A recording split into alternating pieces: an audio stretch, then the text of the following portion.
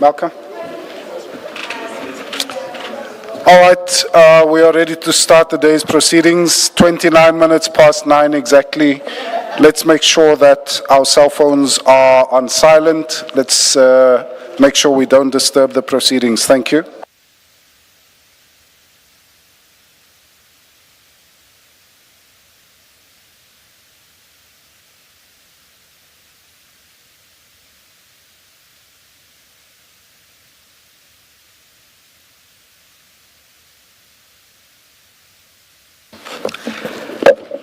Good morning, Ms. Sello.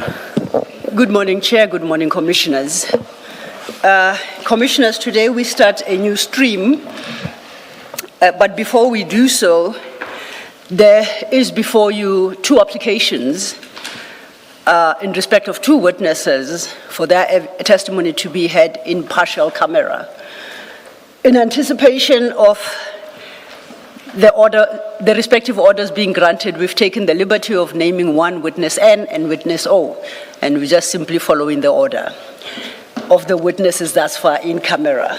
I will start with the first witness, which is the witness N in camera application. You should have before you two bundles, one for witness N and the other for witness O. Please don't look at the spine. I learned that it is mislabeled as statement, but it's actually the in-camera application. Should be the only two files before you. Now, if we turn our attention to witness N's application, at the get-go, I must disclose to you, Commissioners, that the application was served out of the prescribed time period. And we start by asking for condonation for the late filing of the application. It was filed, as I understand, yesterday morning, eventually, scheduled for Wednesday evening, but for reasons that are not immediately necessary for the moment, it was filed yesterday morning. It was duly received by the press, and there's been no indication of any opposition to the application. So first and foremost, we would like to apply for condonation. The basis for the late... Please repeat what you are saying about the evening, because you say service was in the morning and then you said something... I said it had been due for service the Wednesday evening. Oh, actually the service was effected only yesterday morning. So there are different reasons for the late service of these respective applications. In respect of witness N, the witness was scheduled to testify in person. If then I may turn to the actual affidavit to explain the circumstances that led to this application being moved. And for that purpose, I would like to refer you to page 5 from paragraph 5. This witness is a adult female, and member of the PKTT team currently deployed in the Eastern Cape to investigate matters relating to the University of Fort Hare. So that's her main assignment, and that's where she has been.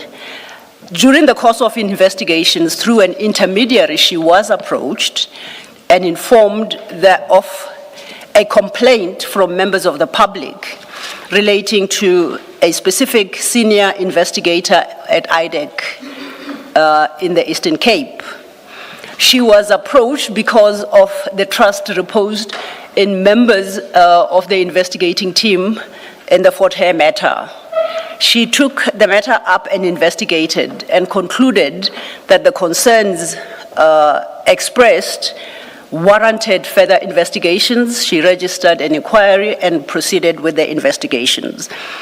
Her challenge now becomes, because she is part of a bigger team investigating a much broader issue, the Fort Hare issues, the disclosure of her identity, both physical in terms of her pictures and images, and her name, risks the inadvertent disclosure of her team members in the entire Fort Hare investigation. Their success thus far is based in large part on the fact that they are quote-unquote anonymous, and they are able to access the community, and those who want to provide evidence insofar as Fort Hare is concerned are comfortable to approach them and be seen with them. She, as part of the investigating team, is protected by members of the NIU and TRT, and is always in their company.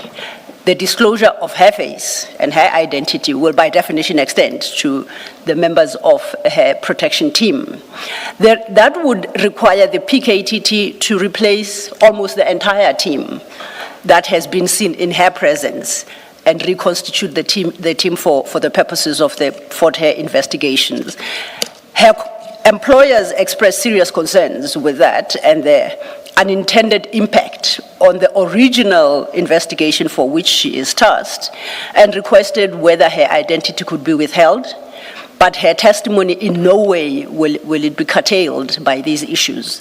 So the application is that she testify virtually, remotely.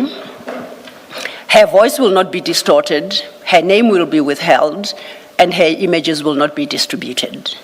And that is the application insofar as witness N is concerned, Chair.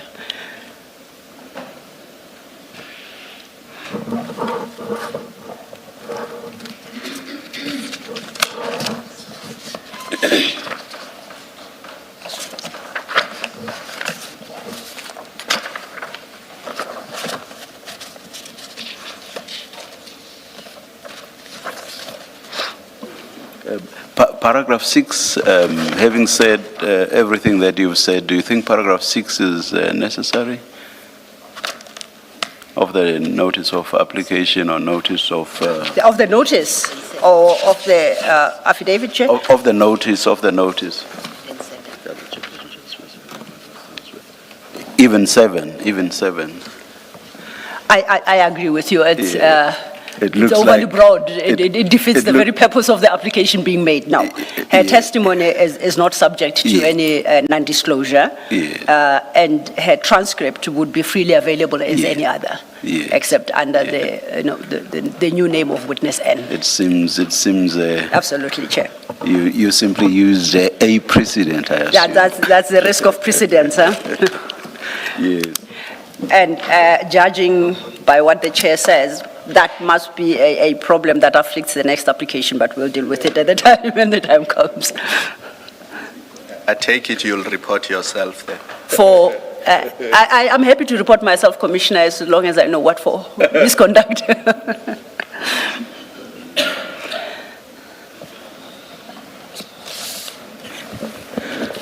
I will do as I always do in these applications. I'm not going to rattle off what you have in the notice of application. I'll just say the application is granted.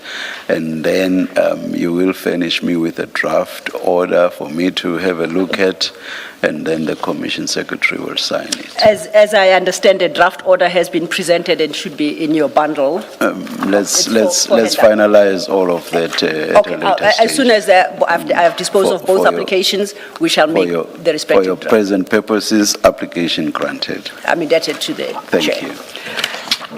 Thank you. The next application then is in respect of witness O, following the order of things. Today, the commissioners will actually hear evidence from four witnesses. 3 witnesses cover the same issues, but they play different roles. The application the Chair has just granted in respect of witness N is a separate issue. Now we are left with the other 3. Of the 3, 2 will be present in the auditorium to testify.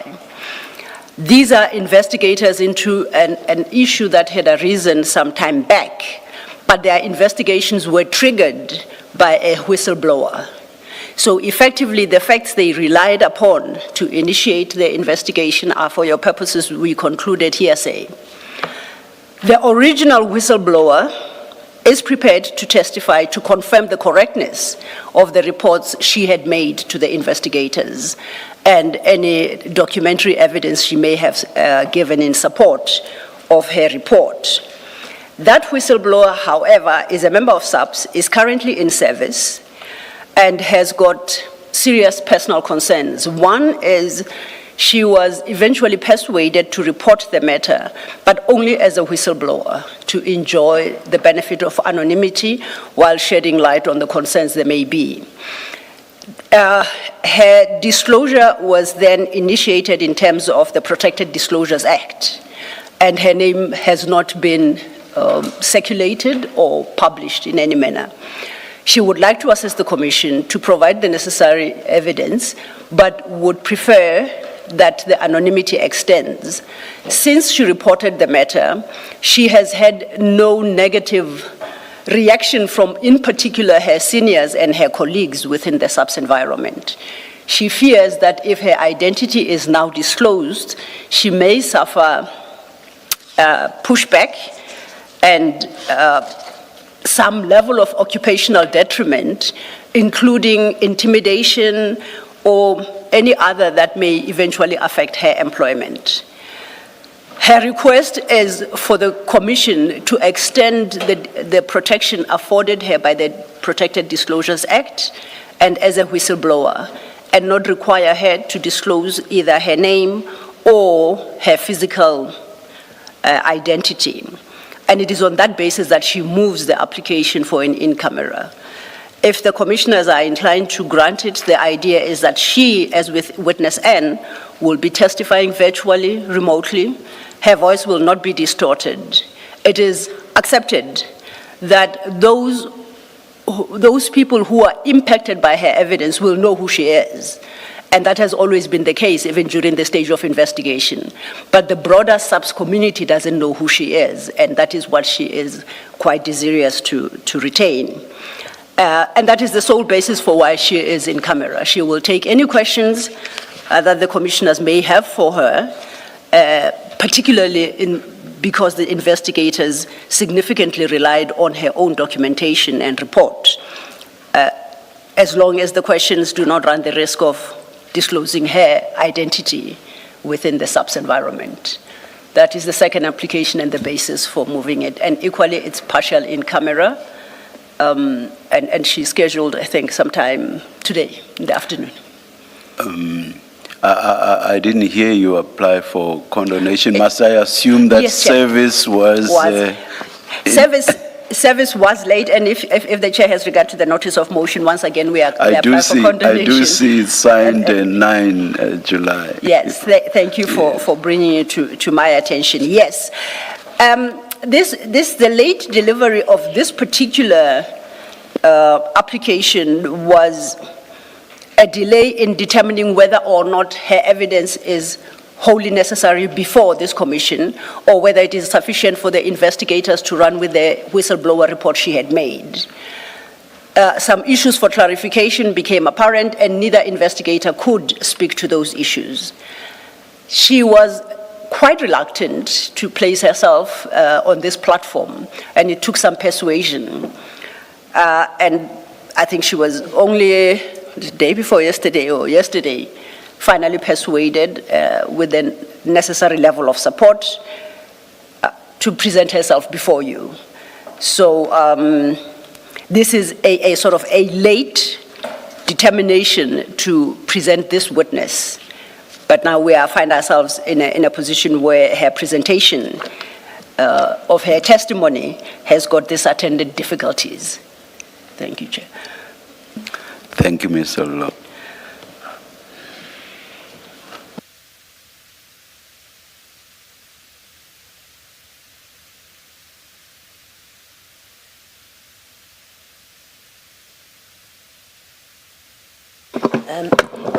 Mr. Law, if you would perhaps just clarify where you speak about persuasion, that she was persuaded. It's capable of an understanding that you may, or the commission may have gone out fishing for a witness to come and testify. If you could just explain yes, that part. No.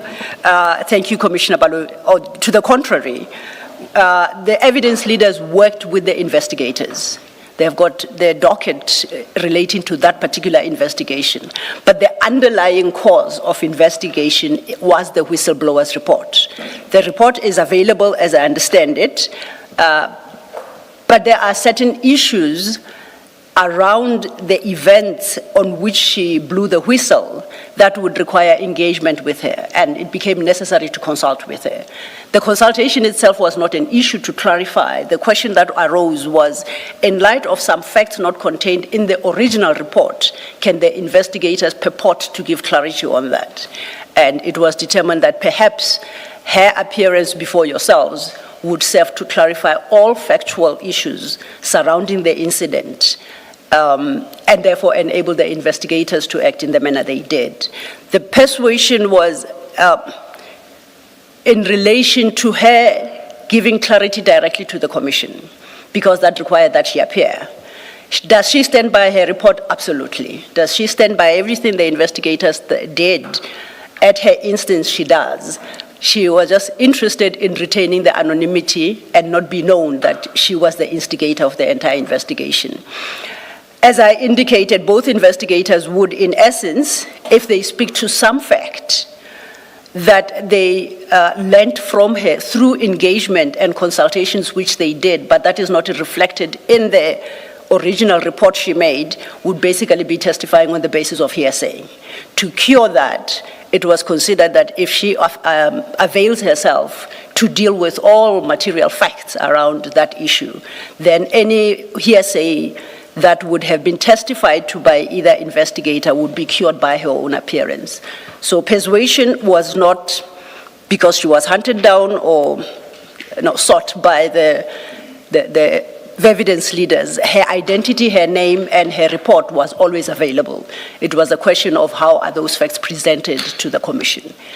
Thank you. Thank you. So it was more an issue of how anonymity would be maintained. Indeed. That's indeed, Chair. all. That's the only No reluctance at all with regard to the content of the testimony. There she was prepared to testify. Yes. But how do you make sure that my identity will not be disclosed? And that's the only basis, as I say, for which she moves the application. Thank you, thank you. And I wanted to add, Advocate Silo, that she was willing to give the statement, the issue of anonymity related to her appearance.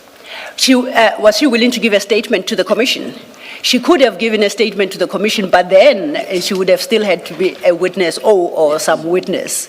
And the question was, if she's willing to give a statement, questions arise in the course of presenting the statement, and we thought the commission would best be served by her being available to clarify some questions that the benefit we wouldn't have if she just submitted a statement.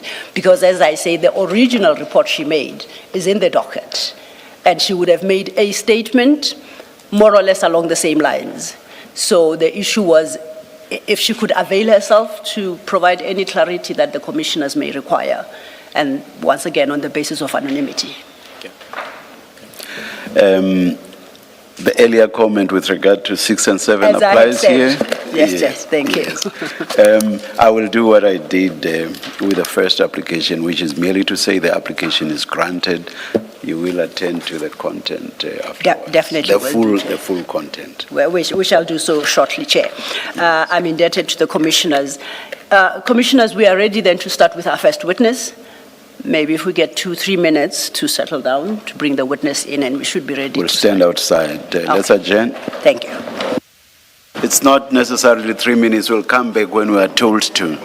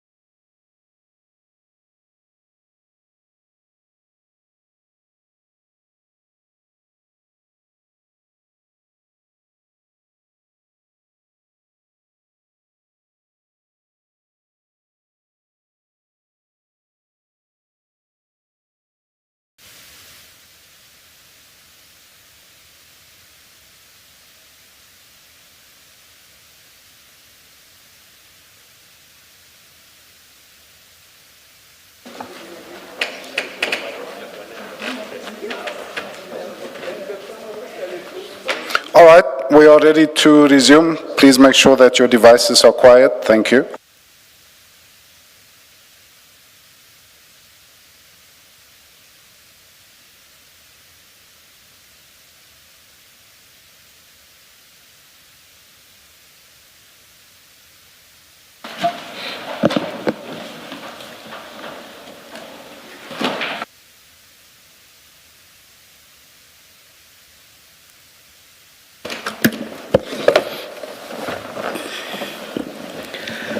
Who's leading in this one?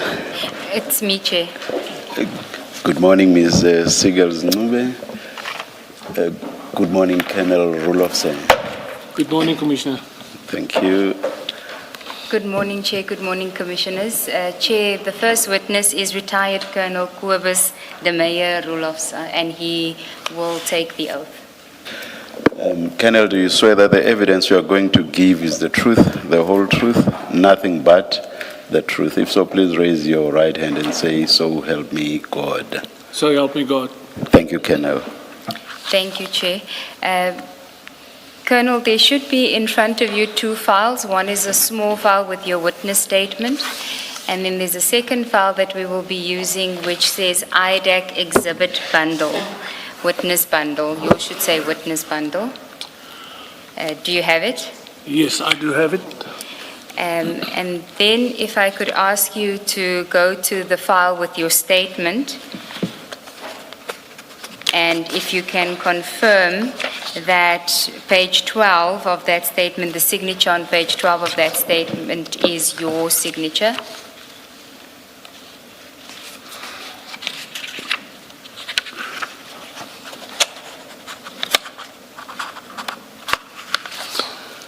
Yes, it's correct. It's my signature.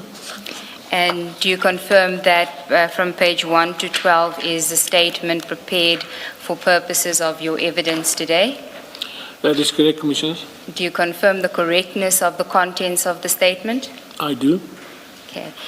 Colonel, so if we can start with your evidence, and usually what seems to be assists with flow of the evidence is for you to read your statement into the record. But of course, there will be instances where we will ask questions of you, and where you feel the need to elaborate, or where you've failed to state something and want to now deal with it, you're more than welcome to do so at the appropriate time as you're going through your statement. So don't feel restricted by us saying that you must read your statement. You are welcome to add as we go along. Yes, thank you, Okay. Commissioner. Shall we start at the introduction, which is paragraph 1? I was a member of the South African Police Service, SAPS, with the rank of Colonel attached to the Directorate of Priority Crime Investigations,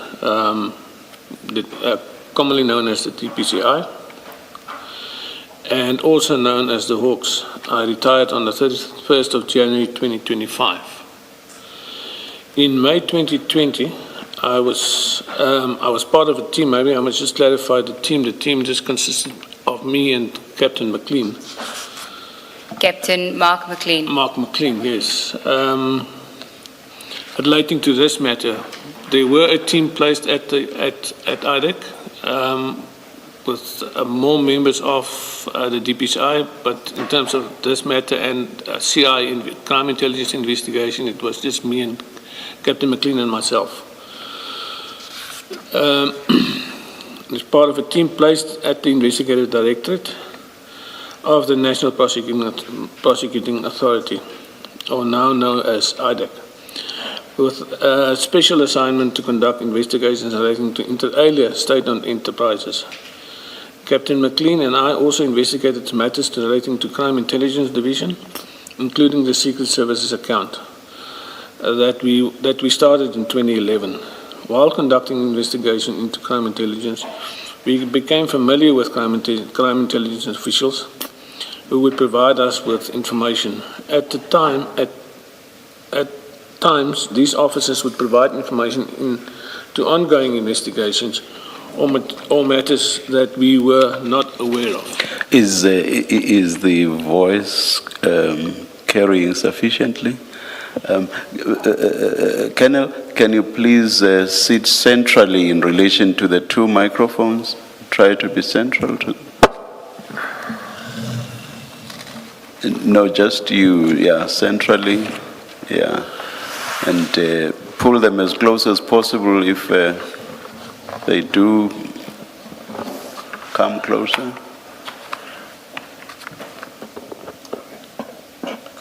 Is that close enough, Commissioner? My wife told me to speak up. So, You better obey then. yeah. Yeah, let's continue. Paragraph 3, I think. Paragraph 3 of my statement. The purpose of this statement is to inform the Commission of a matter regarding events in 2018 reported to Captain McLEAN and me in 2022 involving Advocate Andrea Johnson and Major General Khan, Feroz Khan. Commissioners, for context, maybe I should just refer to our investigation in 2020 against, in terms of crime intelligence, and the conduct that was that we experienced at the time, which included the using of the media to put pressure on us when we investigated this matter from crime intelligence. Major General Khan has played a huge role in that. In fact, I have a witness that's still in the program who testified or who has provided me with an affidavit regarding General Dramat at the time, where he was a witness to a conversation where General Khan was also, to place a media report regarding the rendition to get rid of General Dramat, so that, because we were reporting to him directly at the time. So that media report was then placed, and there was a lot of fallout in respect of that. But that is what they are capable of, and that is what they are doing. So I expect no less now than what we went through. That's only one incident that I'm now informing this commission of. There were various other incidents of the same thing in 2011. We have informed the police management at the time of this. I've given so many briefings to police management regarding crime intelligence and the things that they were getting up to. But nothing was done. In fact, we were just, firstly it was covertly, they tried to stop us covertly, but it later on just became overtly. So between the police and the NPA, we struggled about 15 years, 12 years to get a crime intelligence matter on the roll because of all the interference that we experienced. And I testified to this in the Makgoro Commission as well as the Zondo Commission relating to these incidents. We could have stopped this in 2012 or 2011 if the police had listened to what we were saying to them. Sorry, Commissioner, there was just a little bit context in terms of what we have been experiencing. Sorry, Colonel, as I understand it, what you really wanted to mention this as to give context regarding this specific incident, that it's not an isolated incident, and the significance of this incident, although it relates to a smaller matter, there were bigger matters that were being investigated. That is correct, Commissioners. This is a pattern of behavior that I've experienced. And this specific incident just forms part of that pattern of behavior. The impunity, the fact that they think they can get away with it, and they did for a long time. So that it is in that context that I am referring to what happened in 2011, because how do they say, I've seen this movie before. Thank you, Colonel. Then if we can go to the next page. Paragraph 4. Sorry. Sometime in May 2022, a colonel who was a captain at the time of the incident and in 2018, and a lieutenant colonel when she approached us in 2022. In crime intelligence, approached Captain Mark McLean and me to make a disclosure which I deem to be in terms of the Protection Disclosure Act of 26 of 2000. She informed us that in 2018 she shared an office with General Khan, who had been appointed as the head of Operational Intelligence Support in September 2017. General Khan shared an office with the Colonel and another member of Crime Intelligence because at the time he had not yet been assigned to his own office. The Colonel informed us that on 4 July 2018, while she was working in the office, General Khan, who was attending a meeting in the main boardroom, approached her, handed his cell phone to her, and requested her to give her email address to the person on the other end of the phone. General Khan told the Colonel that the person on the other end was Andrea. She did not immediately recognize the voice, but it was a female voice on General Khan's phone. Paragraph 6. According to the Colonel, the female caller requested her personal email address and she complied. The Colonel told us that the female caller told her that she would send her an email, and the contents of the email must be given to General Khan, and thereafter the Colonel must delete the email. Shortly after the call, the Colonel received an email from a Gmail address bearing the name Andrea Johnson at... Colonel, you don't have to read the Gmail address into the record. Okay. So you can just start with the subject header. The subject header of the email was Phetla complaint. The email had photo attachments and an audio file. The email contained photographs of the A1 statement of Brigadier Phetla, at the time a crime intelligence officer, in a criminal complaint by her against General Khan for assault common and intimidation, as well as a J88 report, medical report, and an audio recording of General Khan taken at the time of the alleged incident. The alleged incident took place on 26 June 2018, and the A1 was commissioned on the same day at Silverton Police Station, and a case opened under Silverton case number 42206-2018. The email from Andrea Johnson Gmail address to the Colonel's private email address was a forwarded email originating from Barry Bateman, who at the time was a senior journalist. Mr. Bateman had sent the Phetla complaint email with the attachment to the Andrea Johnson Gmail address on the 3rd of July 2018. The Colonel printed the email and attachments, placed it then in an envelope, and gave the envelope to General Khan. She did not delete the email as requested by the female caller. Colonel, if we can just pause there, and if you can go to the exhibit bundle file and go to page 5, just to confirm that this is what the Colonel confirmed to you was the email that she had received. That is correct, Commissioners. That is the email that what was provided to me that she received. And she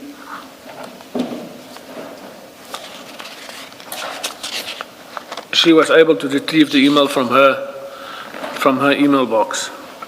So on page 5, what we see is that at the top page, the top of the page, it says forward Phetla complaint, and then it has Andrea Johnson and a Gmail email address to the Colonel at her Gmail address, and it is sent from my iPad, meaning that the Andrea Johnson sent the email from her iPad, and the email is dated Wednesday, 4 July 2018 at 12:42 p.m.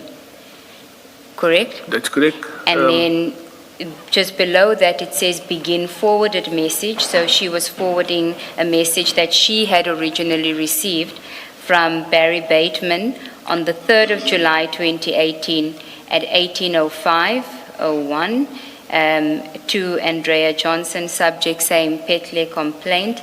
And then there is a message in his email saying, I've included the recording, signed BB. That is correct, Commissioner. Thank you. Commissioners, we're just having an issue with displaying the redacted version. I think they haven't done the connection. Let's continue. Yes, thank you, Yes. At least you've Okay. placed the entire content of at least the cover email on record. Thank you. Then if we go back to your statement. So, Chair, it's being displayed now. And then if we can go back to your statement at paragraph 8. Yes, Commissioners, the Colonel had essentially disclosed to us that General Khan was given the contents of the criminal complaint against him when he was not entitled to the contents of the docket as the suspect, and importantly, before he submitted a warning statement as a suspect. At this stage, General Khan had not been charged and no decision had been made whether or not to prosecute. The Colonel informed us that General Khan's statement in the criminal complaint was typed by another colleague in the office on the same day, and that the email was received and commissioned by her, the Colonel, also on the same day, being the 4th of July 2018. In other words, General Khan prepared his statement with the benefit of the evidence against him. This was particularly concerning in this case because the complainant and the suspect worked at the same place, and the suspect was the complainant's senior and direct superior. Receipt of such sensitive information would enable the suspect to manufacture and tailor his version, but also approach other witnesses to influence their versions before they are approached to submit statements. Paragraph 9. We informed the Colonel that she would have to provide us with an affidavit setting out this incident, and we will investigate the matter further. Thank you, Colonel. If we can just pause there and go back to the exhibit file and just to identify the attachments to the email that was sent by Andrea Johnson to the Colonel. If you can go to you'll see at the foot of page 5, you'll see it says 13 attachments, and then it goes over the following few pages until page 18. You'll see if you go until page 10, these are all the photographs, and can you just identify to us what those photographs were of? Commissioners, these were photographs of the actual statement of the complainant, Brigadier Phetla. I can't read them from this. My eyes are not that good. But I presume they are a full There are version. better copies Yeah. from page 11, but So what I know from this, not from reading it, but what I know, I recognize the documents from what she's given to me at the time and on which affidavit was prepared. and then you also said that it included an audio recording, correct? That is correct, Commissioners. And I we think see the that audio- on page 10, the last attachment on page 10 says 2018-0703 audio with a number. 787, it's also on page 8, the top of page 8. Yes. Yeah, and then Now- there's also photos of the J88 that was inside the docket at the time. Yes, the J88 appears on page 9, the second last photograph on page 9. That is correct, Commissioners.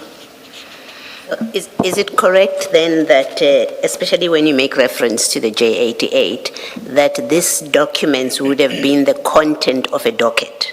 That is correct. It's a proper description. That's correct, Commissioner. It would have been in the docket itself. Thank you.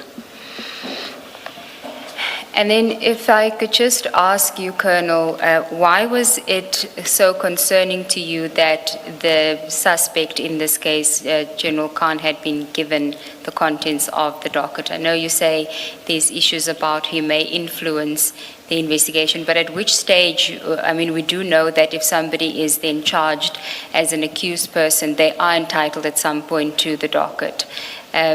Why was it a concern that it was at that stage? Commissioners, when we got hold of the docket, because we went to the police's archive and we physically fetched the actual docket, it became clear from the docket and the entries in the docket that General Khan would have been interviewed on, and now I have to rely on the date that the interview was held, and I can't remember that specifically on the top of my head.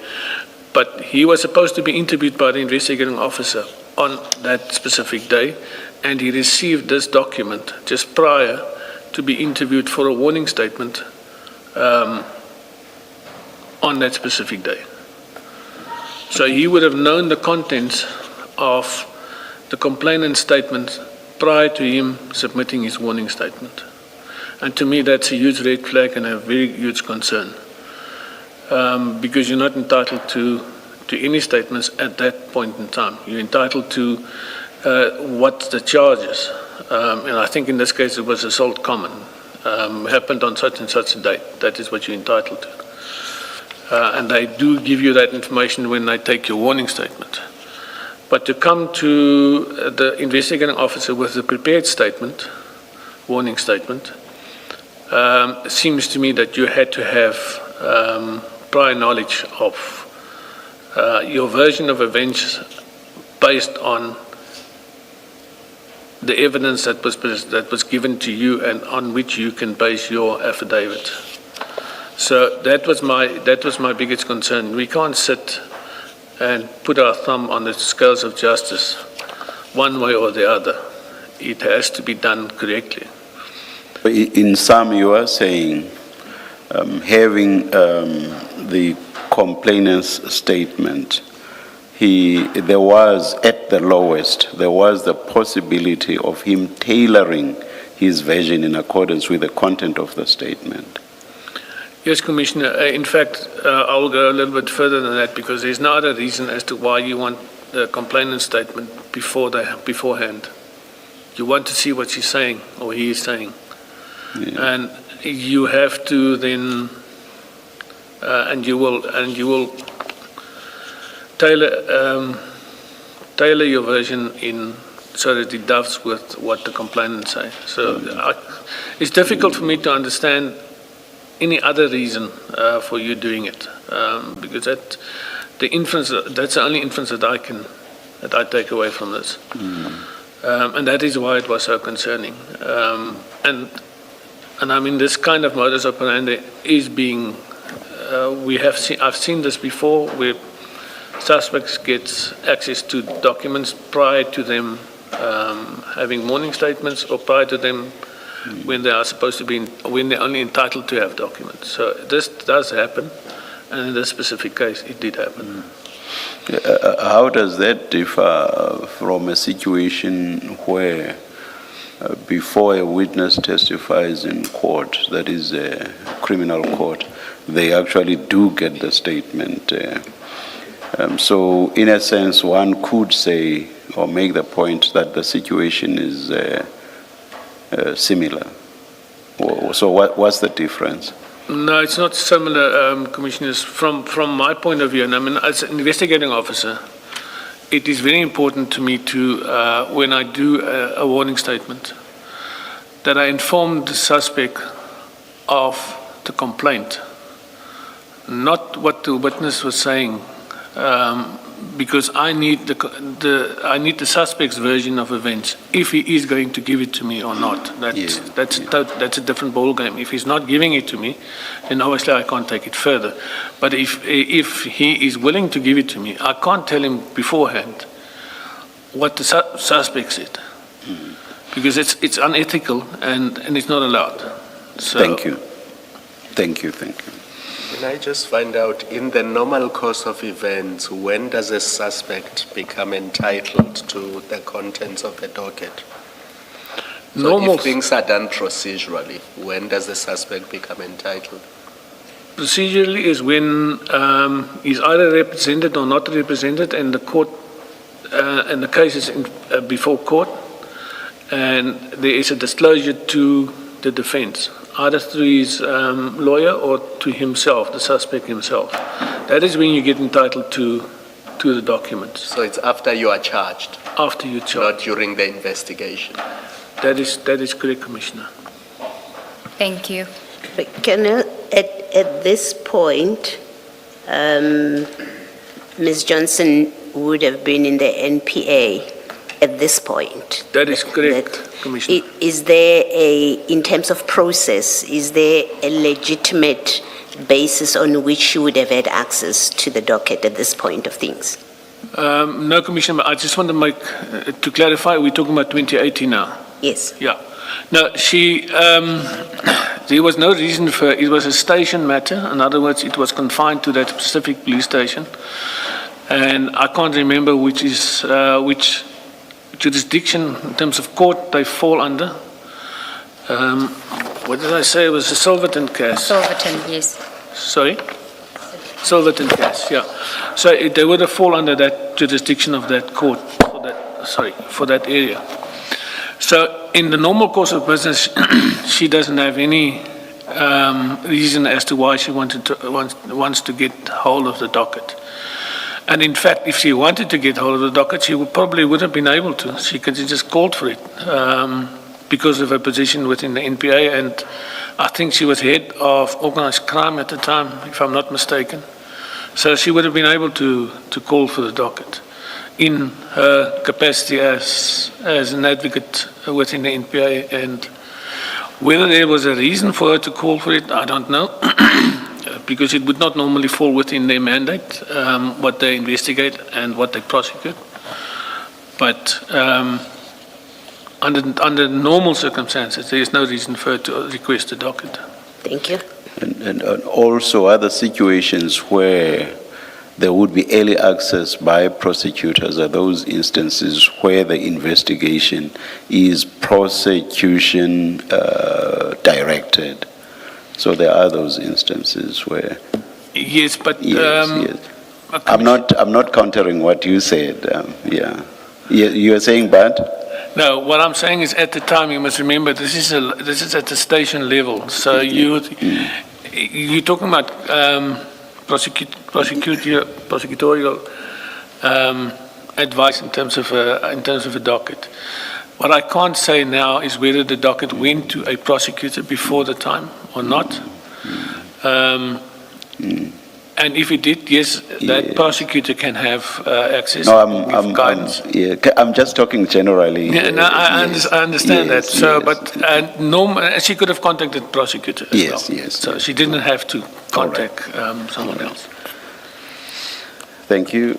Thank you, Colonel. Then if we can go back to your statement, page 4, the investigation, that's the heading.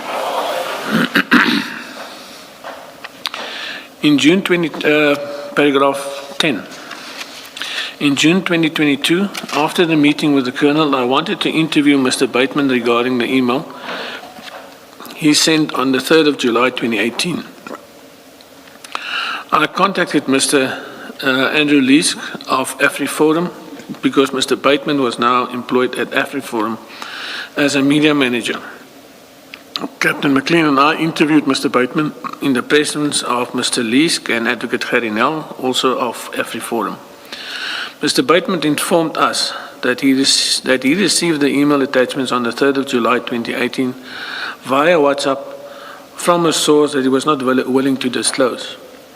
Mr. Bateman said that Advocate Andrea Johnson, who at the time was a senior public prosecutor in the National Prosecuting Authority, requested the information from him, being the A1 statement J88 and audio file, and he complied with the request on the same day. I could not remember why Advocate Johnson requested the information. He could not. Sorry, he could not remember. Paragraph 11. Mr. Bateman also stated that he had a very good relationship with Advocate Johnson going back to 2011. Colonel, your voice is tapering Sorry. again. Just raise it. Please listen to your wife's advice. Sorry, wife. Mr. Bateman also stated that he had a very good relationship with Advocate Johnson going back to 2011. He saw nothing untoward about Johnson's request. Mr. Bateman was requested to provide a statement regarding the matter. Despite numerous follow-ups prior to my retirement in 2025, January, for the statement I was informed that he only provided the statement to Captain McLEAN in June 2026, 4 years after we met with him and requested the statement. Thank you, Colonel. Can we then go to the exhibit bundle and go to page 45? And I just have a few questions for you regarding the interview with Mr. Bateman.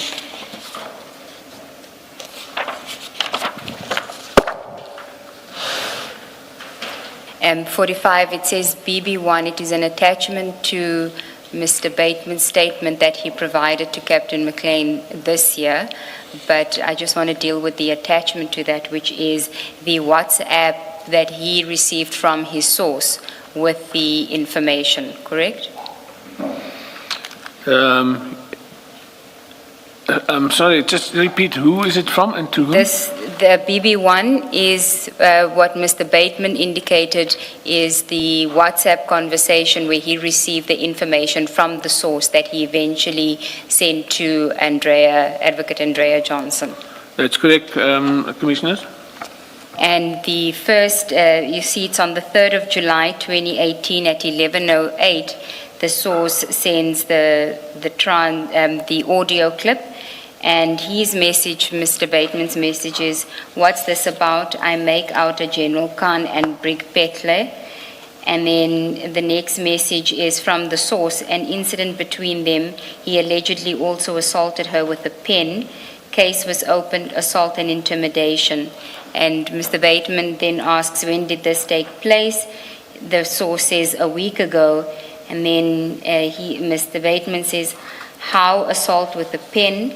And then you can see that on the left, the attachments are being sent, the same attachments that we looked at earlier, which is the A1 statement. That is correct, Commissioners. Now, can I just understand, so we're now in 2022 when you meet with Mr. Bateman, Mr. Liesk, is it Liesk? Liesk, yes. And Advocate Gerrie now of AfriForum. That is correct, Commissioners. And we understand, of course, Mr. Bateman's decision not to reveal his source, but did he explain to you how it came about that Advocate Johnson requested the information? How did he say that, how she knew that he had this information and had received it the very day that she requests it from him? Commissioners, he maintained from the first time that I saw him, he did not deny that he provided the documentation and the WhatsApps. What he couldn't remember at that time is why it was asked of him. But he confirmed it was asked by Advocate Johnson, but he couldn't remember as to why it was asked from him. He is explaining it in the sense that, we are in communication regularly, so it might be just he was giving her information, she was giving him information from what I understood. So it might be in that context. He can't specifically remember why she asked him. If But you she was specific in terms of what she asked him, because otherwise he wouldn't have provided this.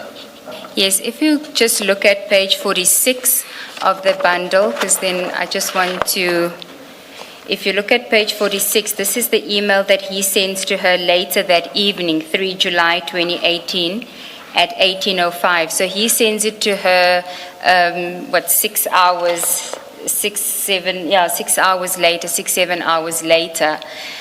He receives it that same day. So when you engage him, did he explain whether he already had the information and she knew he had the information, or whether she asked him to get the information and he then got it? Because it can't be a coincidence that she requests it on the very day that he receives it from a source. Now, the impression that I had during the whole conversation is that, she specifically requested this docket. He wouldn't have known giving it to her if it wasn't requested. Yes. Which is, as far as I'm concerned, a logical answer from his point of view. Yes, her request, yes, but how would she know that he had it and had received it that same day that she requests it from him? From what I understood, she requested him to see if he can get it. Okay. So he was supposed to source the documents and then provide it to her. So he initiates her request and asks his source to get it. That is what I understood. Yes, that is correct, Commissioners. That would seem to be in line, because any other scenario wouldn't make sense. It would just be a happy coincidence for her to ask it on the same day that he has it without even knowing that he had it. She would have to have known that he had it to request it, or, as you say, the impression you had was that she requested him to obtain it for her. Yeah, I think one should also take into account that between the request on the same day, which was in the morning, it was only sent in the afternoon late, which suggests to me that it took some time for him to source the documents. Yes, but it would seem that on page 45, by 12 o'clock at least, he already has it, because the attachments start coming in at 11:24. That is correct. Yes. Commissioners. And he gets the audio recording at 11:08. So if it was an instance where she requested it from him to obtain it, so he didn't have it at the time that she made the request and she wanted him to get it for her, then I suppose he gets it, and we don't know what informs his decision to only send it later that evening, because he only sends it at 6 in the evening to her. That is my sense when I had an interview with him in terms of what happened. Okay, but That he is what he didn't explained. specifically give you the information about how the request came about, whether it was her asking him to get it for her, or whether she knew that he already had it and asked just to send it to her. No, Commissioners, as far as I'm concerned, he was quite clear on that. He was asked to source the documents. Okay. Because he wouldn't have otherwise. I do not see a scenario where he would volunteer information like that to her.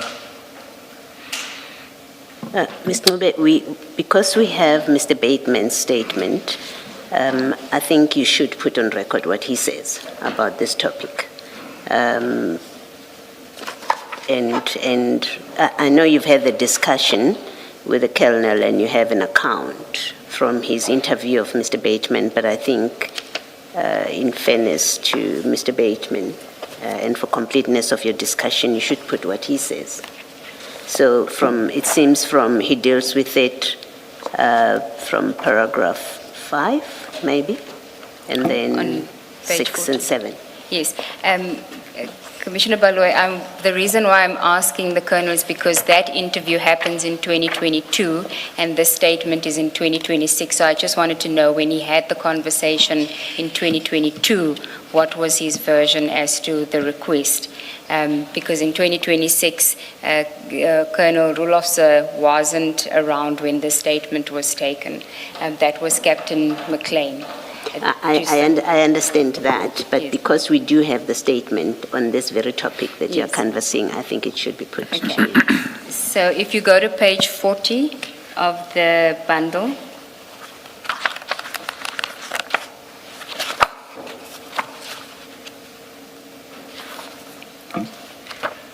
that's Mr. Bateman's statement, which he deposed to in June 2026.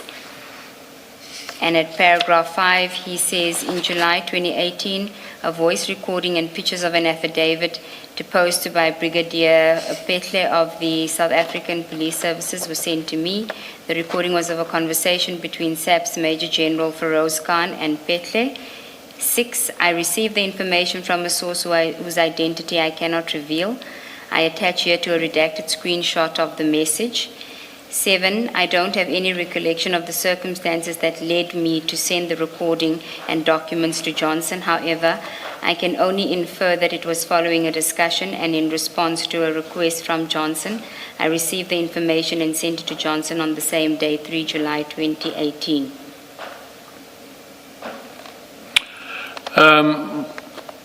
Commissioners, it is more or less in line in terms of what was said to me. I think this is now 4 years later. I think he probably couldn't remember all the detail that he gave to us when we had the conversation with him in 2022. So, but it is in line, and that is how I understood it as to what had happened. There was a request, and based on the request, he would have provided the information. Thank you. We can go back to your statement.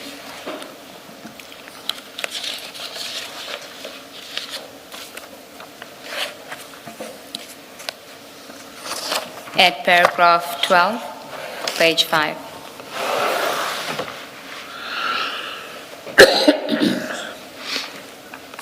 In August 2022, I received a statement from the Colonel setting out the events on the 4th of July 2018.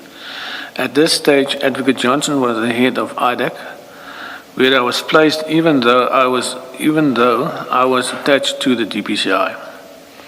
I could not approach Advocate Johnson given the allegations of interference and defeating the ends of justice. At this stage, Captain McLEAN had also ascertained that the NPA decided on 15 December 2021 already not to prosecute the assault and intimidation docket. And the docket had been withdrawn from the care system on the 13th of January 2022. Colonel, what does it mean the docket had been withdrawn from the CAS system? It actually should read closed, Commissioner. What we have a cash administration system, which is an administration system for our dockets. So when the case docket is opened, it would be registered on the cash system. So at the end of an investigation, whether it is unfounded, whether a warrant of arrest was issued, you will then close the docket and it will be closed on the cash system. I think in this specific case it was a nolli prosecute, if I'm not mistaken. So the docket would have been closed on the cash system as a nolli prosecute. But as I said, I don't have the docket in front of me, so I'm not sure exactly as what it was closed. But then it get archived. So that is in essence what happened. So there won't be any further queries on the administration system, bring forward dates and that kind of thing. But the docket will show that it's been archived, and you can go and find the docket there. So it doesn't mean, because that's how I had read it, because I don't know your systems. So when you say withdrawn from the CAS system, I had read it to mean it had been deleted from the systems. You wouldn't find it. It cannot be deleted. Okay. There will always be an audit trail, Okay. so you can't delete that. Thank you. Okay, page 5, paragraph 13 of your statement, Advocate Johnson's knowledge of the allegations against her. I decided to approach the national lead of the DPCI, Lieutenant General Labia, for assistance because of the circumstances that I found myself in. I met General Labia in the last week of August 2022, but I do not recall the exact date. I informed him of the allegations contained in the Colonel's statement and furnished him with a copy of the Colonel's statement. I told General Lebier that we needed the NPA to assign a senior prosecutor to the matter. I expected General Lebier to request the NPA head, at the time Advocate Shamila Batoy, for a senior prosecutor to be assigned to the case. I could not take the matter to a lower court due to Advocate Johnson's position as head of IDAC. Advocate Johnson's position also placed me in a precarious position because I had been placed at IDAC in Advocate Johnson's office as part of a duty arrangement between the DPCI and IDAC.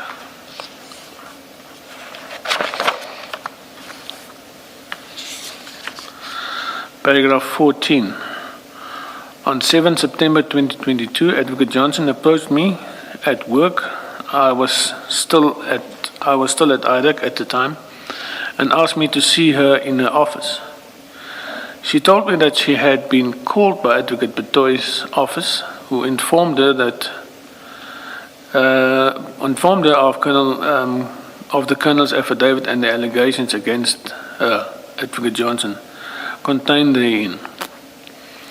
Advocate Johnson told me the name of the Colonel who deposed to the affidavit. I found it extremely concerning that Advocate Batoy would have told Advocate Johnson about a protected disclosure implicating her, Advocate Johnson, in wrongdoing.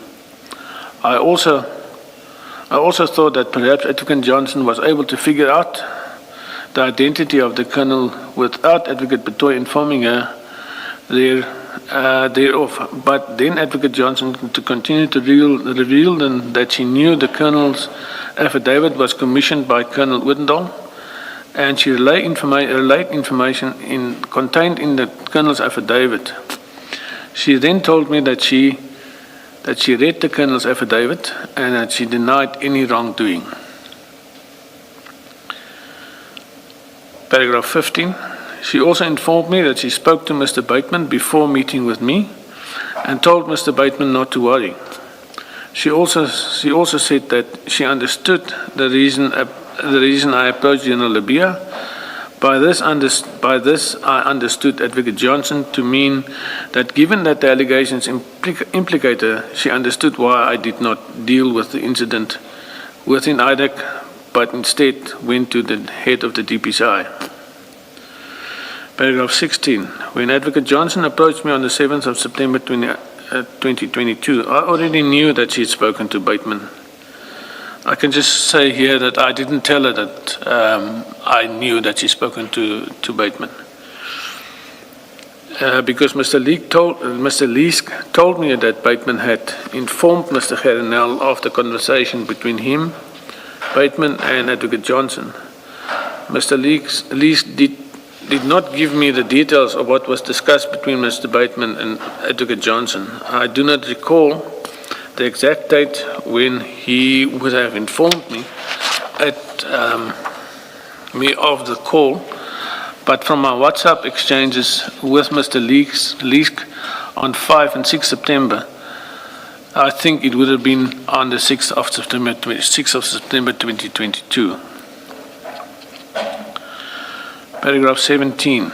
During our investigation, I was able to confirm that General Lebier met with Advocate Batoy on the 2nd of September 2022. That was confirmation for me that General Lebier gave the Colonel's affidavit to Advocate Batoy, which I did not take issue with, since my reason for approaching General Lebier was for assistance with the appointment of a senior prosecutor. To my knowledge, the only people who had sight of the Colonel's affidavit when I met with General Lebier were the Colonel, Captain McLEAN, General Lebier, and me. Advocate Batoy is the only person I can think of who would have shown or given the Colonel's affidavit to Advocate Johnson. After General Lebier gave it to her at the meeting on September 2nd of September 2022, I do not believe that General Lebier shared or showed the Colonel's affidavit to I do not believe that General Libya showed or shared the Colonel's affidavit with Advocate Johnson. The irony of the situation was not lost on me. Advocate Batoy, by sharing the Colonel's statement with Advocate Johnson, did the same thing Advocate Johnson had done by sharing Brigadier Phetla's criminal complaint against General Khan with him. Paragraph 18. Sorry, before you proceed, Colonel, in this discussion with Advocate Johnson, did you ask and did she say why it was that she forwarded the documents to General Khan? Did she say anything about that? Commissioner, she said nothing. I would have expected under the circumstances, if she was told, if she was given access to the affidavit of the complainant, of the Colonel, that I would have expected, that was my expectation. I mean, firstly, I didn't expect that it would have been given to her, but now it has been given to her. She had access to it. I would have expected the following reaction. Where can I sign the affidavit? Because this was done, I was duped by providing this information to him. I understand the problem, and I think I need to provide you with an affidavit to further your investigation. That is what I expected, because to me that would have been the right thing to do. But she did not touch on why she asked for it. She did not try to explain the situation. She just said to me, and I think it's quoted here somewhere, I didn't do anything wrong. And that is the extent of what she said. And apart from that, she was telling me about, she spoke to Bateman. She's now speaking to me. We both are witnesses in this matter. After that conversation with Bateman, it took us 4 years to eventually get Bateman's statement. So from where I sat, that call did in fact play a role in him not finalizing his affidavit. And it's a very subtle way to tell someone not to assist in an investigation. I mean, a mere fact, in one of the WhatsApps, she tells him, I'm giving you a heads up that the Hawks will come and talk to you. I mean, you don't do that. That's not your function to do that kind of thing. So I had a huge problem with the situation as it was.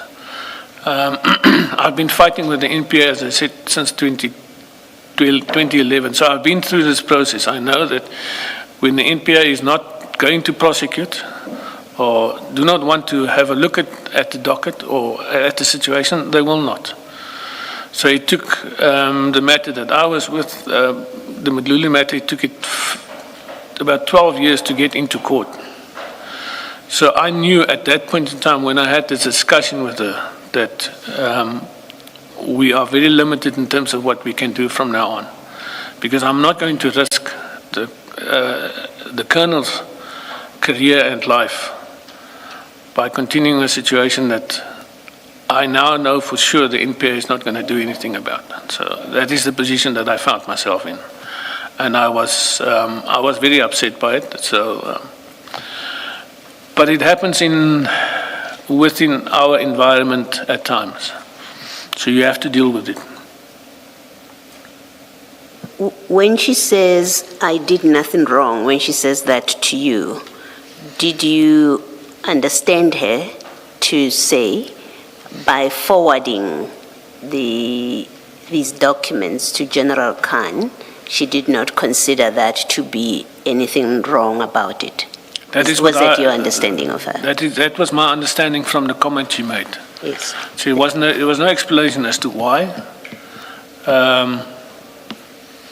Because on the face of it, there cannot be, and that's my interpretation, there cannot be a good explanation as to why you did it, except if you didn't know and you were duped.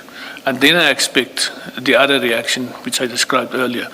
Where can I sign the affidavit? Because I was put in a position where I was not supposed to be put in.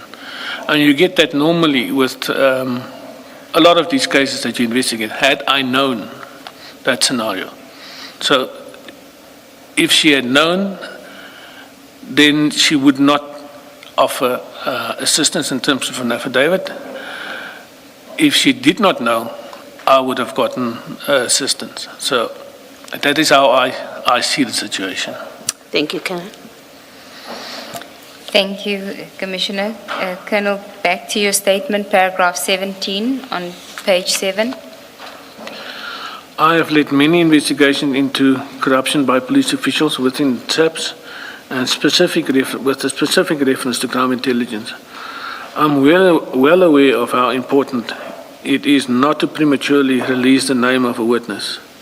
It puts the investigation into jeopardy and more importantly, it has the potential to put the life of the witness in danger.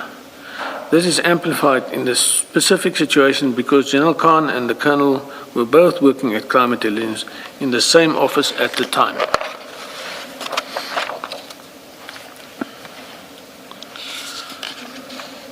As stated earlier before my meeting with Advocate Johnson, I had already been informed that Advocate Johnson had spoken to Mr. Bateman about the Colonel's affidavit. My interaction with Mr. Leeks on 5 and 6 September is set out below, and I have provided the Commission with the screenshots of the exchange as well.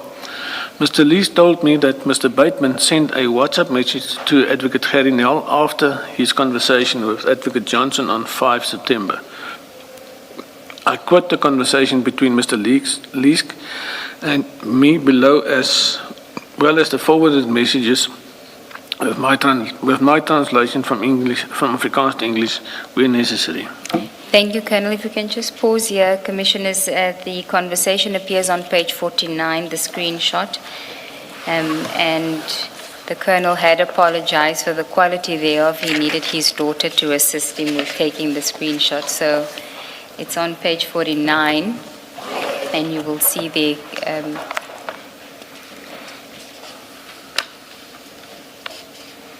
that is between you and Mr. Leesk on the...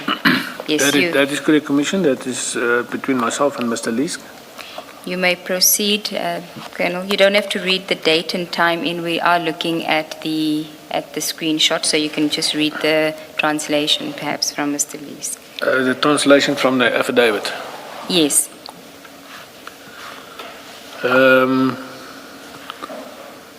It says, I, Kobus, we need to talk, which is on the 5th.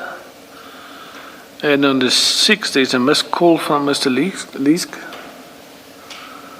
And also on... I think you're now at paragraph 20, so there's the missed call, and then you explain what happened after there, because there's a gap between the missed call and the next message. So you can just go to your statement, paragraph 20. Paragraph 20, although I do not have a clear recollection at this stage, clear recollection, at this stage, Mr. Leesk and I must have had a telephonic conversation about the matter. I recall I was in Cape Town between 2 and 6 September 2022 and flew back to Gauteng on the 6th of September 2022. It would have been in the afternoon. I think it was during this call on either the evening of 5 September or 6 September 2022 that Mr. Leesk informed me of the conversation between Mr. Bateman and Advocate Johnson. I say so because after Mr. Leesk requested us to talk, he missed his missed call. The next message is from me asking which number was used, referring to the number that Advocate Johnson used to contact Mr. Bateman. During this call, Mr. Leesk told me that Advocate Johnson contacted Mr. Bateman to assure him not to worry. I remember asking Mr. Leesk to tell Mr. Bateman to immediately make a note of what he could remember and was discussed with Advocate Johnson. The WhatsApp exchanges continue below.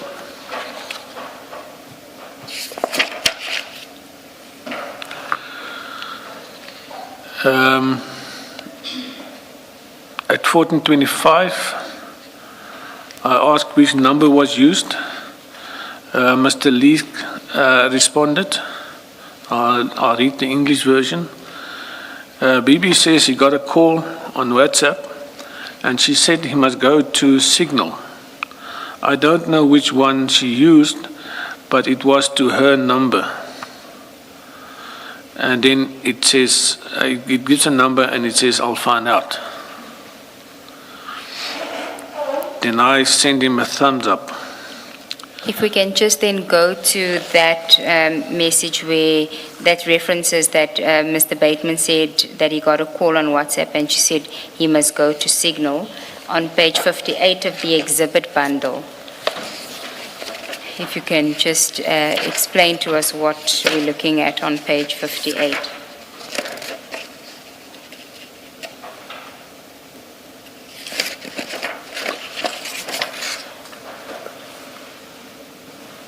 This is a screenshot or a photo that I took of, I think it's Mr. Bateman's phone,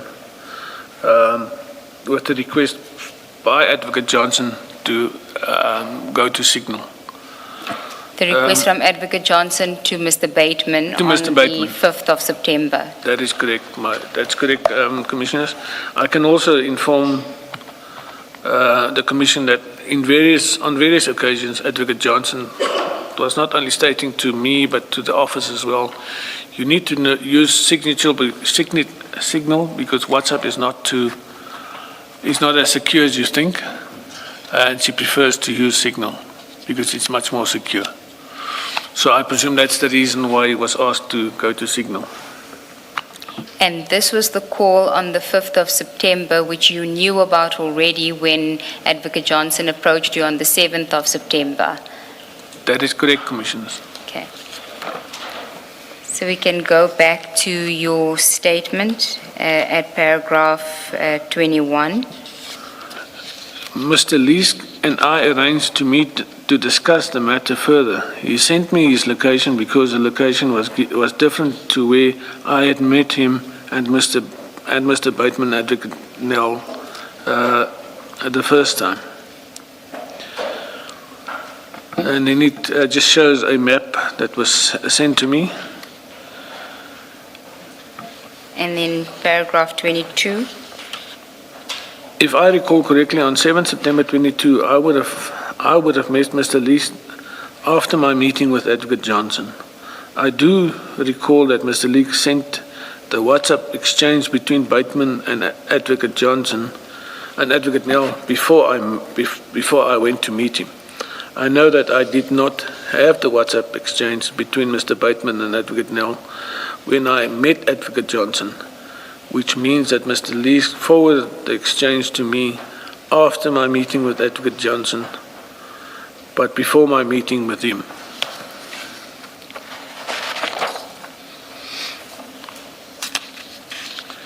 Paragraph 23, page 10. Mr. Leesk forwarded the WhatsApp messages from Mr. Bateman to Advocate Gerinal on 5 September 2022 to me. These messages are quoted below. If we could go to page 51 of the exhibit bundle.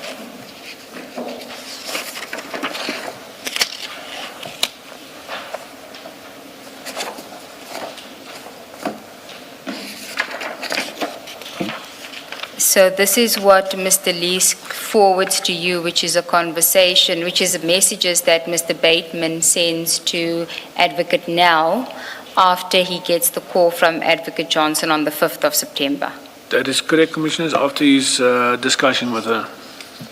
Okay, if you can then just read from the forwarded, sorry, on page 51. Must I read from the actual Yes, I think it's document? easier, yeah. Okay. I'll just remind you that there is redaction, so I'll tell you when to stop. Okay, it starts as follows. Sorry to hassle you, Mr. Nell. Andrea just called me. Called to say she was called into a meeting with the NDPP.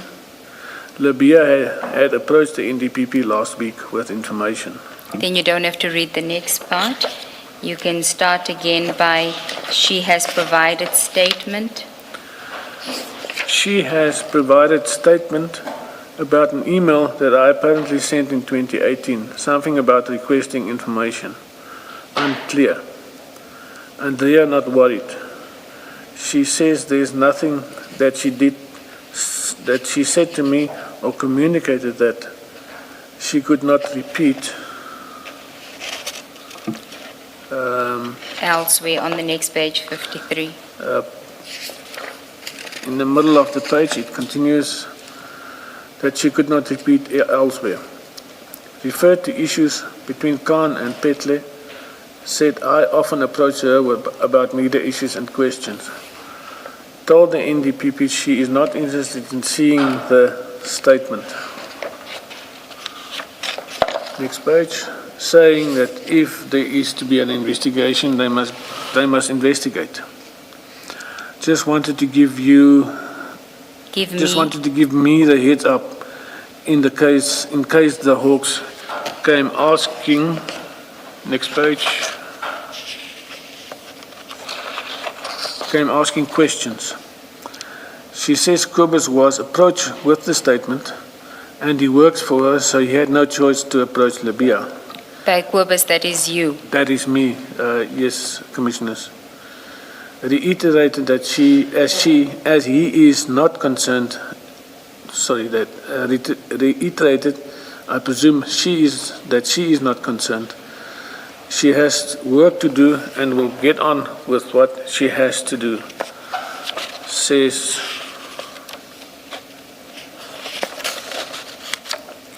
Next page. says there is something. If there is something to explain, she will. Told me not to be worried. And then there's another photo of the phone itself. With the message to go to where the request is, are you on signal? That's correct, Commissioners. And this Mr. Leesk forwards to you before you met with him. That is correct. Okay. Yes, Commissioners. Then if we go back to your statement at paragraph 24 on page 11.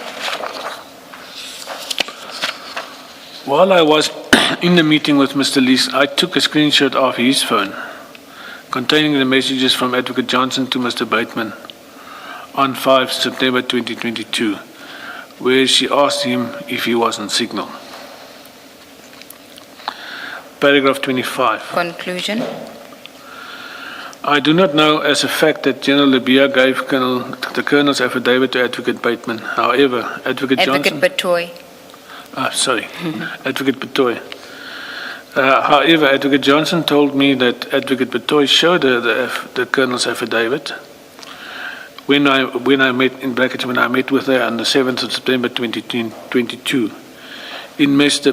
Bateman's WhatsApp messages to Advocate Nell on 5 September 2022, he said that Advocate Johnson told him that Advocate Batoy approached her about the Colonel's affidavit.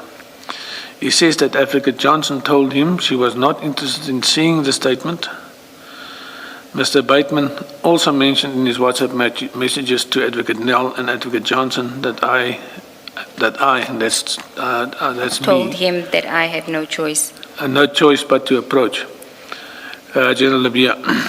This confirms to me that General Libya met Advocate Batoy and gave her the Colonel's affidavit.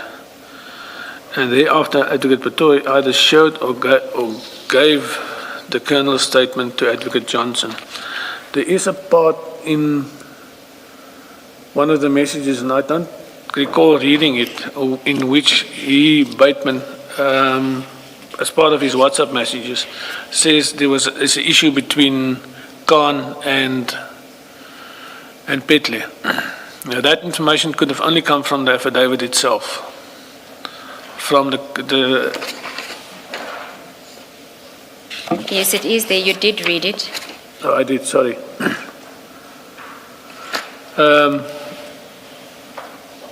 So if I did read it, I'm sorry. But that information was in the affidavit. Yes, it's So on if page you had- 53 of the screenshots. If you have access to the affidavit, you would have known that kind of detail.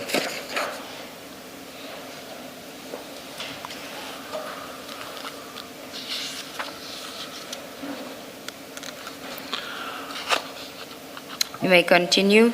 paragraph 26. On 31 January 2025, I retired from the South African Police Service. At that stage, we were unable to secure the appointment of a prosecutor to consider both Brigadier Phetla's criminal complaint against General Khan and the allegations against Advocate Johnson of what I considered to be defeating the ends of justice. When I retired, the docket was assigned to Captain McLEAN, who had worked with me on the case from the start and to whom I report regularly on my interactions with role players where he had not accompanied me. I think it's important for the Commission to hear from Captain McLEAN and the Colonel as well, because they will corroborate my version, especially regarding what I reported to Captain McLEAN contemporaneously. It may be important corroboration if those implicated attempt to rewrite history. And then paragraph 28, I hope that my testimony will assist the Commission in its important work. Thank you, Commissioners. That's the evidence of the Colonel.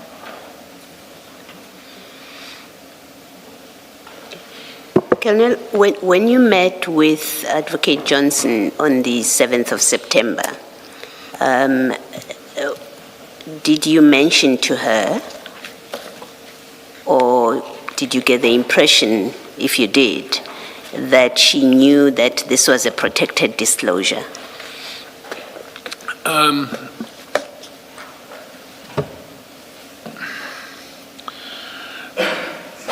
Commissioner, I can't answer the question because she did not allude to anything like that. But what I do know, if she had access to the affidavit, which I believe she did, she would have seen it. It would have been in. It was a protected disclosure based on the facts in the affidavit itself. Based on the facts, you mean the nature of the allegation? The nature of the allegation, where she worked, the fact that she could be intimidated, the fact that the guy was a superior officer. So those are the things, if you look at the act itself, those are the kind of things that you look out for when it is a protected disclosure. Thank you. Colonel, I prefer the Afrikaans because I'm a Rauki. And I do not prefer the rank because, quite my frankly, I'm not a huge fan of the ranks within the police. The English and the Australians prefer Colonel. Yes.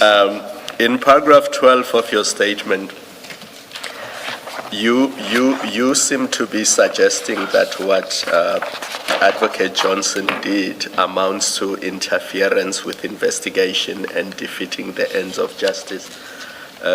What is it about her conduct constitutes, according to you, interference with investigation and defeating the ends of justice? Well, there's Commissioners, there's more than two issues, but the ones that comes to mind is the fact that she would warn a suspect before the time of, and provide the statement before that person is entitled to the statement, the suspect is entitled. And as a prosecutor, she must know that. The second thing is calling the witnesses and calling me in and calling Bateman. That to me is another huge red flag, because she is, as far as I'm concerned, an implicated person.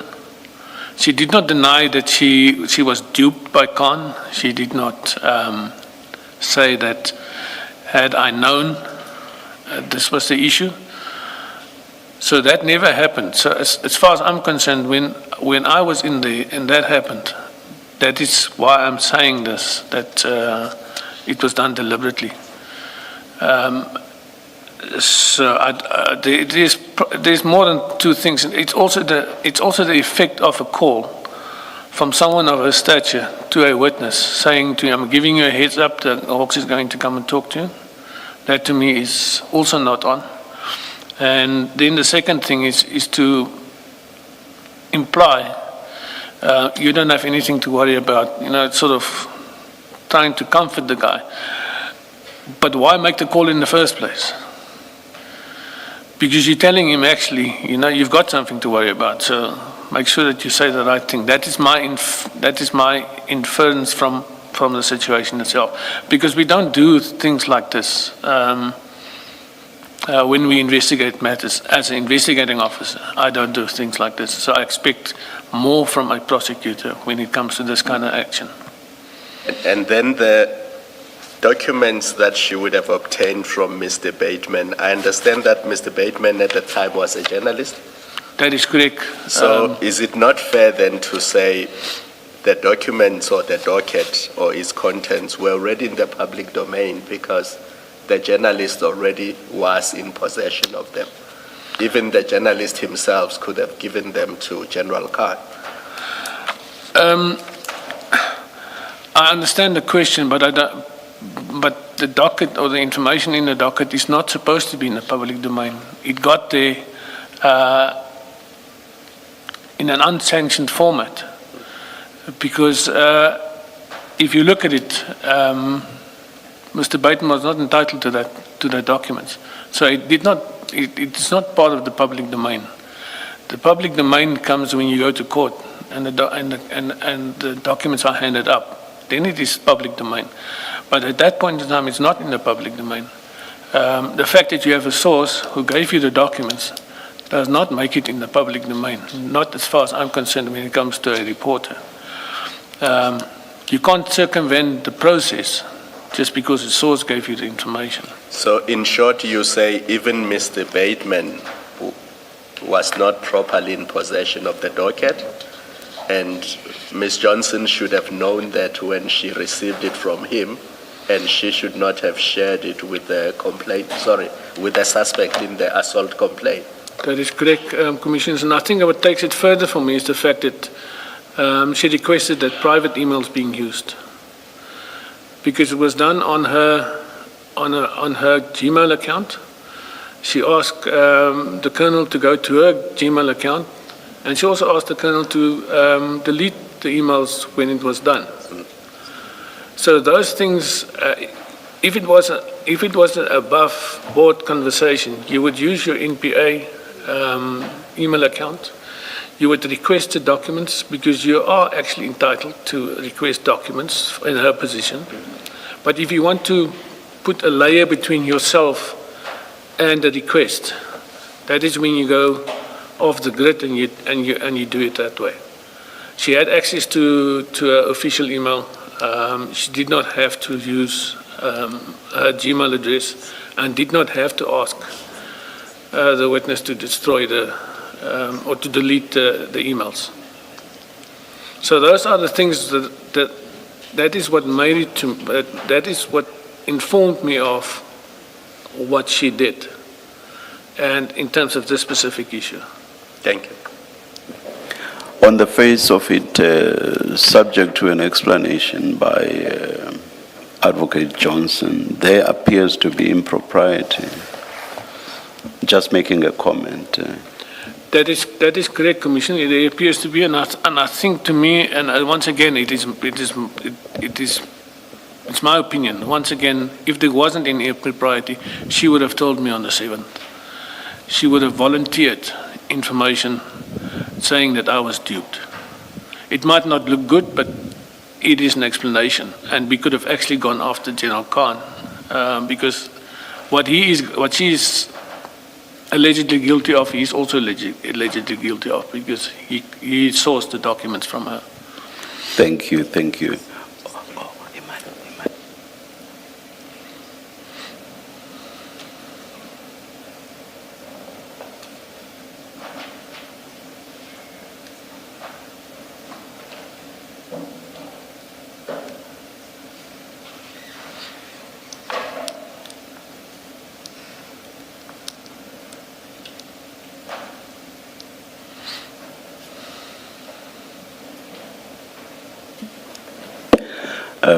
Ms. Sigels-Ncube, is there a reason why we did not listen to the audio that came with the email? Chair, we thought that we would play it when... When witness N, is it? Is Witness O. O. Yes, it's in the incorrect order, yes, Chair. Oh, all right. Or even all right. Captain McLEAN comes because he was the investigating But are there officer. issues of confidentiality with regard to it? Why should it not, why No. should the public not, No, there isn't, Chair. we will play it. The in witness, in yes. that case, should we not play it here? Or will it be played when, Chair, where Captain McLean comes, because he's Yes, the current investigating officer. all right, no, that's fine, that's fine. I was just concerned if we played outside of this. No, we won't. This no. forum. In this forum, Chair. All right, all right.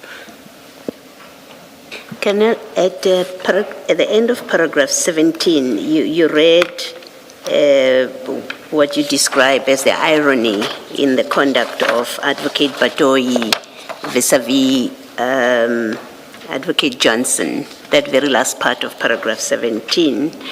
Do you, in so many words, consider the conduct of Advocate Batoyi to have been inappropriate in the same way as well? I just want to be clear what it is you're saying about it. I do not know. I wasn't privy to the conversation between her and Advocate Johnson, or between her and General Labia. But if she's read the affidavit that was given to her, and I'm talking about Advocate Batoyi, she would have realized that what she is doing then, by showing that affidavit to Advocate Johnson,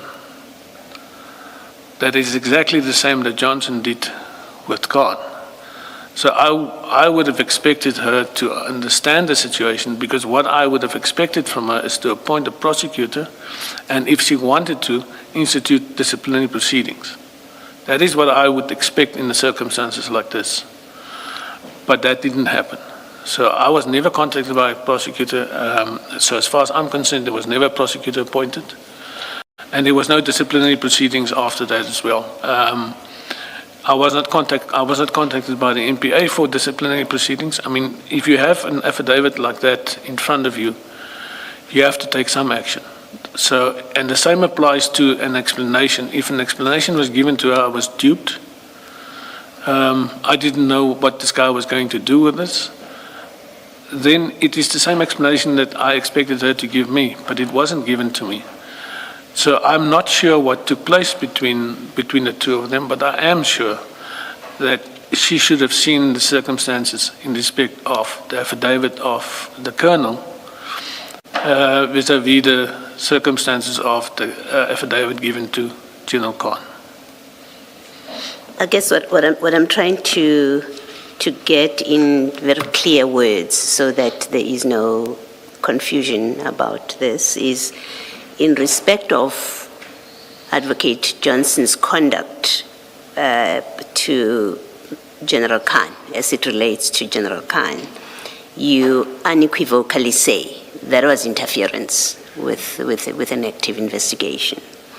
And what I'm seeking to clarify with you is, do you similarly express the same view about Advocate Batoyi speaking to Advocate Johnson about this investigation that you are now conducting into her behavior? Do you consider that to have been an interference in an investigation or not? Commissioner, it's a difficult question to answer because as I was not there, so I do not know her intent. So I only can deduce from the actions what the intent was, and I'm not sure that the intent was to derail the investigation. But if you look at what happened afterwards, the fact that no one was appointed, no disciplinary action was taken, and sharing this document, because she must have realized this is exactly the same situation that Advocate Johnson is finding herself in. So under those circumstances, I have no doubt that, let me classify it, she made exactly the same mistake, if you want to call it a mistake, because it's not a mistake, as Advocate Johnson did by her actions. Thank you.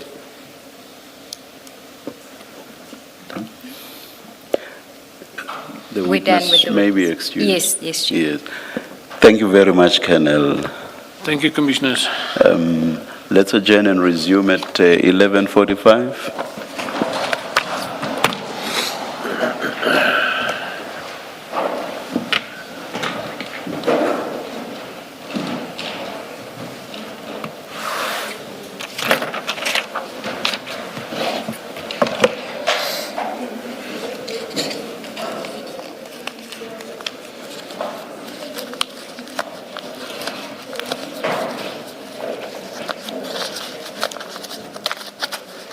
Hello.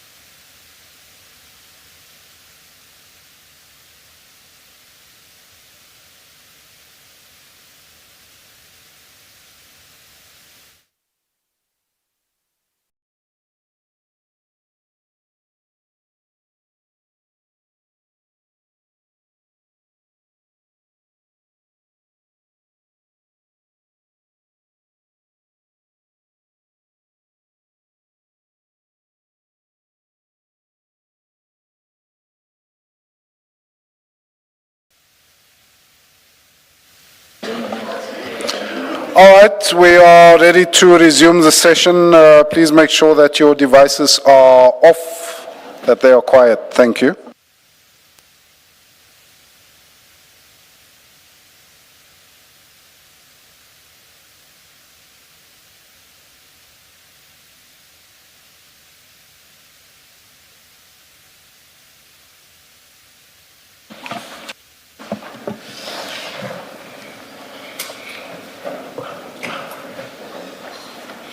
Is it still you? Yes, Ms. yes, Sigurd Chair. Nobe? Yes. Good morning, Captain McLEAN. Good morning, Commissioners. Do you pronounce it McLEAN? McLEAN, not toothpaste, McLEAN, but the A out. I'm asking because when I was a student, we had a dean who was Dean McLEAN, but written exactly the same way. Same way.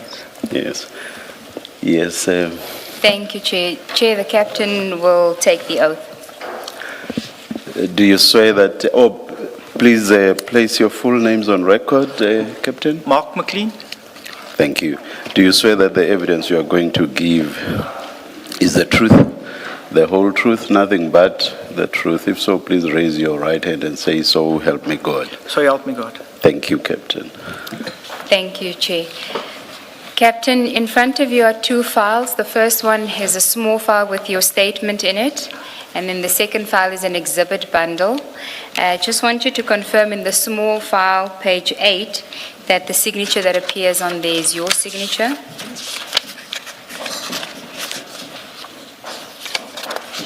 That's correct. And do you confirm that the statement was prepared for purposes of your evidence today? Correct. And do you confirm the correctness of the contents of the statement? It's correct, Commissioners. Thank you. Chair, given that Captain McLEAN is corroborating to a large extent Colonel Roelofse's evidence, we have agreed that certain parts of his statement, he won't read it, but he will basically summarize based on what Colonel Roelofse has done, has already testified to, and then he will continue at a certain point with aspects that only relate to him. And when we deal with what it is that the Colonel had given, the information the Colonel had given to him, we will then play the recording as well. Thank you. Captain, if we can then start with your statement on page 1, and you can read this part into the record, and then if there's any portions that you want to elaborate on or clarify, you can do so. You don't have to feel restricted. Thanks. Thank you, Commissioners. I am a member of the South African Police Services with the rank of a captain attached to the Directorate of Priority Crimes Investigation, also known as the Hawks. In May of 2020, I was part of a team placed at the Investigating Directorate, the ID, of the National Prosecuting Authority, also commonly known as IDAC, as part of a duty arrangement between IDAC and the DPCI, where we were assigned to conduct investigations relating to inter alia, state-owned enterprises, or state-owned entities. We investigated matters relating to the Crime Intelligence Division, including the Secret Service Account, SSA. While conducting these investigations into crime intelligence, the team became familiar with crime intelligence officials who would provide the team with information. At times, these officers would provide information on ongoing investigations or matters that we were not aware of as a team. Now, Captain, when Colonel Roelofse gave evidence, he mentioned that investigations had started as early as 2011. Were you involved in those investigations? That's correct, Commissioners. In 2011, I think it was March, it was a public holiday. We were informed to form part of a team coming up to Gauteng to investigate a murder of Opera Mogibi in Vosloorus against General Mgluli at the time. Okay, and at that stage, was it just you and Colonel Roelofse? It was myself, Colonel Roelofse, Colonel Pete Viljoen, and Catchy Williams, Sergeant Catchy Williams. And just insofar as you mentioned the issue about the Secret Services account, was that also part of the 2011 investigation? Not right in the beginning, Commissioners. Like I said, as things progressed, because you are dealing with a murder of the then Divisional Commission of Crime Intelligence, the officials in crime intelligence will then, you get to know them, and then they will approach you with information. And that's exactly what transpired here. When you say information unrelated to... Unrelated to the murder, Commissioner. And then Colonel Roelofse mentioned something about, he said we could have stopped this in 2011 and didn't really elaborate. I think it was actually my fault that I didn't ask him to elaborate on. Do you have a view on that? Because I had engaged you on that issue as well, about 2011. Yes, Commissioners. Most of these issues that is arising now, that is coming out in at the Commission, not all, we already knew about some of these things in 2011. And it was brought to the attention of a lot of generals that something must be done. Can you just please explain these things? These things was the abuse of the Secret Service account. We opened, at that time, we opened 2 other separate cases that was running. One was against General Lazarus and Colonel Barnard. And then the other matter was General Barnard, General Lazarus, General Mgluli, and Colonel Barnard. The first one was on a Littleton matter against General Lazarus and Barnard for abusing the Secret Service account. What they did was they created within a service provider. I just wanted to get the nature, not necessarily details around. Thank you. Yes. Thank you, Commissioner. I think the Chair's question was more about what are these things that you say could have been stopped in 2011. Yeah. That was the context, not the actual cases that were investigated, but the reference to that this could have been stopped in 2011. Like I said, the abuse of the Secret Services account, the appointments, all of that was known to us in 2011. Okay. You may continue. Paragraph 3. The purpose of this statement is twofold. The first is to inform the Commission of a matter regarding events in 2018 reported to me and retired Colonel Roelofse in 2022 involving Advocate Andrea Johnson and Major General Farouz Khan.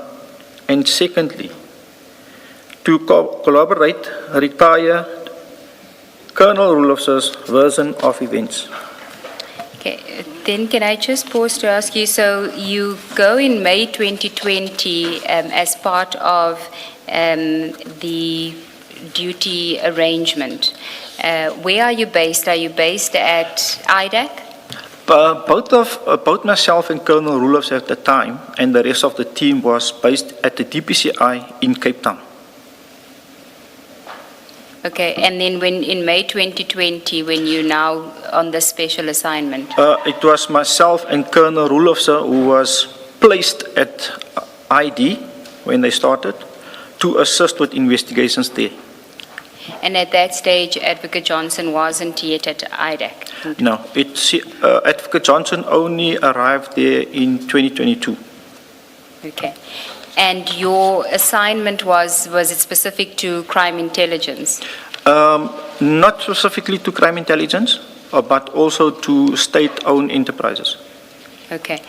And at that stage, had you been aware of Major General Feroz Khan within crime intelligence?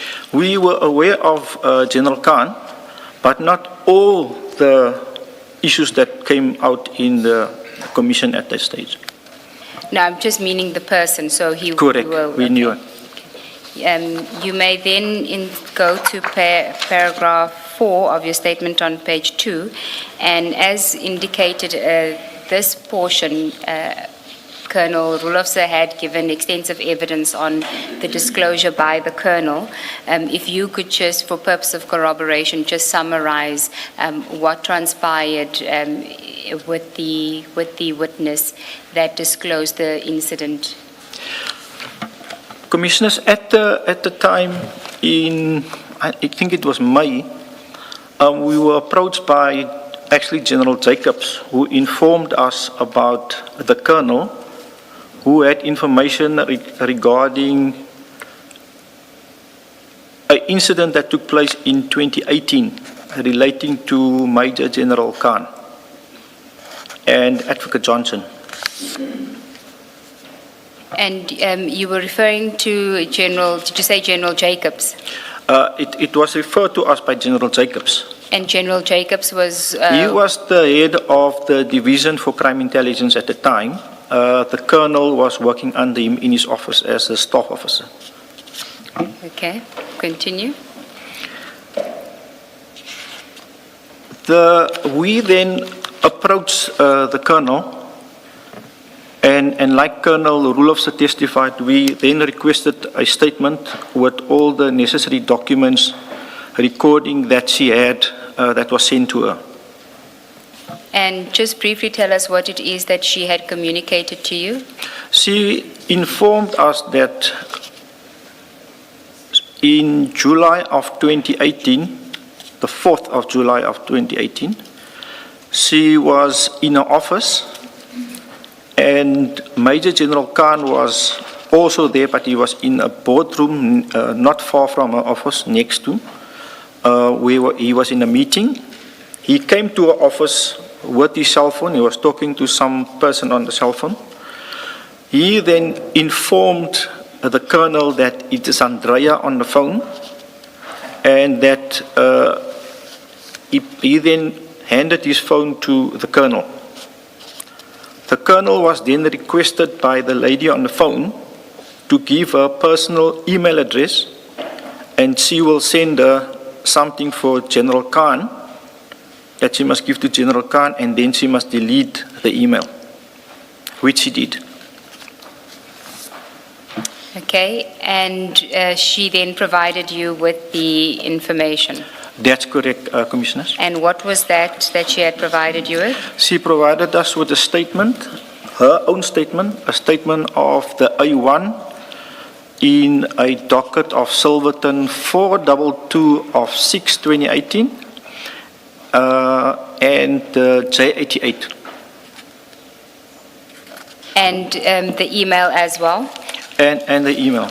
Okay. And also the recording. When you say the recording, what do you mean? It's a recording that was, I think it was done by the complainant, Brigadier Phetla, of the assault case. And that was also given to the Colonel. Okay. Had you ever interviewed Brigadier Phetla?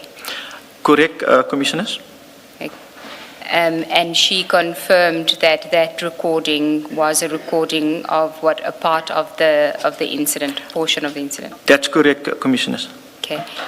It also forms part of that case docket. Okay. Chair, we'll play the recording now.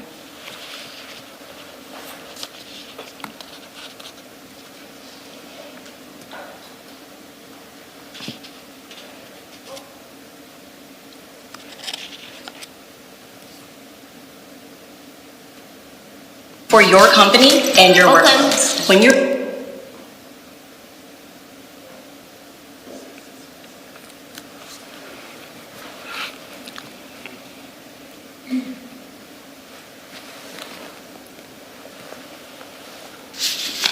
open.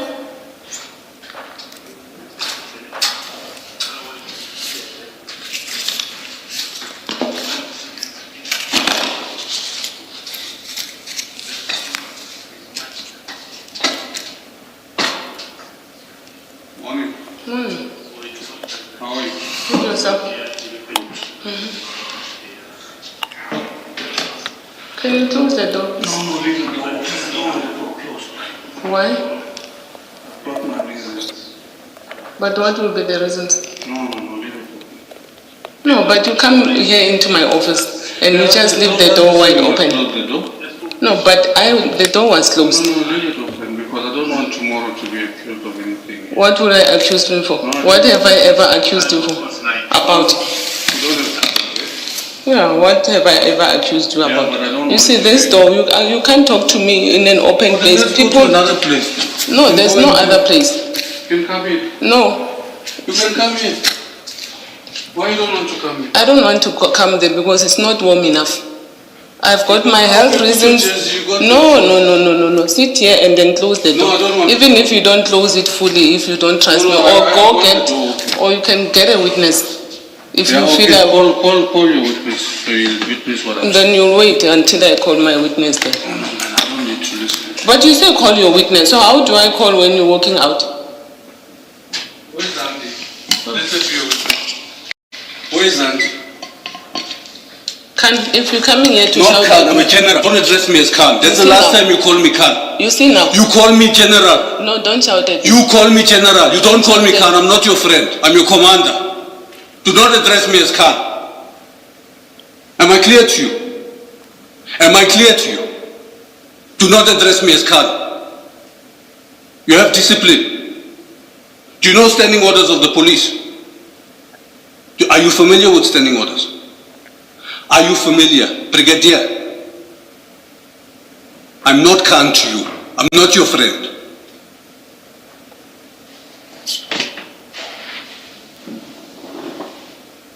Where were you this morning? I'm here from 7:30. Why were you not at work? Answer me. Where were you this morning? What time do you start work? You're not going to talk. The pen is very powerful.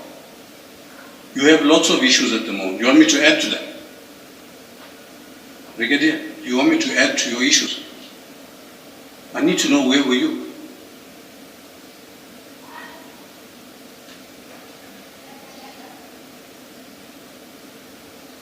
I need answers from you. Do you want me to add to your issues? Have I been rude to you? Why are you rude to me? Do I call you Phetla? Leo? I've never called you anything but Brigadier. But can you say the same? In your heart, you cannot. Do some introspection and find out why these things are happening to you. Okay? You come to my office tomorrow morning at 7:30. I'll see you at the door. Bring your witness with you.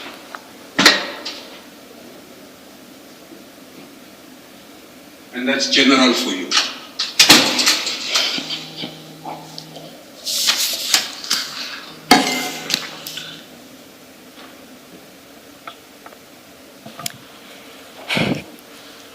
Thank you, Chair. That's the audio. Captain, could I ask you to please identify the female voice in the audio? The female is Brigadier Phetla, And the male voice? is General Khan. And when you interviewed General Phetla, we know that one of the allegations was that there was assault. Did she tell you what had transpired?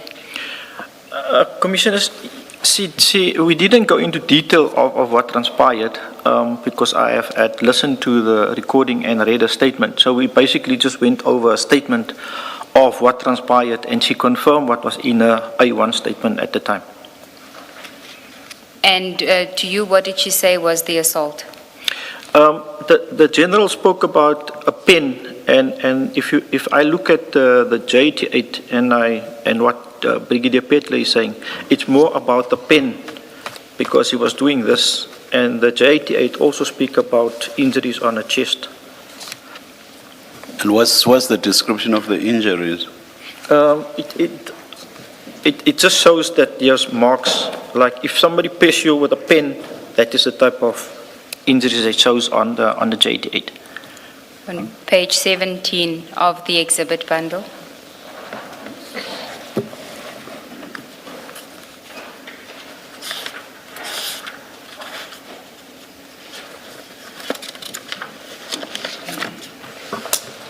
Captain, the J88 is completed by whom?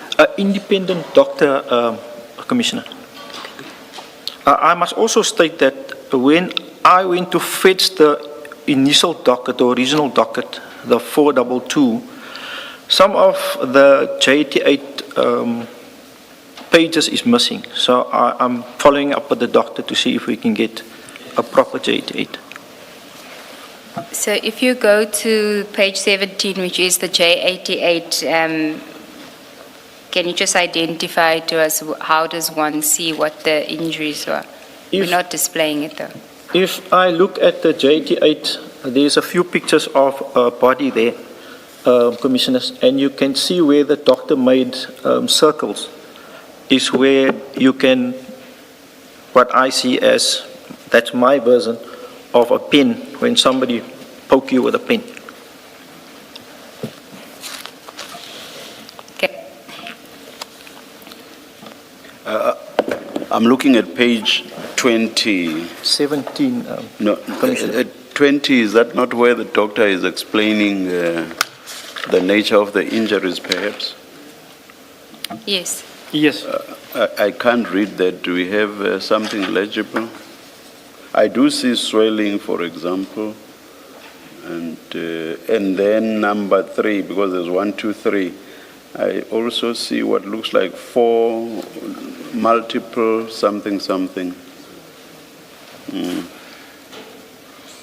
Chair, that's all that we have of the docket, yes. And then there is on page 33 a bigger version of it, but it's still the same.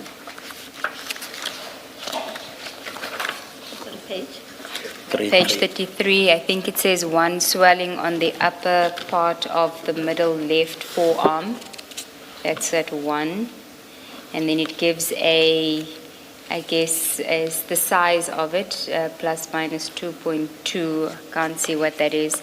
And then the second one, bruise superficial on facial left. And then 3, 4 multiple small bruises on, and I can't read the rest. And then if you go to page 17, which has the markers of the injuries. Okay. We can go then back to your statement. So that is what was contained in the docket. Correct. Or what the colonel had given you as what she had received from Advocate Andrea Johnson. That's correct. Okay.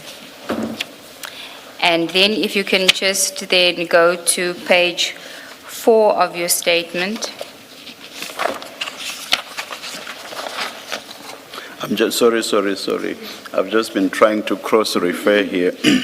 I've gone back to page 17 because looking at number 2, which is what? No, number 1. The swelling, no bruise, number 2, superficial on, is that facial? And left. So I went back to 17 and I'm looking at what appears there. If you look at the top line, 1, 2, there's a circle there. Do you see that? On top of the head, correct, Commissioner? Yes, and it's on the left-hand side. That's correct. If this has not been filled in, would you ordinarily have the circle that we see there? No. Or is that circle that is the doc where the doctor will say this is where injuries. When he examines the patient, that is where he shows. Then the doctor makes correct. that as an indication. All right, I just wanted to. All right. Thank you, Chair. Thank you, Ms. Sigel. Ms. Dube, before you go to the disclosure, Captain, I'm just trying to understand procedurally what happens. So you have the complaint from the whistleblower, and then you have the statement, and then you have the docket from the 2018 incident. What do you do now? Do you open a separate docket dealing with what the whistleblower told you Advocate Johnson did? What exactly do you do? Is that a new case, or do you open a new docket? Correct, Commissioner. What do you do? So what we did in this case, with any other case, we don't use the original case docket that is there. We try to preserve that as it is for the court to see what was in that case docket. So what we did in this case, we opened an inquiry into the matter. And in that inquiry, I didn't even wanted to place the statement of the colonel in that inquiry. I just wrote up the investigating diary, although I know I had the original statement. So that is how we proceeded with this. So you open an inquiry and then it has an inquiry number? Yes, 8 of 9/2022. Do you investigate it as a criminal offense? What do you investigate it as? It's as a normal criminal offense, but it's just an inquiry at that stage until you have all the evidence all the statements, and then open a case docket. Let me tell you where I'm going with this so that you can understand me. There's a suggestion by a witness before you that once your investigation started, how the content of the whistleblower statement was shared between DPCI and the NPA and Advocate Johnson may in itself have been improper.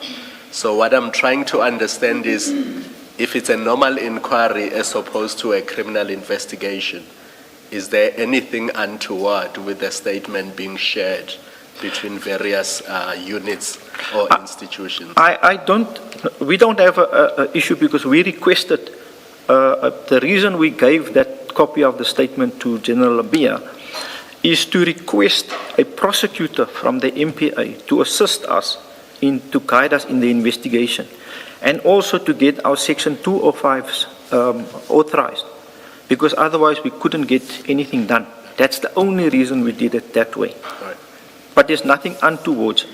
But where it becomes a problem... Sorry, I know Advocate Ngube is getting to that. I just needed to understand, is it a criminal investigation or it's an inquiry? And the difference between the two, you've clarified. It's a criminal investigation. The one is, it just got an inquiry number, and the other will have a case number when the investigation is finalized. Thank you, Captain. Page 4 of your statement, the investigation. Paragraph 10, you can read there.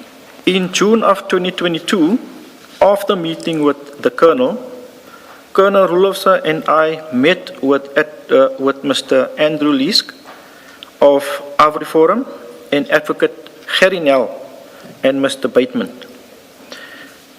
As an aside, Advocate Nel and Andrea Johnson worked together at the MPA at some point, and most notably on the prosecution of Oscar Pistorius. I can add there, at that time in 2011, Advocate Johnson also worked with us when we did the General Mgluli matter, the fraud and corruption matter, but later she withdrew from all activities on that investigation. Obviously because her husband is working for crime intelligence. Junaid Johnson. Okay. I have read Colonel Roelofse's statement submitted to the Commission and confirmed that my recollection of the meeting is the same as his, as contained in his statement. In particular, I want to highlight that Mr. Barry Bateman told us that Advocate Johnson had requested the information, the Phetla criminal complaint, from him.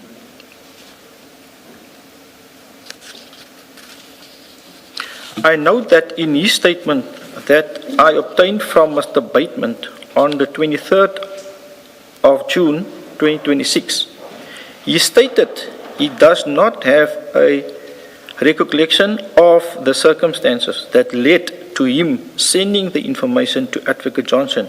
However, he can only infer that it was following a discussion and response to a request from Advocate Johnson.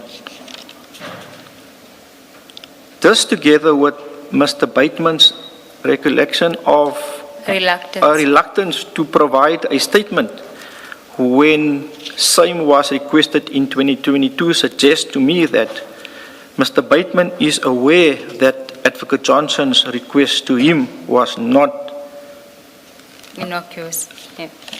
Now, can I just ask you, at the time when you asked Mr. Bateman for his statement in June 2022, had he prepared something? Did he give an undertaking that he would prepare a statement? Why did it take 4 years to secure that statement? We did have, Colonel Roelofse did get a draft statement from Mr. Barry Bateman. But there was questions that we had relating to the events and how it occurred. And we wanted his downloads of the cell phone. But when Advocate Johnson were informed by Advocate Batoy, and he received a call from Advocate Johnson, I think it was for that reason that we couldn't finalize his statement at that point in time. But what do you mean by that? I mean, you're just leaving it hanging in the air. What do you mean that is the reason that it took so long to get the statement from him? I can just say that what I think what Mr. Bateman was doing was to see whether anything is going to happen with the investigation before finalizing his statement. Because if I was in his shoes and he's trusting the police, he is informing us of the information that he received or the request that he received. Now all of a sudden, the same person who he gives the information about is phoning him. I will also perhaps just wait until something will happen from the MPA side. But he didn't express to you the reason why he was delaying with the statement? Not at all. Okay. And do you recall how many times you would follow up to get the statement from him? Quite a few times, but I must say that Advocate Gerinel and Mr. Least assisted me a lot in this matter to get the statement finalized. Okay.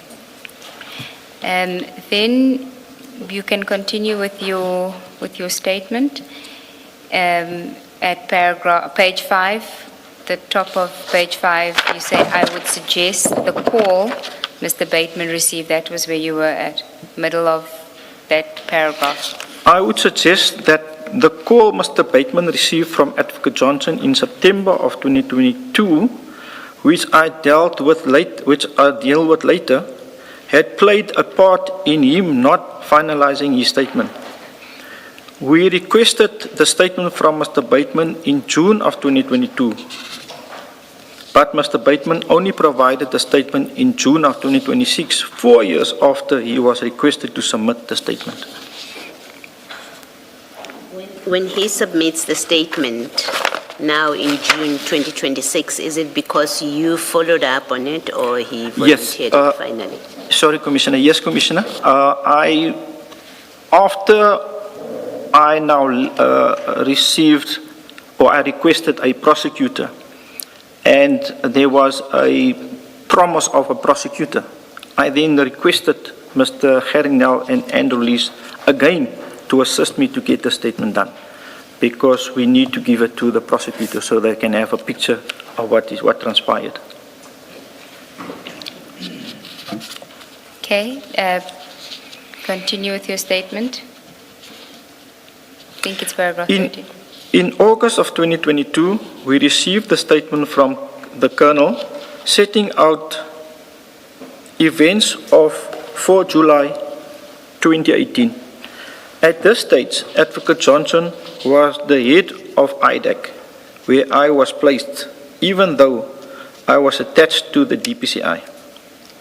We could not approach Advocate Johnson given the allegations of interference and defeating the ends of justice. At that stage, I had also obtained the assault and intimidation docket to establish whether the information of the Colonel was indeed the A1 statement, the J88 and audio file of the incident. I confirm that what the Colonel gave us matched the information contained in the docket. According to SAP's records, on 15 December 2021, the MPA informed the investigating officer that it would not prosecute the assault and intimidation case against General Khan. And on the 13th of January 22, the docket has been withdrawn. Then on the next topic, if I could just ask you, it's Advocate Johnson's knowledge of the allegations against her, that you weren't personally involved in the meeting between Advocate Johnson and Colonel Roelofse, or his approach, Colonel Roelofse's approach to General Labia, correct? Correct. I was not personally involved. I didn't attend the meeting with Colonel Roelofse with General Labia commissioners. And then, do you know whether General Labia did give the Colonel's affidavit to Advocate Batoy? Commissioners, what I can say about this, because I recently interviewed General Labia,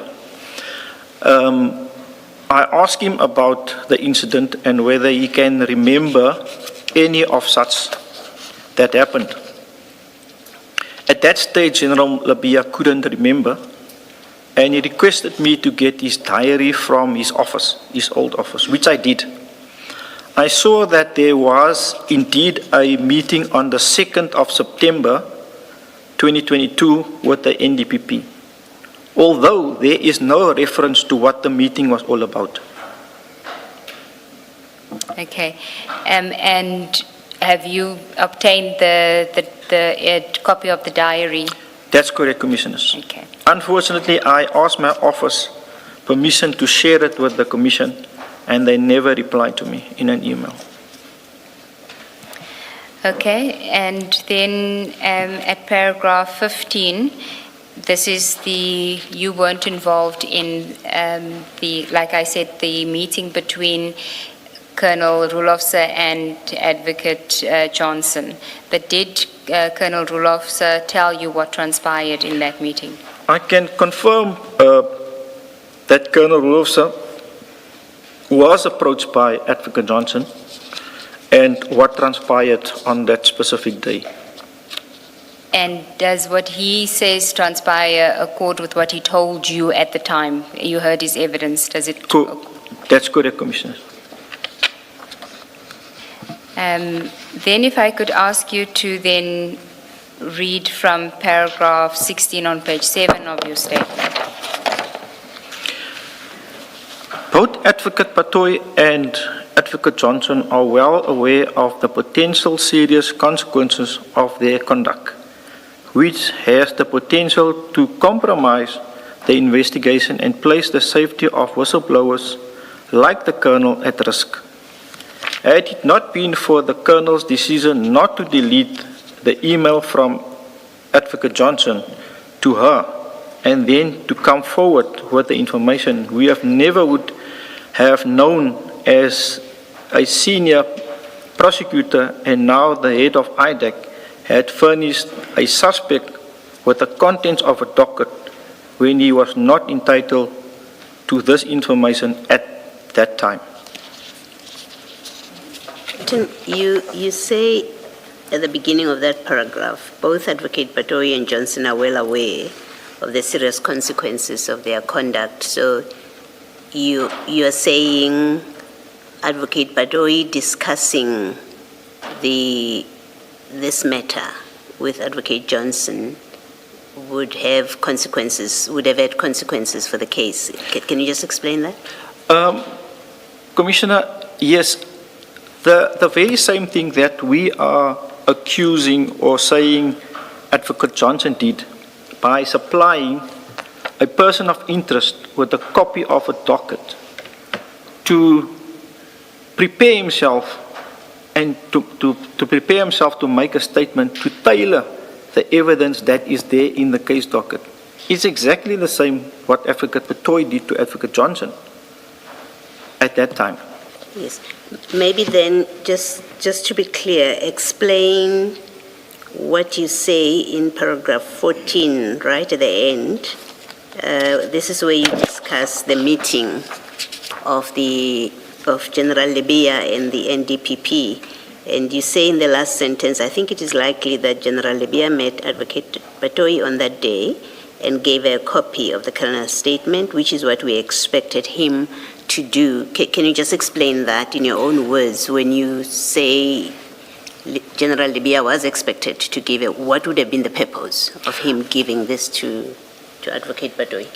Commissioner, yes. The purpose of giving the statement a copy of the statement to Advocate Petoy was the sole purpose of that is so that Advocate Petoy can be in a position to see for herself and read for herself the statement and the implications of what Advocate Johnson did. It was not given to her with the purpose of sharing it with a person of interest. Definitely not. Commissioners. Yeah, I mean, it seems there may have been, you give it to her for purposes of making the decision about appointing a prosecutor or for her to institute disciplinary action. Was that the second part? Was it ever in the contemplation when we gave it to her? In which case, it would explain why she would discuss it with Advocate Johnson. Commissioner, at that point, we only wanted a prosecutor to see whether what is told to us is indeed so that we can get cell phone records and see if we can corroborate what the witness is talking about. That's the sole purpose of. Thank you. I want to, Captain, follow up from that.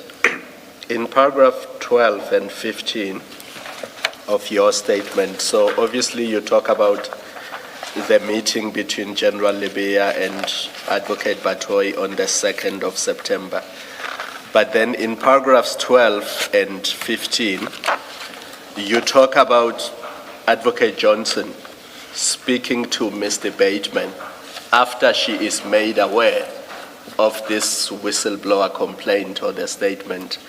Now, my understanding is that once there is such a complaint, Mr. Bateman would be a witness or a potential witness.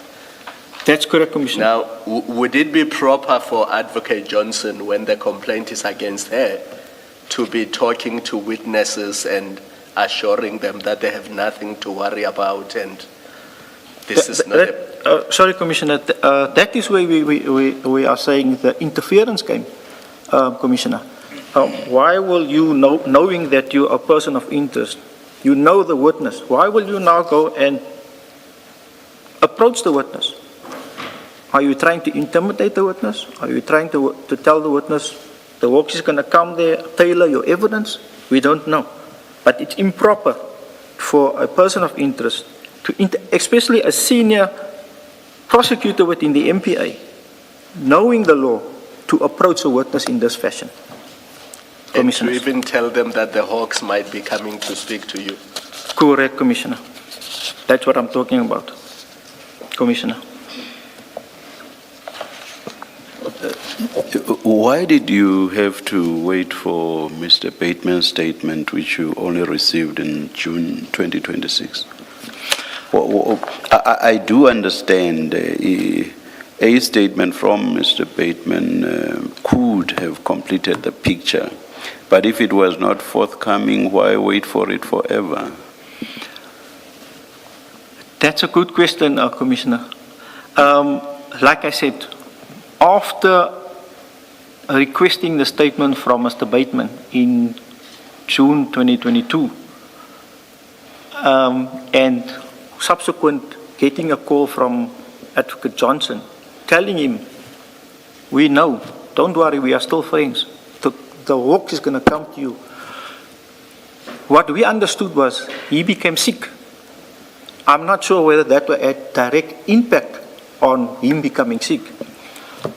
I can only say, if I was in his shoes, I think I would have done the same thing. Because here, I'm trusting the police. I'm giving them the evidence. But now it goes back to the person of interest. And the person of interest, who is supposed to uphold the law, then phones the witness, trying to intimidate the same witness. I would also think, if I was in his shoes, I will wait till I'm approached again. I'm not sure that that answers the question why you waited until 4 years later. Why I waited, Commissioner? Yes. I had to... The two of you as investigators up to the retirement of Colonel Roelofse, and then you continuing until what a period of 4 years had elapsed, and at which point you did get Mr. Bateman's statement. Commissioner, I think my biggest issue was that we didn't have a prosecutor at the time. Mm-hmm. And for me to go back to the witness and say, I want your statement, I must be in the position to tell him, yes, indeed, we have a prosecutor, we will proceed. I must try and convince him now again to give me that statement and trust us again. But what happened before that is, in my opinion, the reason why we were struggling to get the statement and only got it in this year. All right. No, thank you. Thank you, Chair. Captain, I think that Commissioner Kumalo had referred you to paragraph 15 of your statement as well, which you, maybe if you can read that portion. On the 7th of September 2022, Colonel Roelofse told me that Advocate Johnson approached him at work and they had a brief meeting in her office. According to Colonel Roelofse, Advocate Johnson told him that she saw Colonel's statement and mentioned that the Colonel's name, as well as the name of the officer who commissioned the Colonel's statement, Colonel Odendaal. He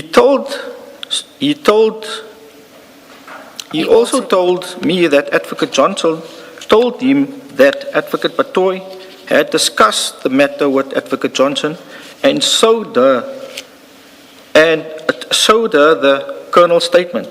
In other words, Advocate Batoy now revealed to Advocate Johnson that the Colonel had implicated Advocate Johnson in wrongdoing. I was disappointed with Advocate Johnson's conduct. Advocate Batoy's conduct. She had done for Advocate Johnson what Advocate Batoy did for Advocate Johnson, had it not been for General Khan. No, just in read other that words, again. Sorry. Advocate Batoy is doing exactly the same as what Advocate Johnson did for General Khan. Colonel Roelofse, who told me that Advocate Johnson told him that she spoke to Mr. Bateman before meeting him with Colonel Roelofse, and that told Barry Bateman not to worry.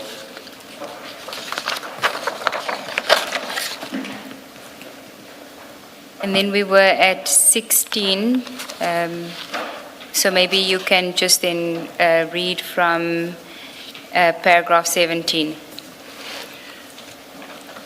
If Advocate Johnson was of the view that the conduct was proper, she would have sent the information directly to General Khan. in a professional capacity as a senior prosecutor using a work email address. Advocate Johnson clearly understood that what she did was a contravention of her duties as a prosecutor who must act without fear, favor, and prejudice. In this instance, she clearly intended to favor General Khan so that he could have the benefit of the complainant statement and the contents of the docket when he prepared his warning statement, which he submitted on the same day that Advocate Johnson sent the information to the Colonel.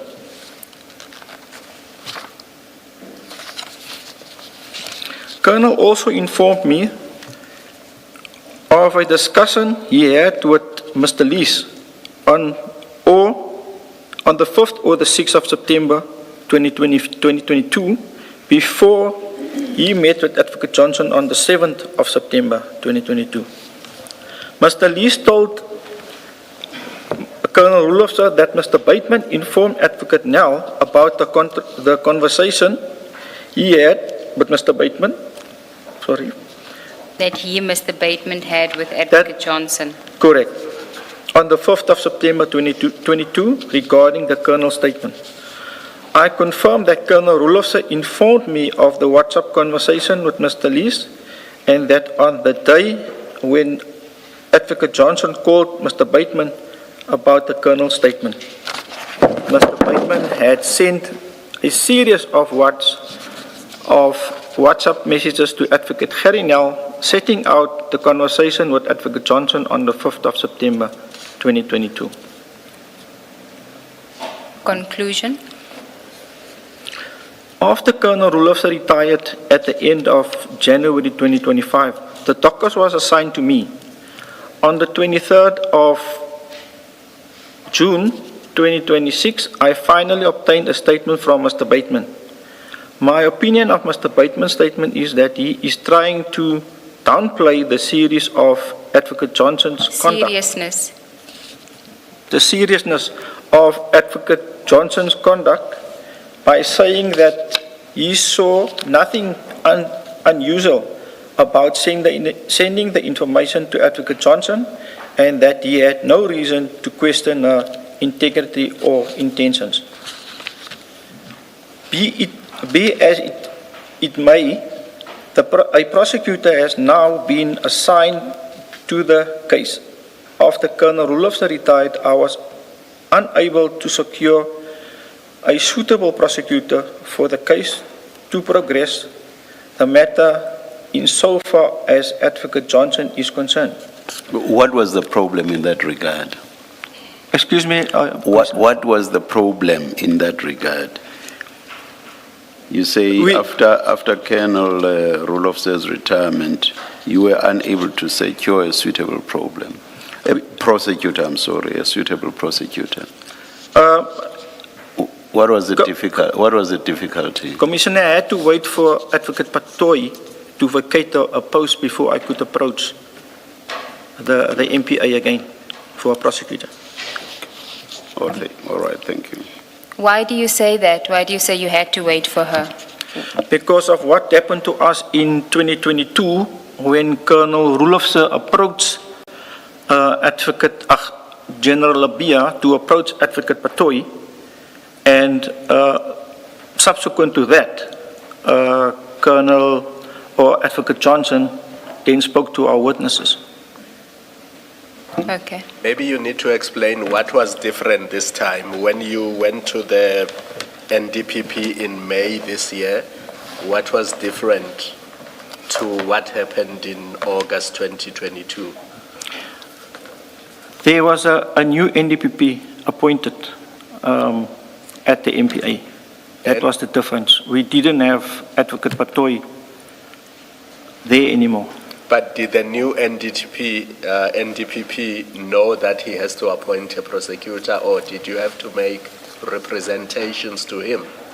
We first had to approach him and explain to him about the investigation. In actual fact, after approaching the new NDPP was approached, via other prosecutors.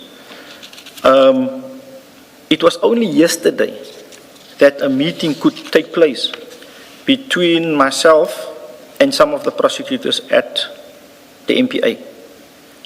And then only now there is movement on the matter. It was only yesterday afternoon at 2 o'clock.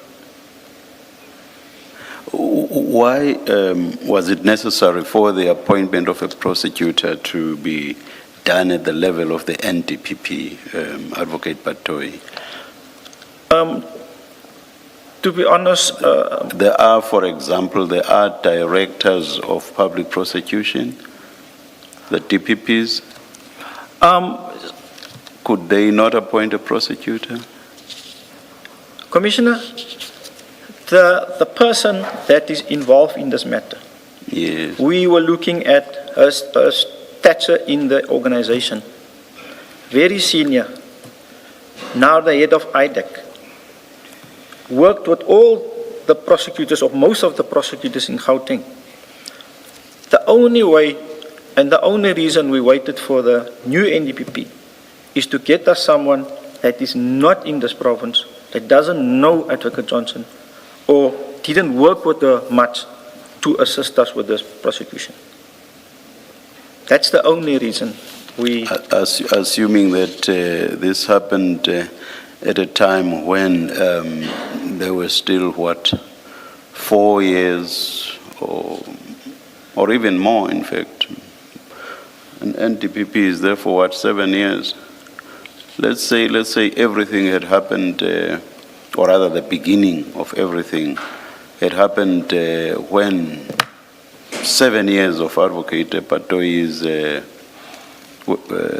period was still to run. Would you have waited for 7 years? To be quite honest, we were actually, we didn't know what to do at the time, Commissioner. And even after she left, our only hope was to see the new NDPP and to get a prosecutor to assist us to take this case forward.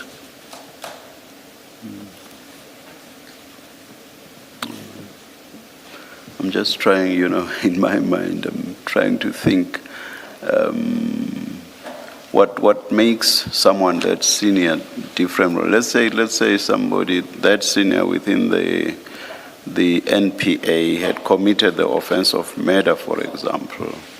Wouldn't you just investigate that crime in the same manner you would investigate any other crime and take it to the relevant magistrates court, for example, for the initial court processes, bail applications, first appearance, bail applications, and so on?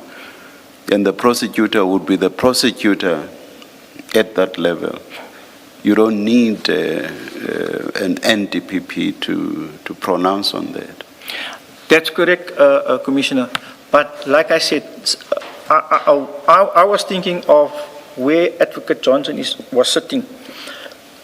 Excuse me, and the influence he have. We normally do investigations, take it to the local courts. But this one, we had to approach the NDPP's office to assist us with a prosecutor because of where she was sitting. You are repeating what you have been saying throughout, and you are not addressing the analogy I'm drawing, just to understand your thinking. You are not addressing that. Commissioner, I don't know what to answer. Okay, all right. The issue is simple for me. Mm-hmm. Approach any prosecutor at any court. They will go to Advocate Johnson and say, this docket is here. They will be influenced. Like she was influencing the witnesses. That same influence could have been practiced to these prosecutors if we had to approach any prosecutor at any of these local courts. It would have been the same result as what Advocate Patoi did with us giving the statement or informing Advocate Johnson about our investigation. With the exception that there might be exceptions of prosecutors who might say, on my CV, I want to have on there that I prosecuted someone as senior as the head of IDEC. Anyway, you've made your responses. Thank you very much, Captain. Thank you, Commissioner. Sorry, Captain, I want to follow up on this discussion. Did Advocate Batoy refuse to appoint a prosecutor? To be honest with you, Commissioner, we just never heard anything from Advocate General Labia or Advocate Batoy. But did you ask for a meeting or make a follow-up? Because I don't want you living here with the suggestion that Advocate Batoy refused, and because she refused, you decided to wait until her term was finished, then you approached her successor and he agreed. So it's just not clear to me what happened after you correctly gave the docket or the inquiry to your Superior General Libya. He engaged with Advocate Batoy with a view to her appointing a prosecutor, but you never received feedback that she refuses to appoint a prosecutor. That's correct, Commissioner. We never got any response from our office. Yeah. And because of, I don't want to say because of Colonel Roelofse that was interacting with General Bia, you should have gone back. He informed me what transpired now with him going to General Bia going to Advocate Batoy. If Advocate Batoy wanted to give us a prosecutor, why will you then discuss the matter with a person of interest instead of just saying to General Bia, I'm going to give you this prosecutor from wherever, they will assist you with whatever you need. And then only when the investigation is done, bring it back to me and then we will make a decision. But now you take over the inquiry from Colonel Roelofse at the beginning of January. Advocate Batoy is still there. What stopped you from approaching her and say, please appoint a prosecutor? I'm now the investigating officer in this matter. What is your reason for waiting until she has left and then approaching her successor? It cannot be Mr. Bateman's statement because that only comes in late June. So in May already you had approached Advocate Mutibi. What stopped you from approaching Advocate Batoy when you became the investigating officer in January and asking her to appoint a prosecutor? Commissioner, let me just go back to when we started in 2011. So in 2011, when we started with the General Mgludi investigation, we requested assistance from the MPA. We requested the police to assist us with declassifying documents. We waited 12 years.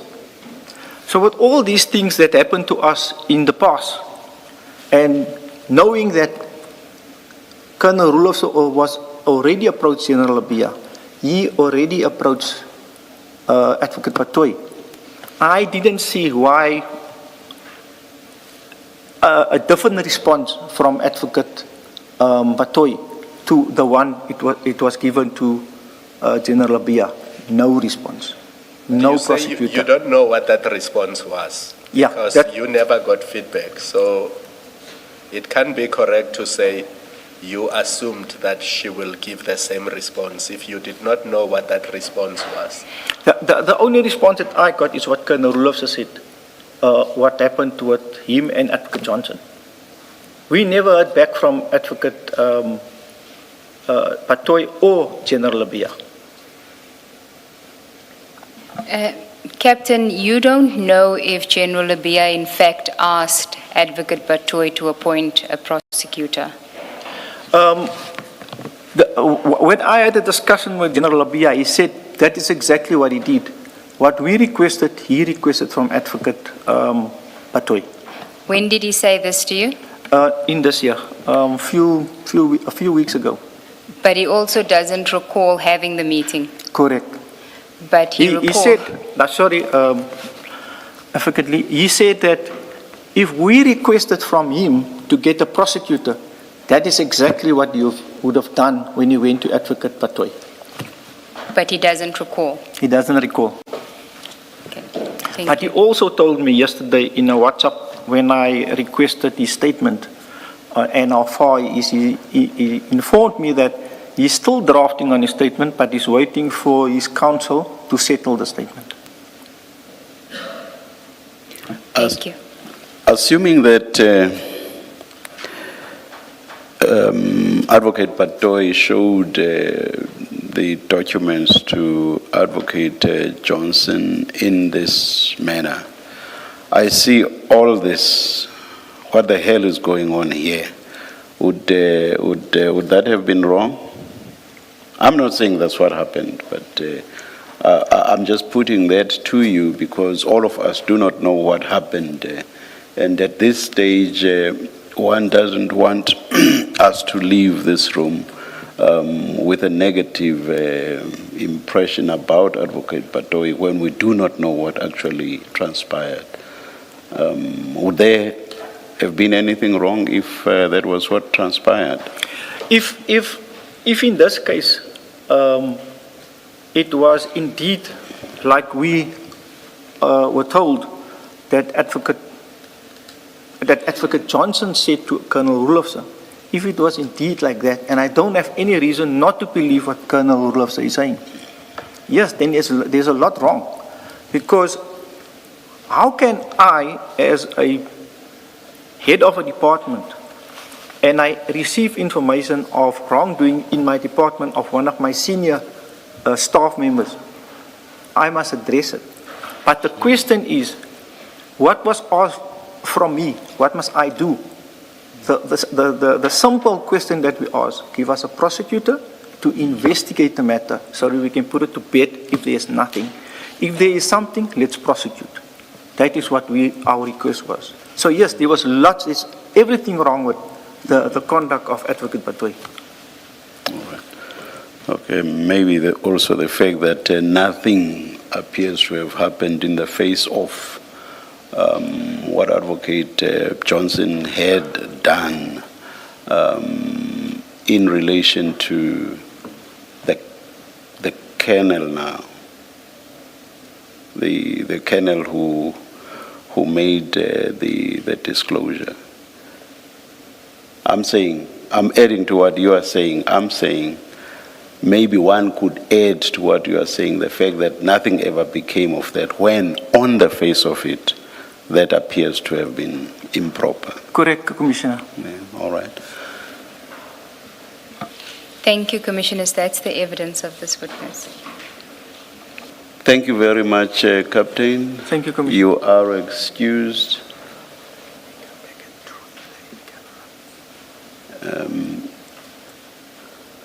And we adjourn to come back at 2 p.m.? Yes, Chair, because the next witness is the in-camera witness, partial in-camera witness. But we are going to be here. Yes, Chair.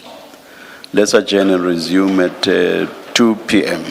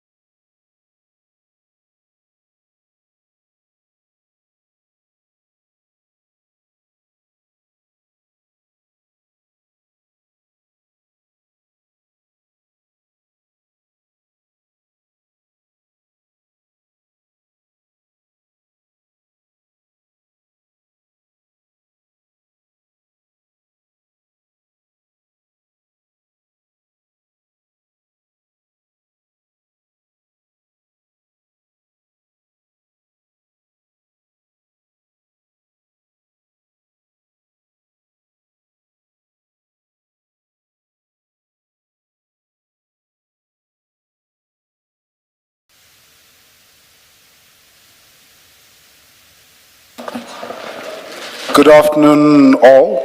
We are ready to start the afternoon session. It's 13:59.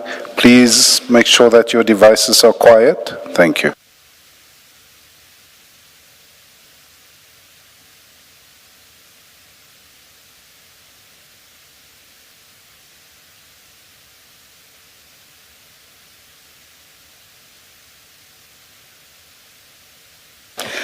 Do I now? Oh, Yes, it's still me, Chair. oh, it's still you. Oh. Yes.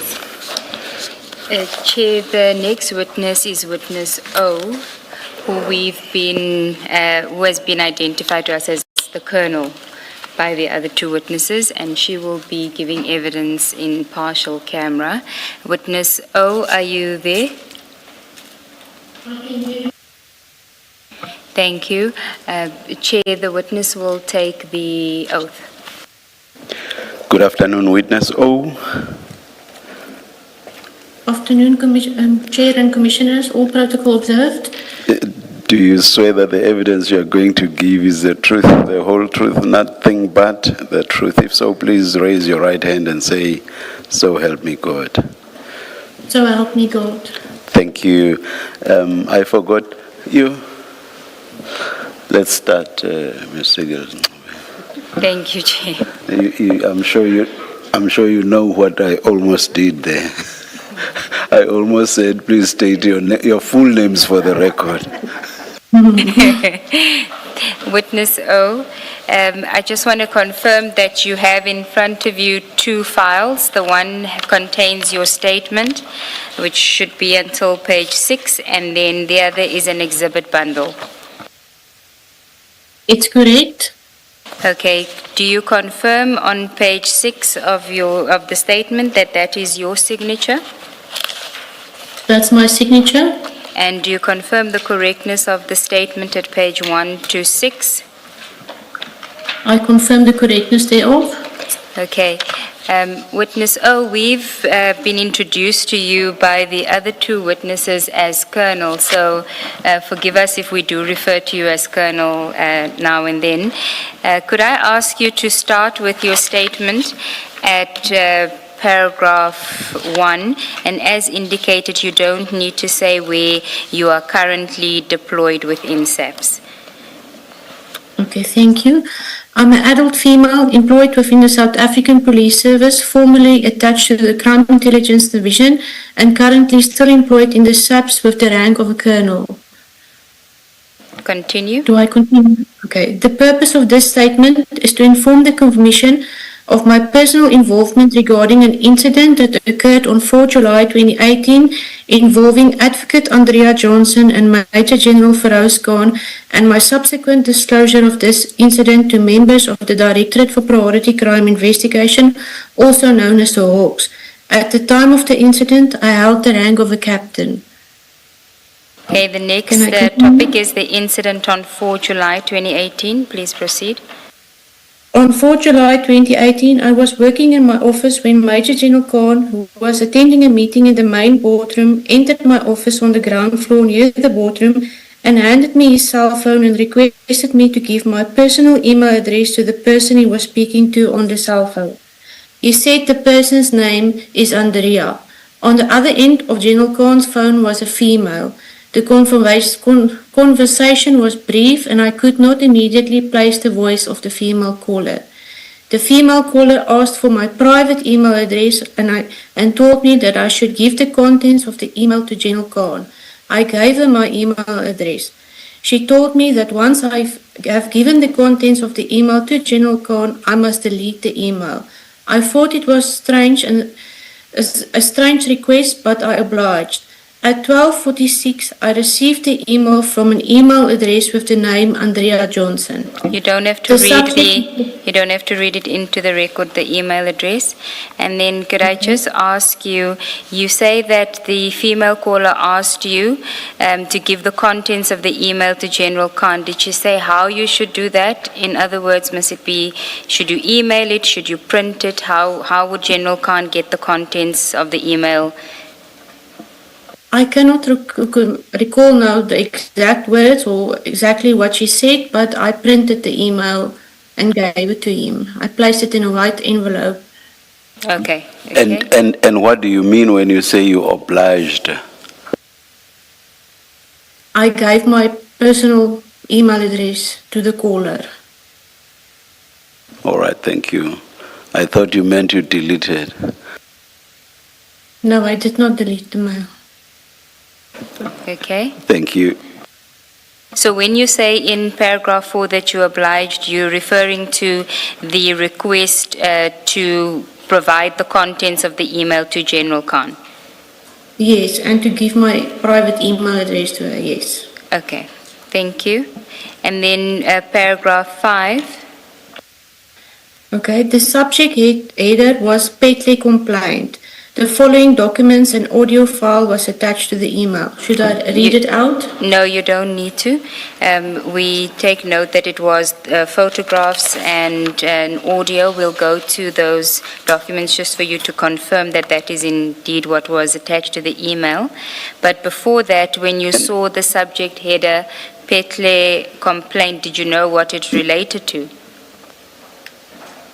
Not at that stage. Only when I opened the files, I realized it related to an incident that occurred between Brigadier Phetla and General Khan. Perhaps just a minor issue. The documents, or rather you itemize them under 5.1 to 5.13 of your statement. Please continue. Thank you, Chair.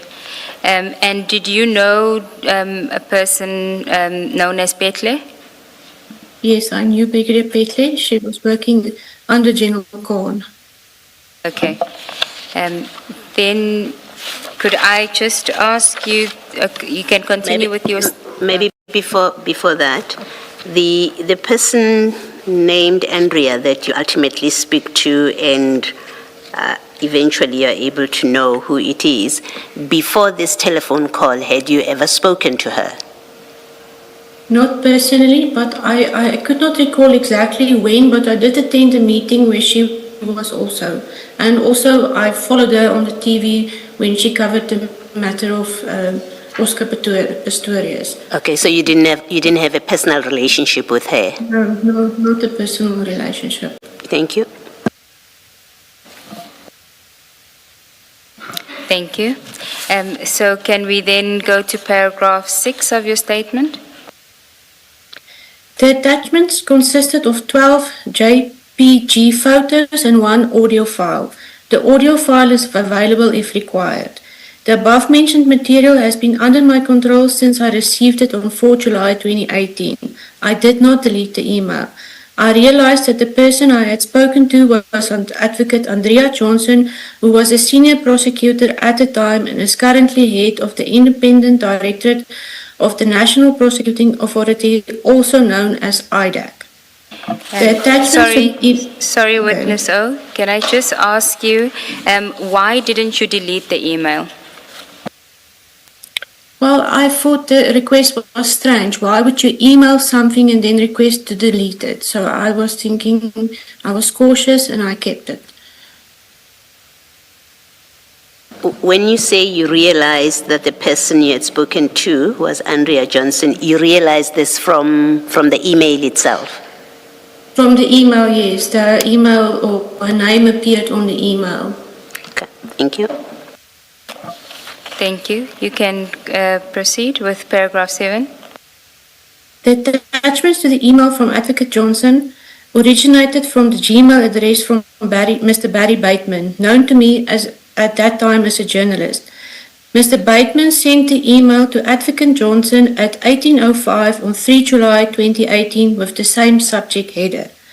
I assisted General Khan by... Witness O, if you can, in the second file that you have, go to page 5, just to confirm. We have already dealt with it, but just for you to confirm for the record that this was the email.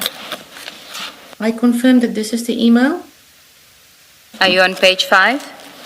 On page 5, yes.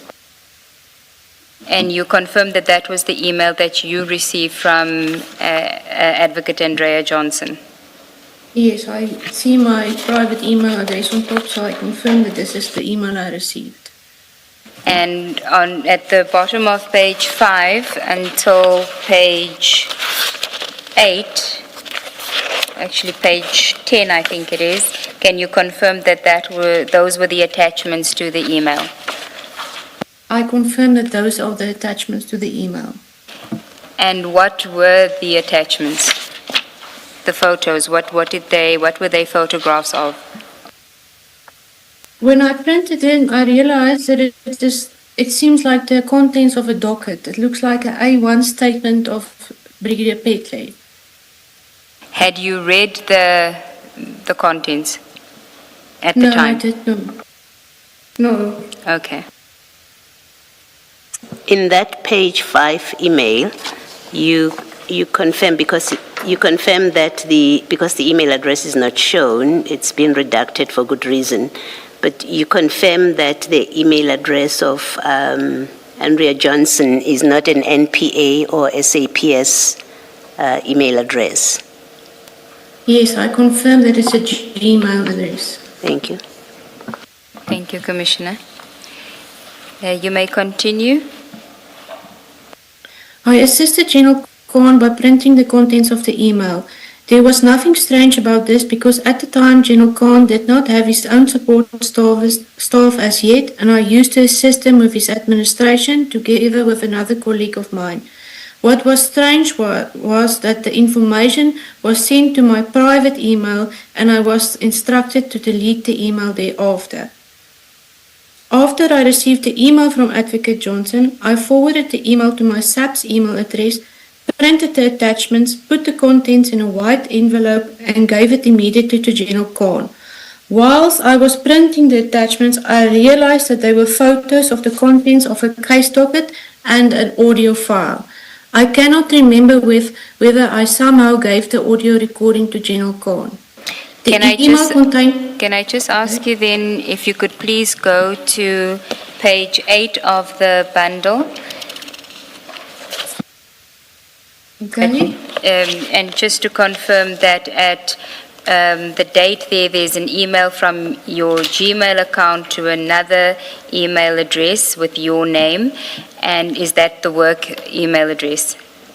At the time it was my work email address, yes. Okay, and then the date and time is 4 July 2018 at 13:45. No, it says 12:45. 12:45, my apologies, 12:45. Correct? Yes, correct.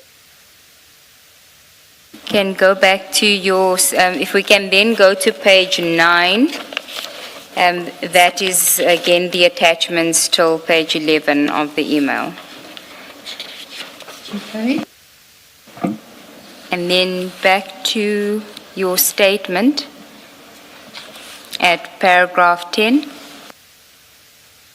The email contained photos of the A1 statement of Brigadier Phetla, a female crime intelligence officer who had made a criminal complaint against General Khan for an incident that occurred on 26 June 2018 at the Crime Intelligence Office.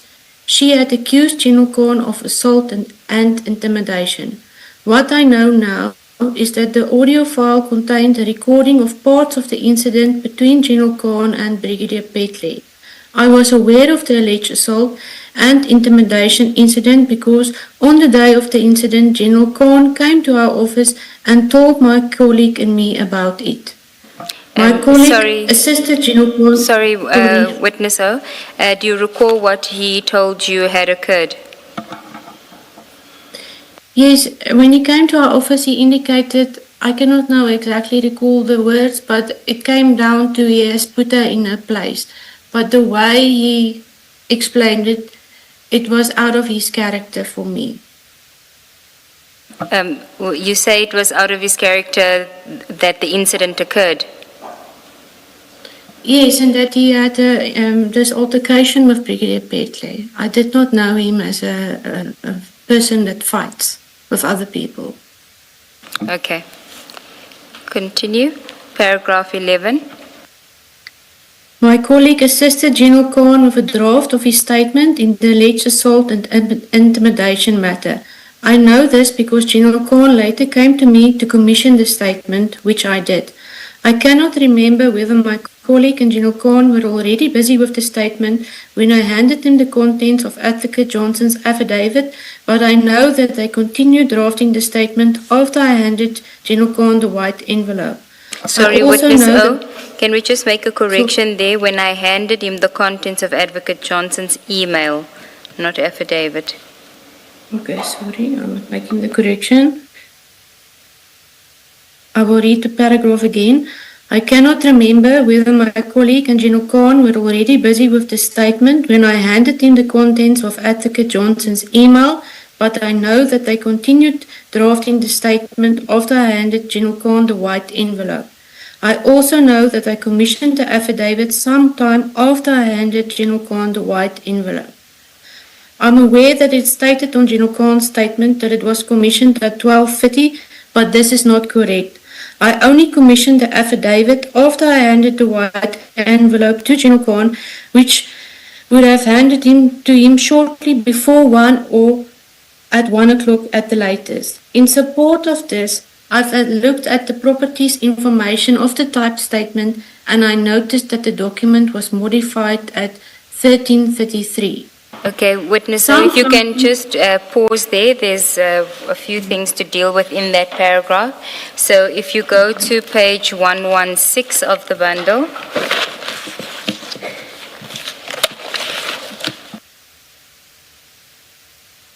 Okay? And until 118,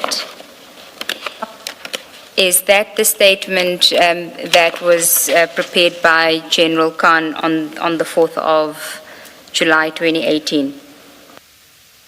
I confirm it is, but not with this strikeout at the bottom here. I made a copy of this affidavit when I signed it or when I commissioned it for myself. Okay. On my copy, there's nothing striked out. Okay, you're referring on page 118. You confirm that that is Yes. the affidavit, and you confirm that where it's the commissioner of oath, that is your signature. I confirm that.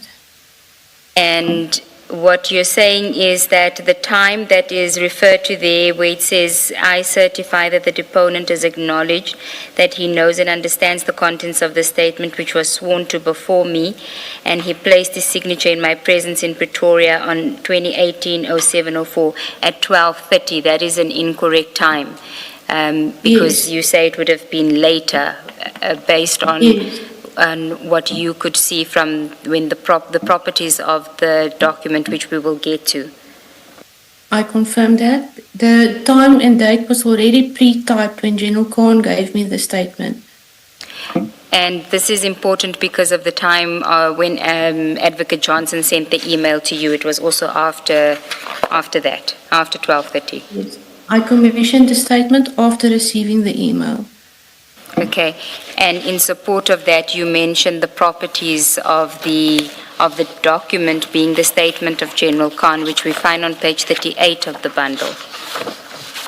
If you can go there.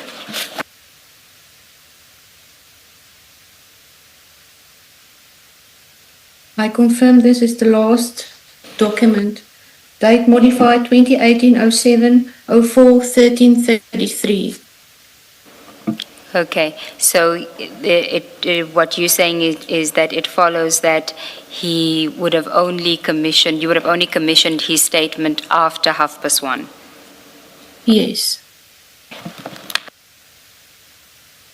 Can we go back? Sorry, before you move on, at that page 118, the affidavit, the strikeout that you say was not there when you commissioned this, there are initials next to, I suppose, verifying or confirming the strikeout.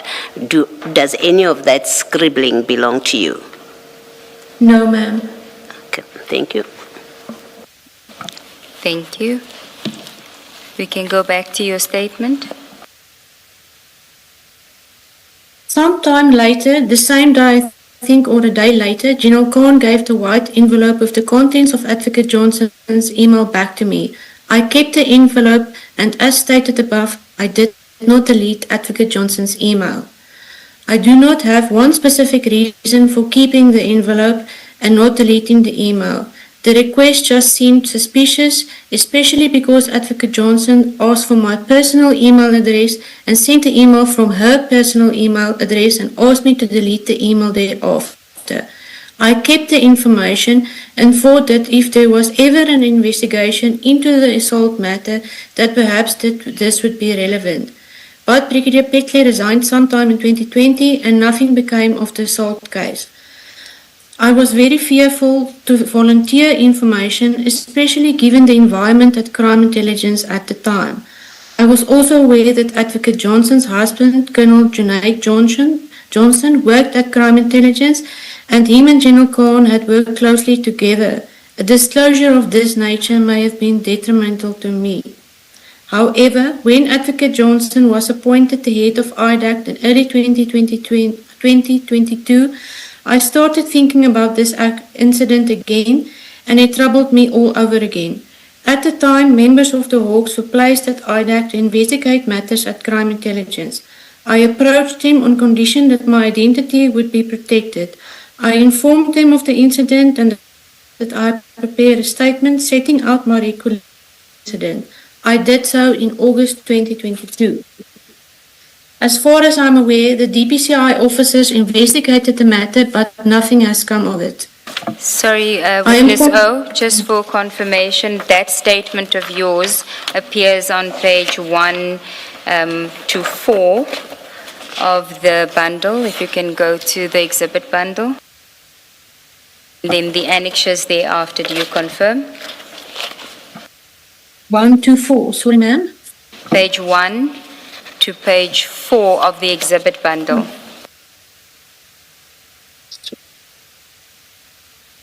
Page 1, 2, 3, 4. Yes, I confirm this is my statement and my signature. And this was the statement that you had submitted to the DPCI officers? Yes, in 2022. Okay, thank you. You can continue. Conclusion.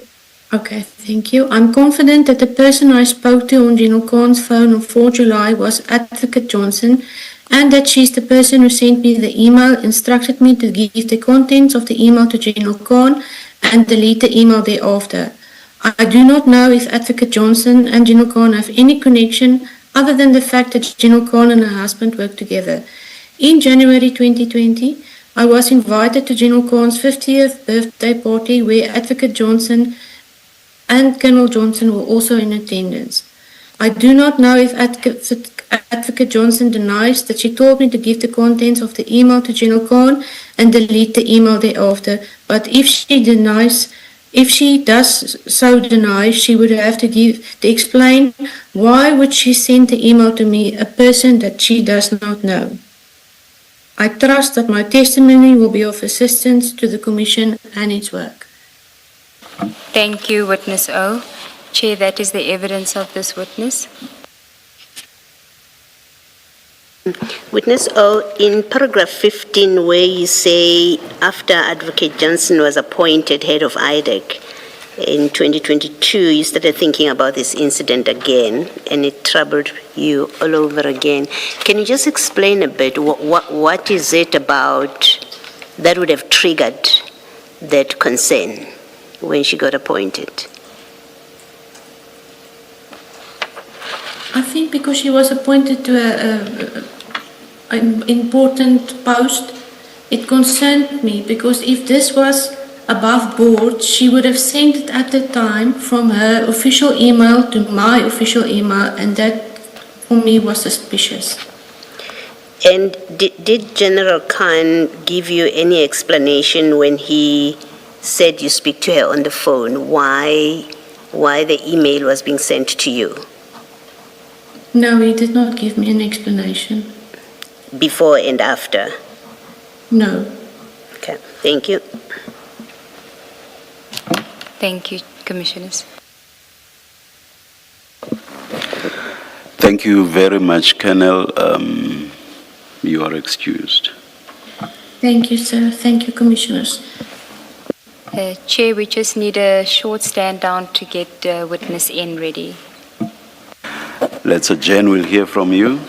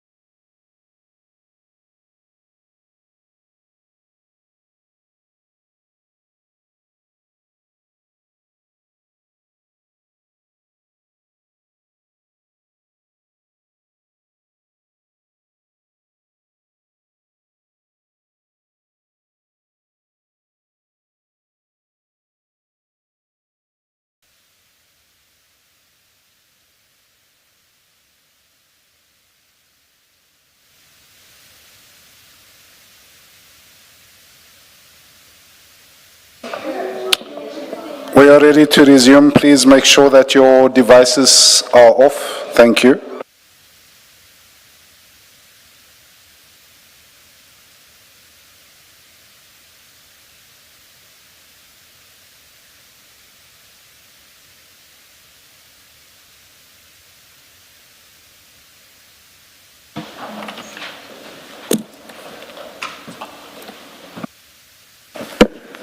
Are our laptops supposed to be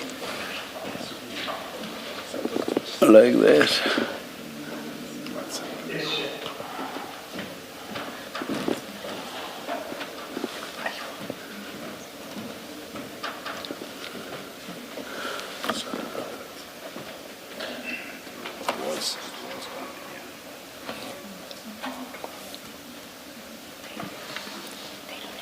Chair, we've tested the connectivity and the audio with respect to the next witness, and it's clear.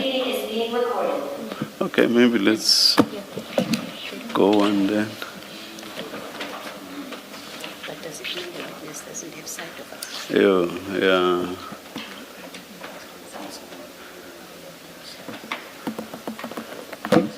Chairperson, it seems Mr. Michaels is attempting to get visual for the witness.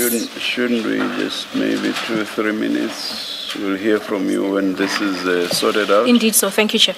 Let's adjourn.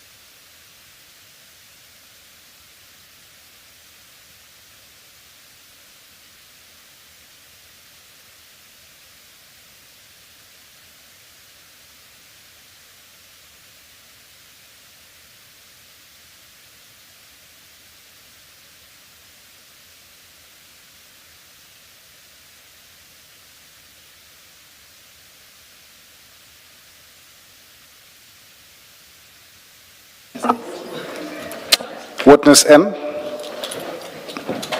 Can you hear us? I can hear you. November, thank you. Thank you. Is Commissioner Baloy's screen going to be off?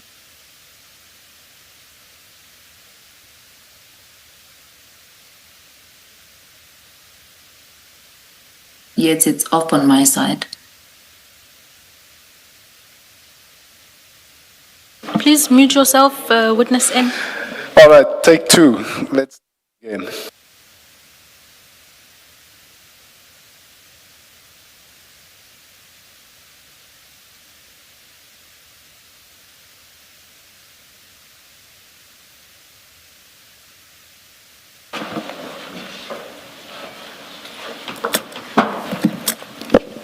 Good afternoon, Ms. Mhlasari. Good afternoon, Chairperson and Commissioners. We apologize for the mishap. The next witness is witness N, who's indicated that she will be taking the oath. Good afternoon, witness N. Good afternoon, Chairperson. Do you swear that the evidence you are going to give is the truth, the whole truth, nothing but the truth? If so, please raise your right hand and say, "So help me God." So help me God. Thank you. Thank you, Chair. Witness N, I would like to start off by confirming that you should have two white files in front of you. The one file should contain your witness statement as well as annexures, and there should be another larger file which contains the exhibit bundle. Do you confirm? I confirm, Advocate. Thank you. If I ask you to put the exhibit bundle aside, we will be working largely from the file containing your witness statement and annexures. Are you with it? Do you have that file nearby? I do. Thank you. The first 8 pages of that file contain your witness statement. Please confirm that that is your statement as prepared for purposes of your testimony before the Commission. That is correct. I do confirm. And you stand by its contents and affirm them to be true? Yes, I do. Thank you. And if you turn to the last page of your witness statement on page 8, do you confirm that the signature that appears there on page 8 is yours? I confirm it's my signature. Thank you. Witness N, I would invite you to turn to page 1 of your witness statement under the heading of introduction. I'm there. Thank you. You can start by, I'll invite you to read your statement, and at various points we'll ask you questions for clarification where necessary. But you could please start at paragraph 1. Okay. I am an adult female employed by the South African Police Service as a detective. I hold the rank of a sergeant, and I am a member of the political killing SARS team, deployed to the Eastern Cape province to investigate matters relating to the University of Fort Hare. In addition to my assignment to the PKTT, I am a detective in the KZN Anti-Corruption Unit, and my duties in this role include gathering comprehensive and complete evidence at the scene of crime and during the investigation of case dockets, gathering information and compiling of case dockets, maintaining and ensuring case docket management, recruiting and maintaining sources. Thank you. Witness N, just to clarify with respect to paragraph 3, the duties you set out there, are they duties, general duties in your role as a detective, or are they specific to your assignment to the current task team you are a member of? They are general duties to a detective, but they do summarize the mandate of the corruption unit. As well the as anti-corruption unit. As well as your current assignment? That is correct. Thank you. Can I invite you to turn to page 2 of your witness statement, and you can continue under the heading of overview, please. In the course of my work, I am sometimes approached by the members of law enforcement, informers, and members of the public who want to report suspected criminal activity or otherwise disclose potentially unlawful conduct.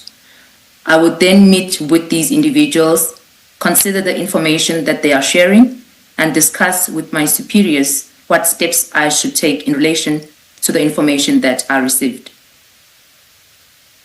Towards the end of 2025, I received information concerning alleged criminal conduct on the part of Mr. Sunil Belochan, a senior investigator at the Investigating Directorate Against Corruption, which is known as IDEC. Please continue. The information contained in this statement remains under investigation, and I bring it forward in order to assist the Commission and for the Commission to determine whether it necessitates further direction by the Commission. Thank you. Yes, please continue to paragraph 7 under the heading engagement with the complainant. Paragraph 7 reads as follows. In December 2025, I was conducting investigations in the Eastern Cape when I was contacted by Mr. Neil. Mr. Neil was a director in the Department of Community Safety in the Eastern Cape. He was responsible for community police relations and is known to me as we had previously worked together on some criminal matters.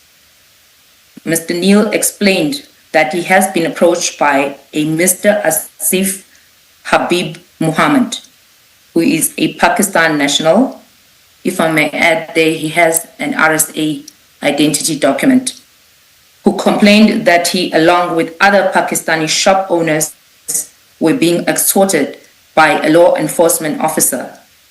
Mr. Neil further informed me that Mr. Asif Muhammad had been assaulted by the same law enforcement official earlier in 2025, and that despite laying a criminal complaint, Mr. Asif Muhammad had not been assisted.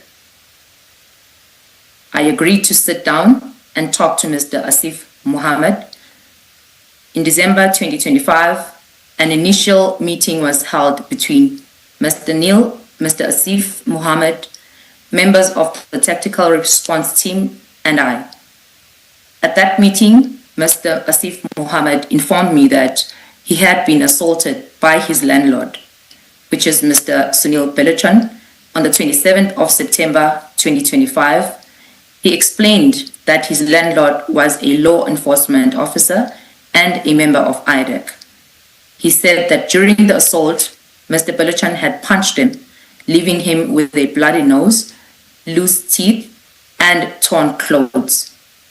He provided a photograph he had taken of himself, displaying the injuries he said had been caused by the assault. This photograph is attached as X1. Thank you, Witness N. I'll just place on record that Annexure X1 appears on page 1 of your Annexure bundle. We won't flight that visual, but just for you to confirm that that is the image that was provided to you. Page 1 of your annexures. Indeed, it is, Commissioners. And perhaps for completion, can I inquire why in paragraph 10 that initial meeting was attended by members of tactical response team as well? Commissioners, because I am always accompanied by members of combat, which happened to be the tactical response team on the day.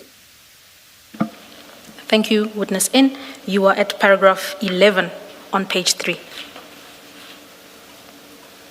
Paragraph 11, Mr. Asif Muhammad explained that on the same day of his assault, he went to the East London police station and laid a criminal charge against Mr. Belochan for assault with the intent to cause grievous bodily harm.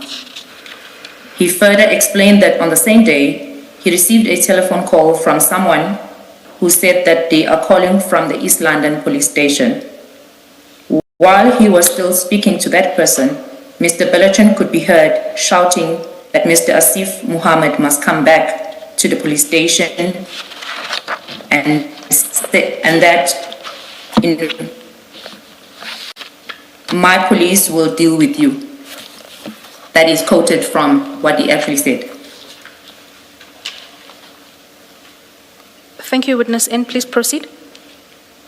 Paragraph 13. Mr. Asif Muhammad shared that later that day he received an SMS from Mr. Belichin informing him that a case of fraud in the amount of 400,000 rands had been opened against him by Mr. Belichin. Mr. Asif Muhammad explained to me that he had lived at a property belonging to Mr. Belichin, believing that he would be safe living at a property belonging to a policeman. Instead, he was further subjected to more demands for money and that he witnessed the delivery of suspicious goods to the property, such as televisions, etc. I then cautioned Mr. Asif Muhammad that the information he was providing with regards to an official had to be verified. Upon being presented with this information, I elected to go to the East London police station and ask the branch commander to uplift the dockets.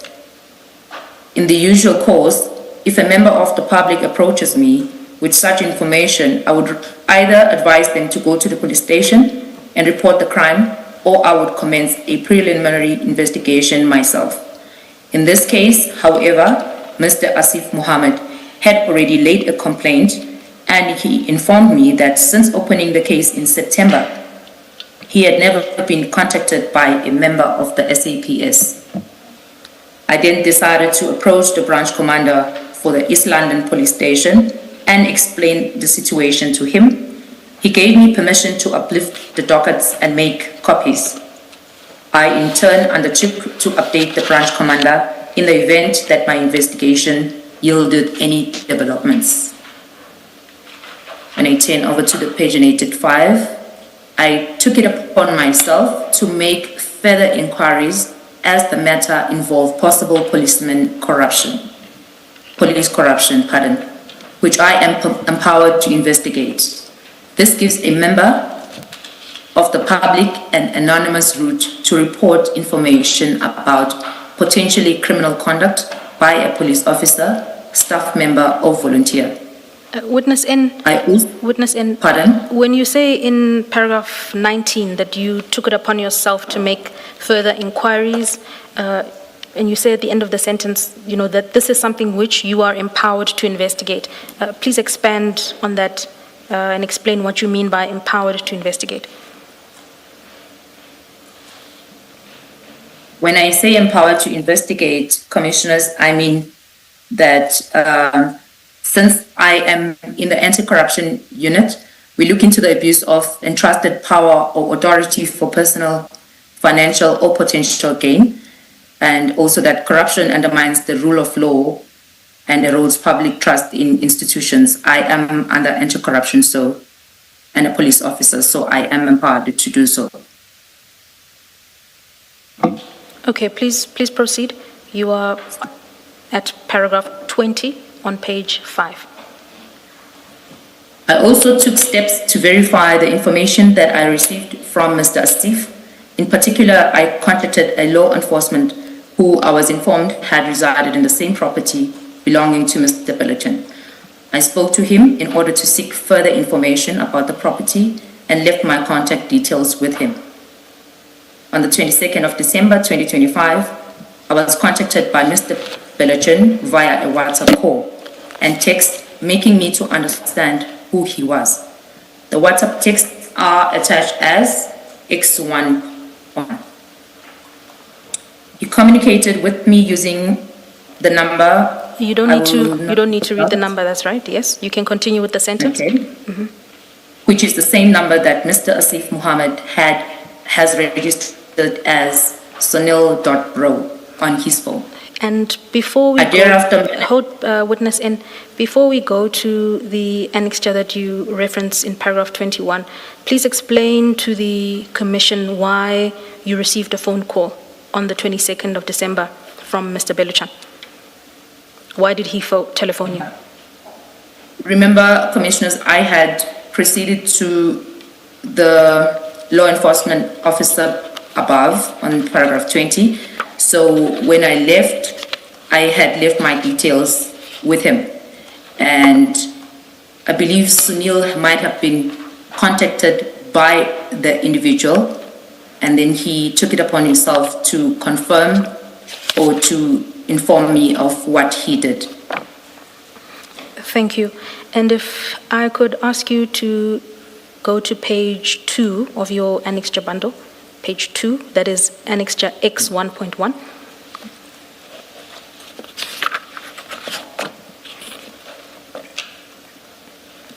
X 1.1, I'm there. Yes, and please describe what is that image we are looking at there? It is an extract of a WhatsApp communication between Sunil Belachan and myself. And you confirm that there is a telephone number right underneath that name? That is correct. Correct. Could I then ask you to turn to page 55 of your annexure bundle, page 55. That's under annexure X7, which we will get to later, but please go to page 55. I'm there, Commissioners. Thank you. And so when you say in your paragraph 21 that he communicated with me using the same number, which is the number that Mr. Asif Mohammed has registered as Sunil Bro on his phone, are you referring to the image Yes, Commissioners. on page 55? This image is that of Mr. Asif, and this is how he has saved Mr. Sunil Belacham, and it is the same number that also refers to the same number that I saved differently though. Thank you, Witness N. You can then proceed to paragraph 22, please. I thereafter managed to obtain both dockets. The assault case where Mr. Asif Mohammed is the complainant is registered as per East London CAS 436 of 9/2025 and is attached as X2. The fraud docket where Mr. Belachan is the complainant is registered as East London CAS 433 of 9/2025 and it is attached as X3. Proceed to paragraph Upon 22. Upon obtaining the dockets and considering the contents, I noted that the assault docket was closed as undetected. Commissioners, if you may just note, it says that just a week later, but I have amended to say just 2 weeks later because it's not the 3rd. In fact, it's the 9th of October 2025 that the docket was filed undetected. And for further clarification then, could you go to page 4 of your annexure bundle?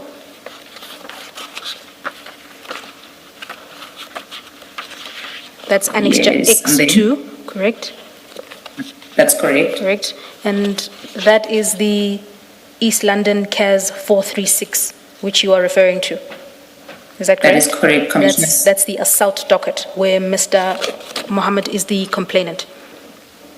That is correct, Commissioners, of which at the bottom left is the stamp dated the 9th of October 2025. And the stamp is what reads as undetected, is that correct? That is correct. Thank you.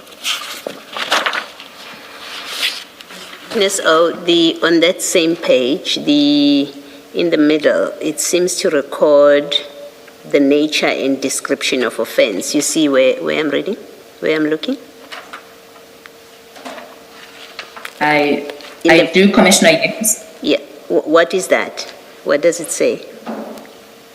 The nature and description of the offense is abbreviated ASSGBH, which refers to assault with grievous bodily harm. With intent to do grievous bodily harm. Pardon, thank you, Chairperson. With intent to cause grievous bodily harm, yes. Thank you, Witness N. While still on page 4, would you please read You've just described to the commissioners what the nature and description of the offence is. Do you see the column right on the right of that, titled Crime Code? That is correct. And the column immediately to the right of that, titled Nature of Property/Injuries? Yes, Commissioners. Could you read what is filled out underneath there, please? It is written loose teeth and bleeding nose. Thank you, Witness N. You are now at paragraph 24 of your statement on page 6. Yes, Commissioners. I met with Mr. Asif Mohammed and updated him on these developments. He was disappointed with the outcome and shared more information with me about the background of his relationship with Mr. Billichan, with the hope that he could still seek justice. In January 2026, he prepared a statement which I attach as X4. You can proceed. The upshot of this statement. Please proceed, Witness. The upshot of the statement is that he arrived in South Africa in 1998 as an undocumented immigrant from Pakistan. In order to survive, he started a small shop and where he sold wares in East London along with other Pakistani nationals. Sometime during the year 2000, he was pulled over by Mr. Billichan for driving without a license. Mr. Billichan demanded a bribe from him and he paid it. A few months thereafter, Mr. Billichan began extorting money from Mr. Asif Mohammed as well as other Pakistani shopkeepers in the area. Mr. Billichan did so because he knew that many of them were undocumented immigrants or that they were operating businesses without permits. They paid him so as not to be raided by the police. He had borrowed money from Mr. Billichan at exorbitant rates, and even after paying Mr. Billichan back, Mr. Billichan continued to demand more money from him. He also explained that Mr. Billichan participated in unlawful activities, such as selling counterfeit cigarettes, and that Mr. Billichan had assisted some Pakistani nationals to obtain fraudulent South African identity documents in exchange for money. Witness N. Pardon? Witness N. Yes, okay. Yes, you reference annexure X4 in paragraph 25. Yes, I did. Thank you. Could you turn to page 27 then of your annexure bundle? Yes, I'm there. And please confirm that that is the affidavit of Mr. Asif Mohammed, whose contents you refer to in paragraph 26. Affirmative, Commissioners. This is the affidavit. Thank you. May I proceed with the statement? Yes, Witness N, you are now on page 7, paragraph 27. Mr. Asif Mohammed further shared with me that Mr. Billichan routinely exploited other Pakistani nationals who were desperate for money. He introduced me to two of his acquaintances who provided statements in support of this. I'm not going to read the name. Yes, please do not read the name, and we've redacted those, but please just continue with the content of your statement there. Okay. The particular individual prepared a statement where he shared details that he borrowed 20,000 Rand from Mr. Billichan at interest of 3,000 Rand per week. Mr. Explained that he gave his car to Mr. Billichan to keep until he repaid the loan. When the guy was unable to repay the loan, he contacted Mr. Billichan, requesting the car back so that he can sell it and repay him. But Mr. Billichan refused and instead sold the car himself and kept all the money. His statement is attached as X5. Can I ask you at that juncture, witness N, to please go to annexure X5? It is on page 30 of your annexure bundle. Page 30. Yes, that is the statement. And can you confirm? Thank you. Confirmed. Another individual prepared a statement confirming the above account of the guy who sold the vehicle, who gave the vehicle back, and his statement is attached as X6. Please turn to page 32 of your annexure bundle and confirm that that is the statement you are referencing in paragraph 27.2. I do confirm that is the statement. Please proceed, witness N. In that same engagement, Mr. Asif Mohammed explained to me that he fears for his life as Mr. Beluchan regularly demands money from him and that he has received WhatsApp text from Mr. Beluchan asking him to pay his money back or else he will kill him. And witness N, what did you understand as with reference to the statement that Mr. Beluchan regularly demands money from him? Why was money being demanded from Mr. Asif Mohammed?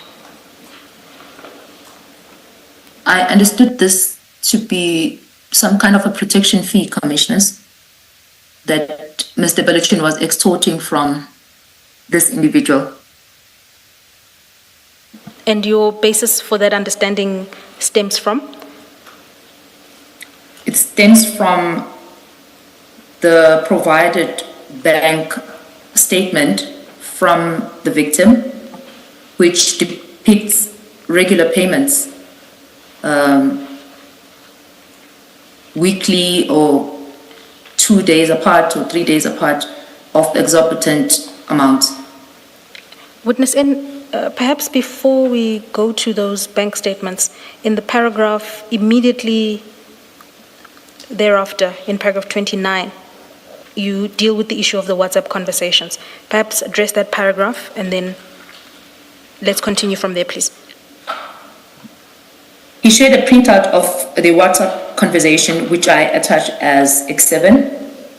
A reading of the messages reveals a pattern of Mr. Beluchan repeatedly demanding money from Mr. Asif Mohammed, and threats to him are highlighted.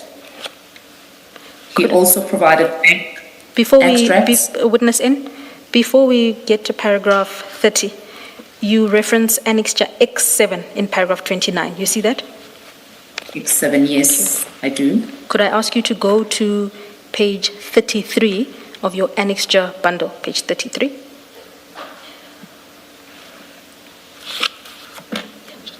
Yes, I'm there, Commissioners. And where did you source this document?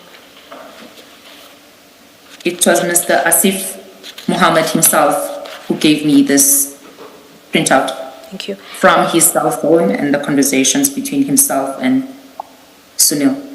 And witness, and this document is quite a voluminous document, but in certain places, certain aspects of the document have been highlighted. I'll take you, for example, to page 46. Yes. Where it says, I will kill you. The pink highlight on page 46. That is correct. Do you see the date there? Could you read the date and the time? The date is the 21st of August 2025 at 17:25. And the sender of the message is? It is written Sunil.brew. And this is the individual the screenshot that you referred to earlier on page 55. That is correct. And in your witness statement, you indicate that this is an extract provided to you by Mr. Asif Mohammed of his WhatsApp chats with Mr. Beluchan. Is that correct? That is correct, yes. And who presented this highlight in the texts? Who made these markings in the WhatsApp chats?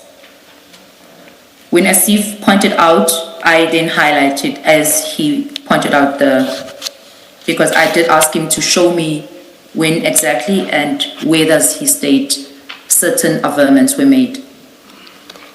And so if in your reference in paragraph 29 to saying that there was regular demands of money and threats to him are highlighted, those are the highlights you refer to here?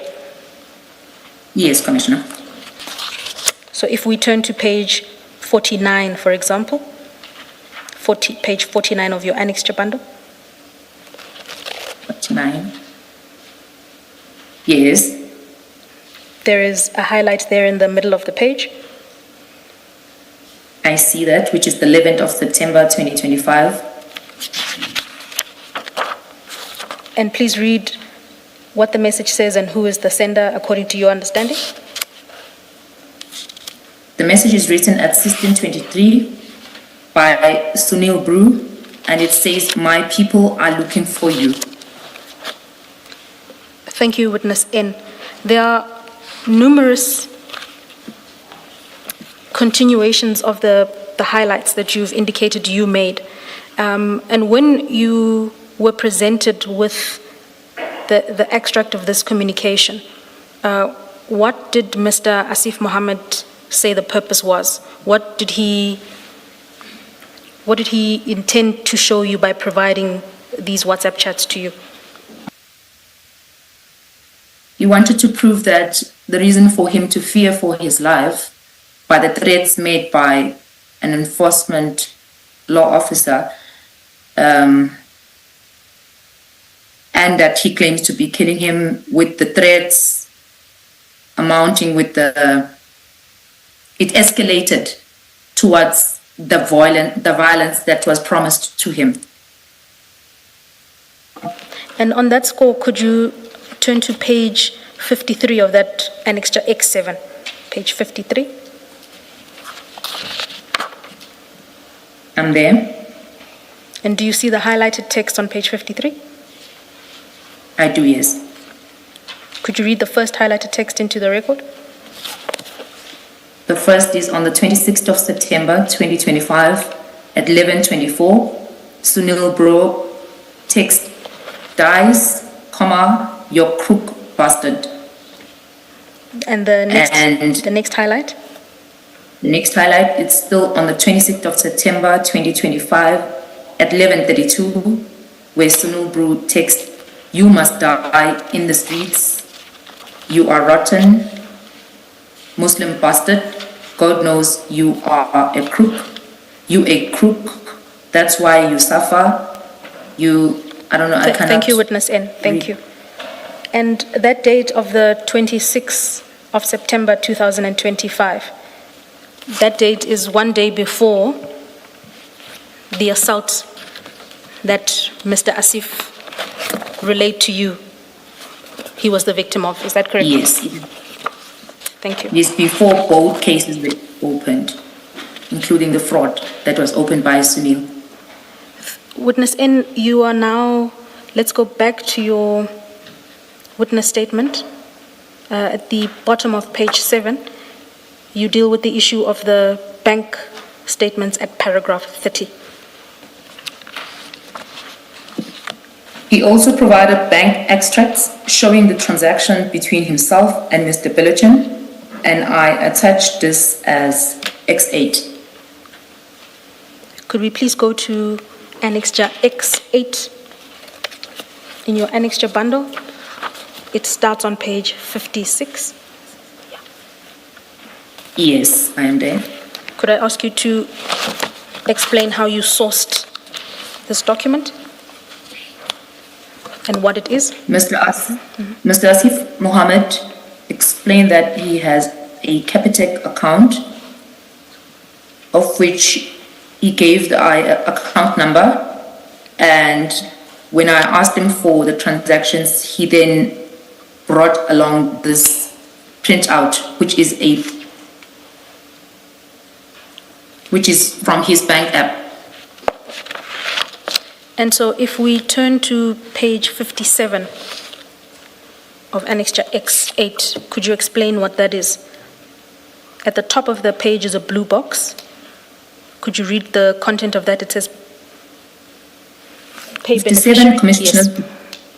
repeats the account number that Asif stated to be of Sunil Beluchan business account for Nedbank. And how would one interpret the figures below there?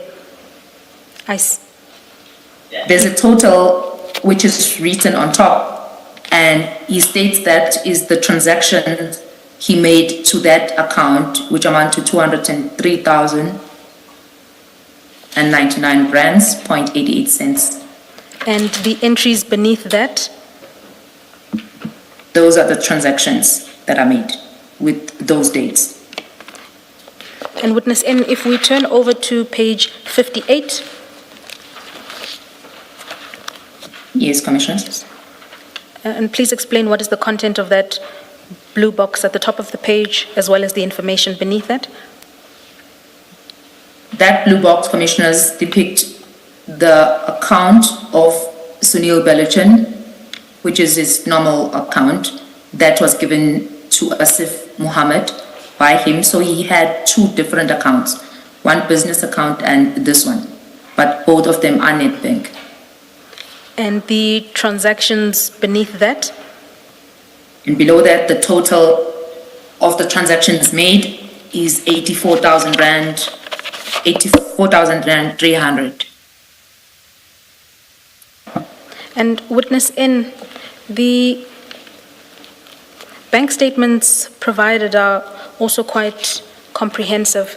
I won't take you through all of them.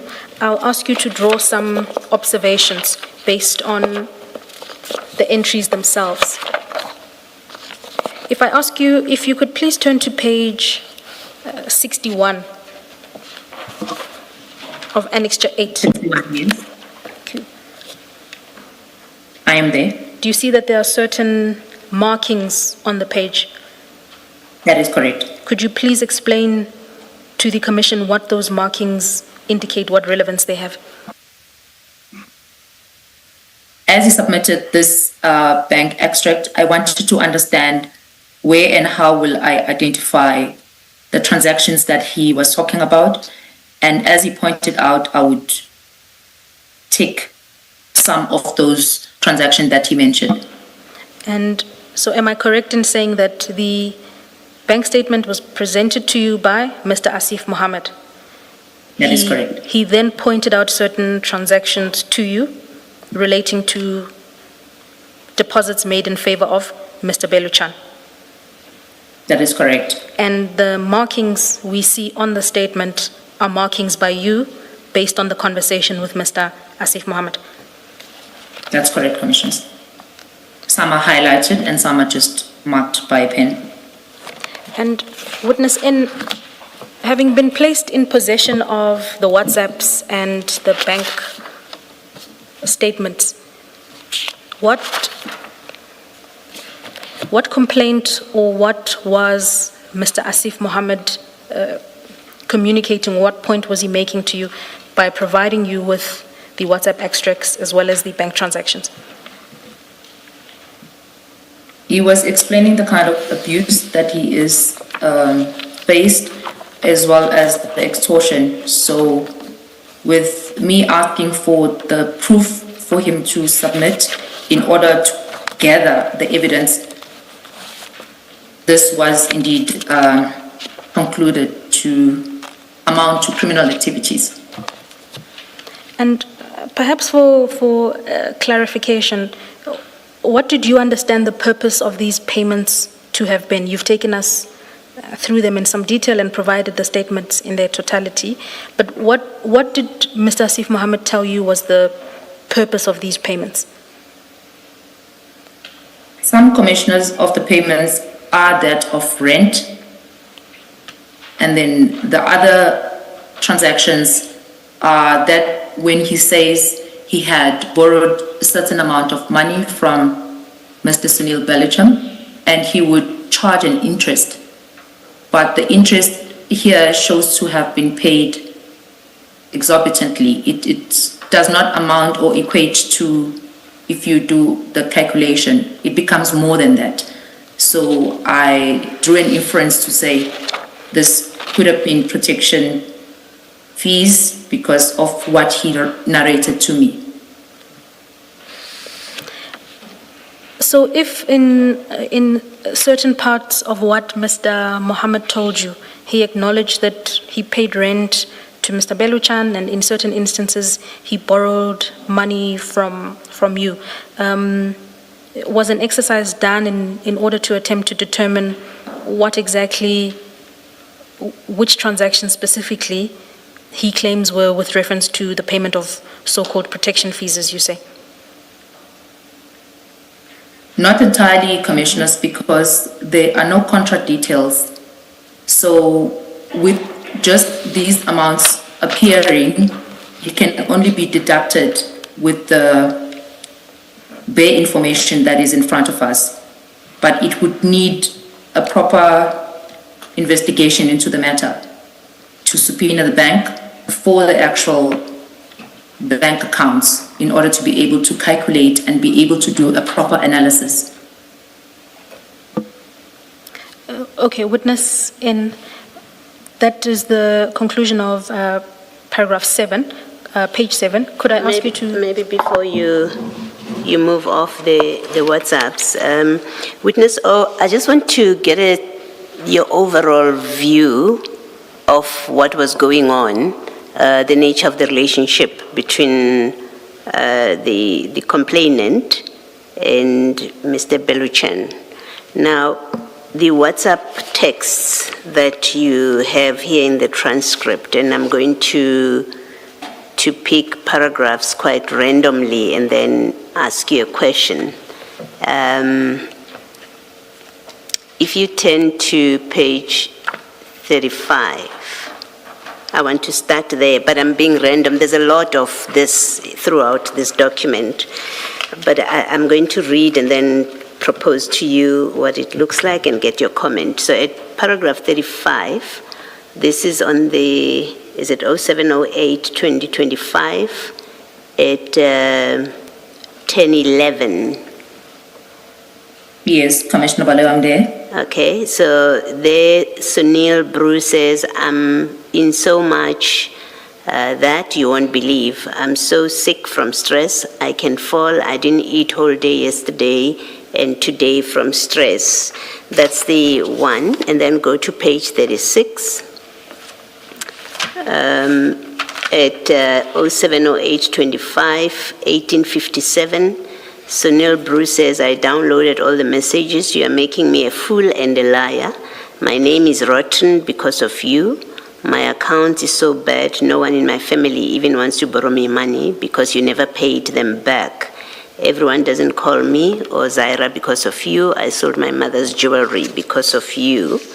And then in the same page, you go towards the bottom, 0708-2025, 1917. You see where I am? I do see.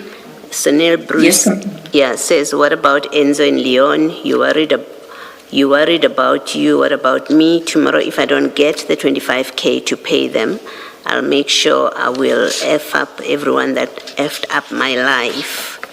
And then the next page, I'm going to read for you. You don't have to keep up with me, but I just want to, it makes my point. The next page at page 37, 0808-25, 1414, every promise you make, I tell Enzo and Leon, now they're telling everyone I'm a crook and running away with their money. And maybe I can stop there. There's a lot of the same thing as the one that I've just read now.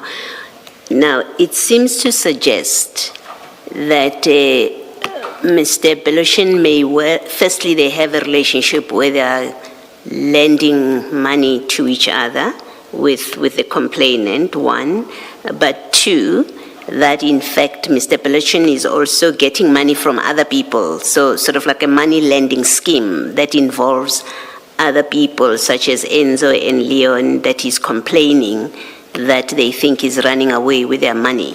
In your investigation, if you have already gotten to that point, what's your overall impression of what Mr. Belashon is involved with? Commissioner Baloyi, yet I have not gone through to those people, but my conclusion to this kind of relationship was that it's not a proper relationship, because it's either they are loan sharks or there is this kind of protection fee, as I've stated before, because there is this lending of money to and fro. And then when the payment comes back, it does not come necessarily to that amount that was borrowed. Yes. So it's a scheme, kind of, if I can explain it that way. All right, thank you. Thank you, Commissioner. Witness N, perhaps to tie up this point, could I ask you to go to page 27 of your annexure bundle, page 27.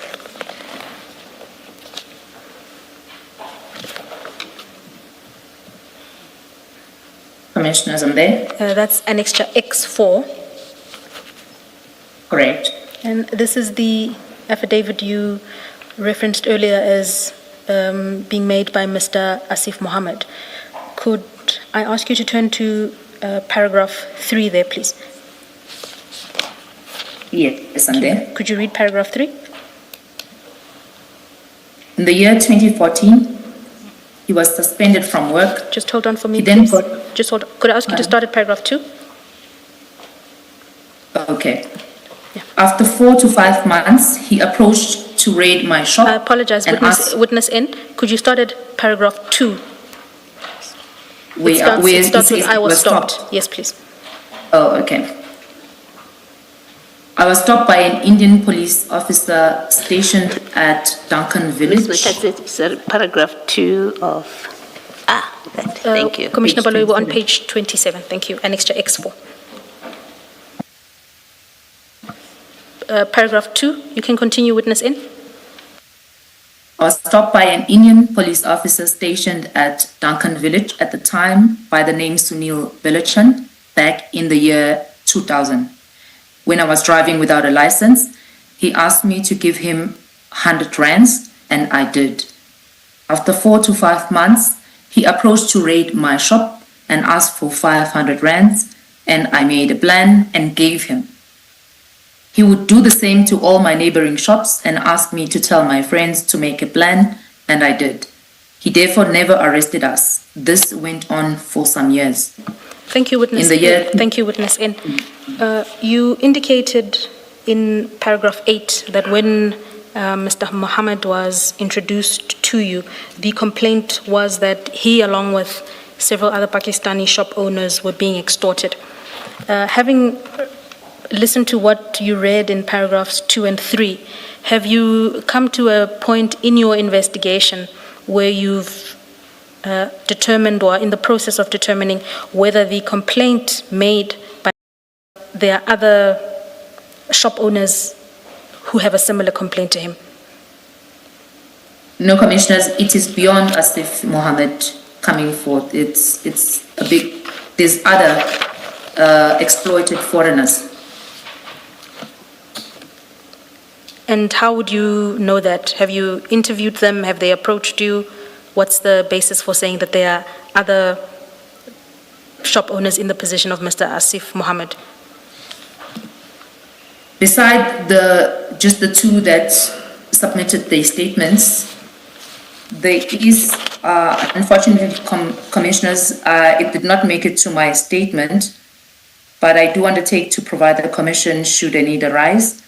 There is an article dated 2014, December 30, from the Daily Dispatch, whereby Mr. Belachan was arrested on a sting operation by the DPCI officers for the very same conduct, whereby he was soliciting 30,000 rand from his father's shop owner, who only raised 27,000 rand and promised to pay him the outstanding amount of 3,000 rand on a Saturday, which is then the day that he was apprehended when that 3,000 rand transaction took place. But you confirm that that article that you're referencing is not part of your statement at present? No, it's not part of the article. And you provide that to us? That is correct, Commissioners, yes. Thank you. And witness N, you had just dealt with paragraph 30 of your statement, which then brings you to paragraph 31 on page 8. Yes, Commissioners. Mr. Asif Muhammad remained quite adamant that he wanted some assistance. In particular, he asked me as a law enforcement officer, how can a person who is a wanted suspect with a J50 warrant of arrest work for an organization such as IDEC? I asked him what was he talking about, and he then showed me an article displaying that a warrant for arrest was issued for Mr. Bellichan, which was as per Pretoria West CAS 97 of 5/2021, which I attached the article as X9. Witness N, please then turn to Annexure X9, that is on page 115 of your Annexure bundle. Annexure X9. Page 115. 115. Correct, I'm there, Commissioners. And is that the article that you are referring to in paragraph 31? Indeed, this is the article. Ms. Witness, maybe you look at page 116. It looks like that's where it starts, if it is the same document.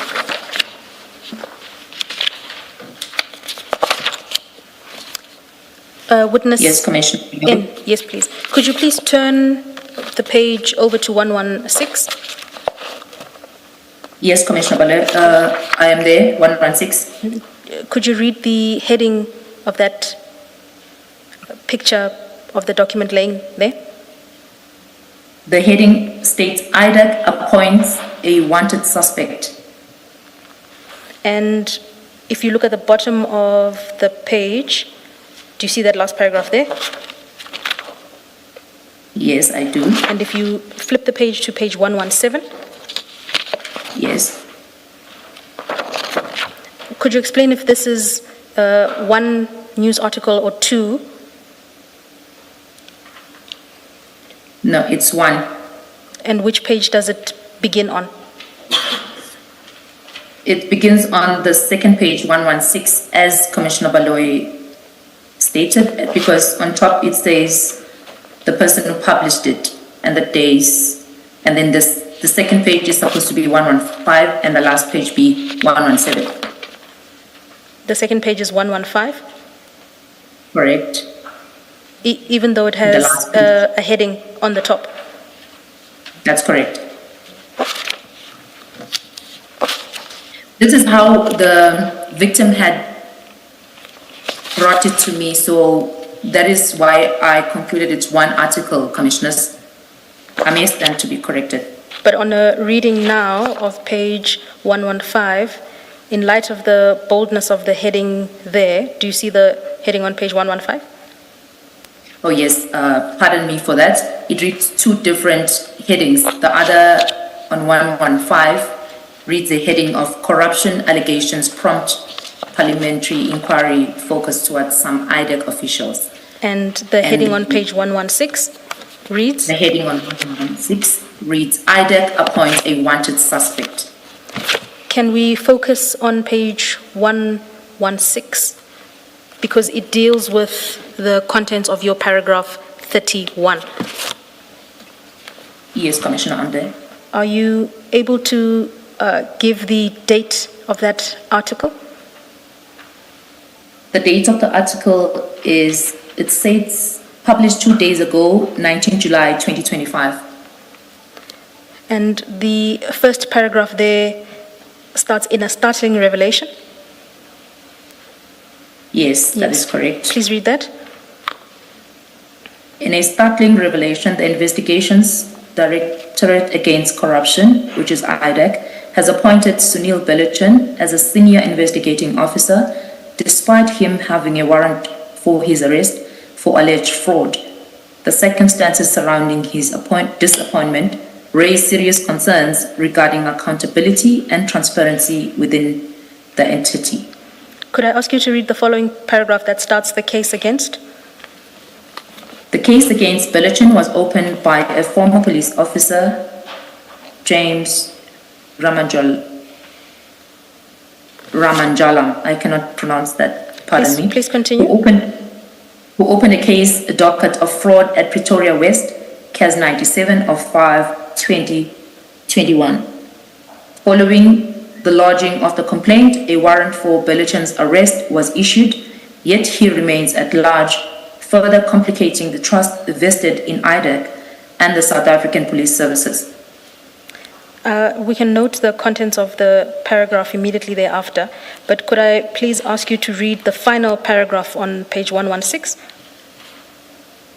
Says, according to a sworn statement from investigating officer David Mashaba, continue. His attempts to arrest Billichin were thwarted by fraud and money laundering charges in 2018 and lodged a complaint in 2020.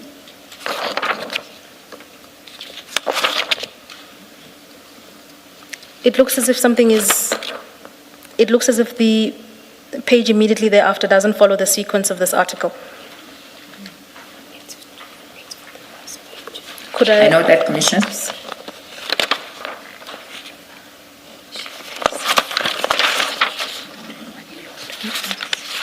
From here?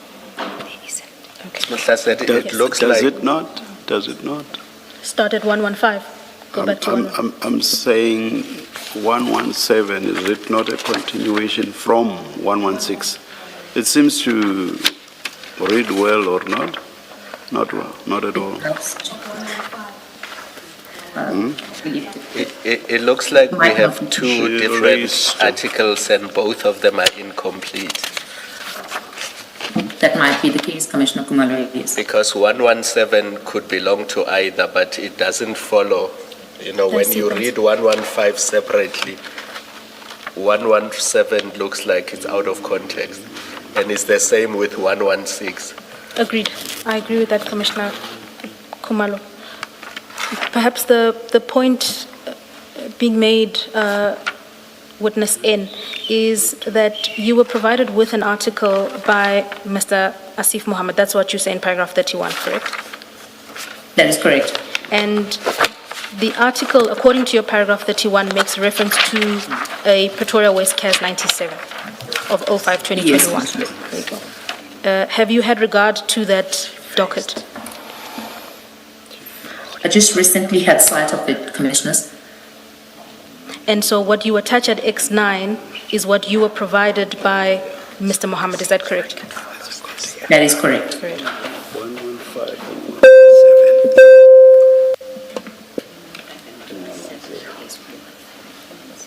And Chairperson, we can confirm that the docket referred to in paragraph 31 was obtained by the Commission and it is included in the exhibit bundle in its totality. The witness indicated that she only recently had come to be in possession of it and it was secured and included in the exhibit bundle as CJC 369.1.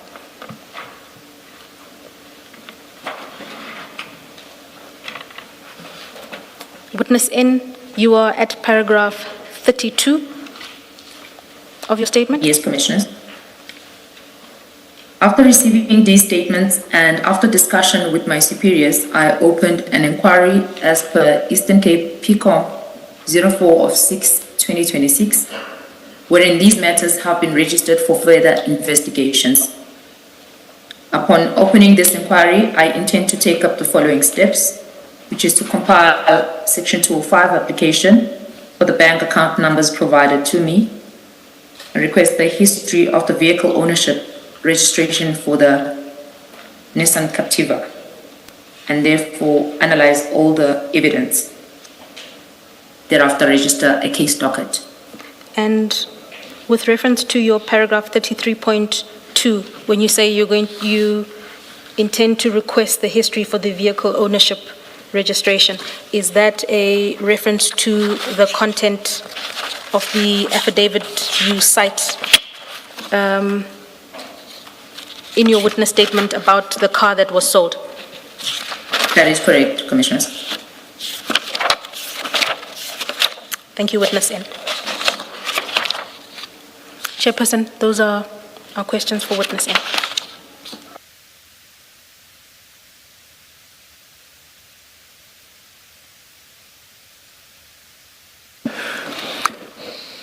Thank you very much, witness N. You are excused. Thank you, Chairperson. Thank you, Chair. We resume at 9:30 on Monday. On Monday, yes, Chair. Let's adjourn.